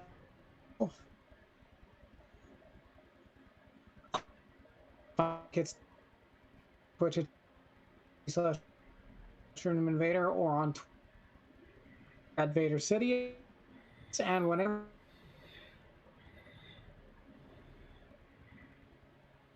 Man, that's super unfortunate.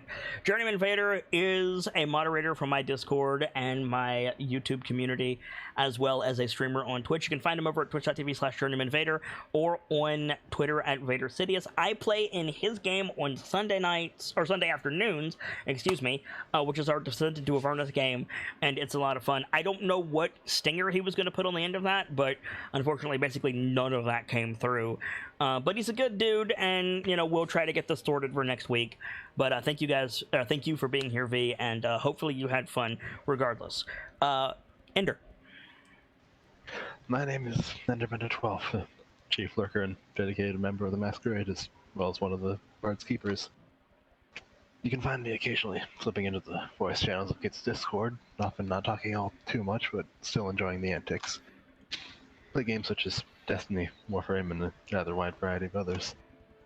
Also a lover of games such as what you saw tonight, a rather accomplished game master myself.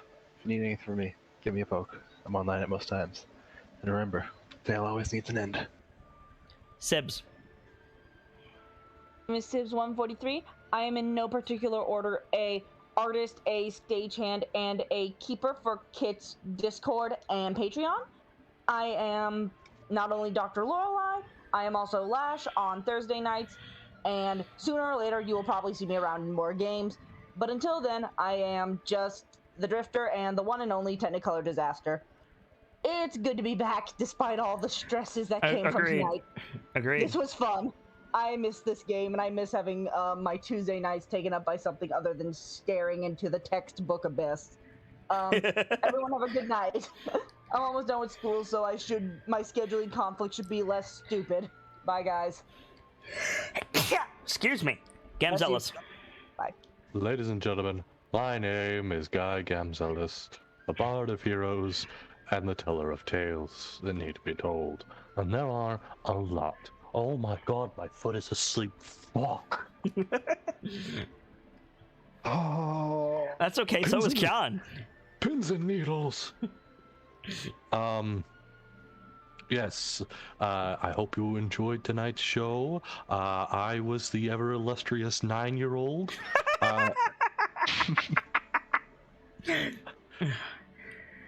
So many jokes, so little time. Come back next week, I'll have more. All right. Well, thank you very much for being here. I hope you enjoyed it. For my part, as ever, I am the Sharp-Eyed Kitsune. What about Delta? Delta's not here. Oh, yeah, but you always do. You always put in a filler for the people that aren't here. Do I? Yeah. I'm a little bit out of it tonight. Delta 008 is not here tonight. Usually hangs out with us. I'm playing Mathar Wolf Stalker. Tracker, I believe. Wolf Tracker. He's a good dude. You can find him hanging out on the Discord, hanging out, keeping the YouTube in order, of a fact that I am very grateful for. He's usually playing Destiny, Warframe, Deep Rock Galactic, and a few others. If you need anything, as he says, give him a shout. He'll see if he can help. He is currently not available due to some real-life stuff getting in the way for tonight, but hopefully he'll be here next week. And I'm going to get an earful when he catches this VOD. For my part, though, as ever, I am the Sharp-Eyed Kitsune, the teller of tales and the weaver of mysteries, the Masked Bard. This is a community that is ever devoted to lore and storytelling, world-building, role-playing, and discussions of those things. So if that's to your fancy, you're in most excellent company here, and I do hope that you enjoy your time with us. This has been Dice-Icive Action Crown of Fangs, our weekly D&D 5-Point Fox module mutation, combining Tomb of Annihilation and The Wilds Beyond the Witchlight with my own spin on both. I hope you guys are enjoying it as much as I'm enjoying bringing it to you, and dear Lord, this was an episode. Hopefully we will be able to be back next week and resolve all of this nonsense, and hopefully you guys will be there too. But for now, as ever, it's time to close the book on today and leave you with these parting words. From myself, my keepers, and those joining me on the stage this evening, to each and every one of you, the regulars, the followers, the newcomers, and the lurkers, whether you're just having a seat by the fire or you've got a running tab at the bar, remember, there's always more stories to tell. And hopefully, I'll see you all next time as we find out what's happening beneath the crown of Fangs and a new chapter. Good night, you guys. Thank you so much for stopping by, and hope to see you again very soon.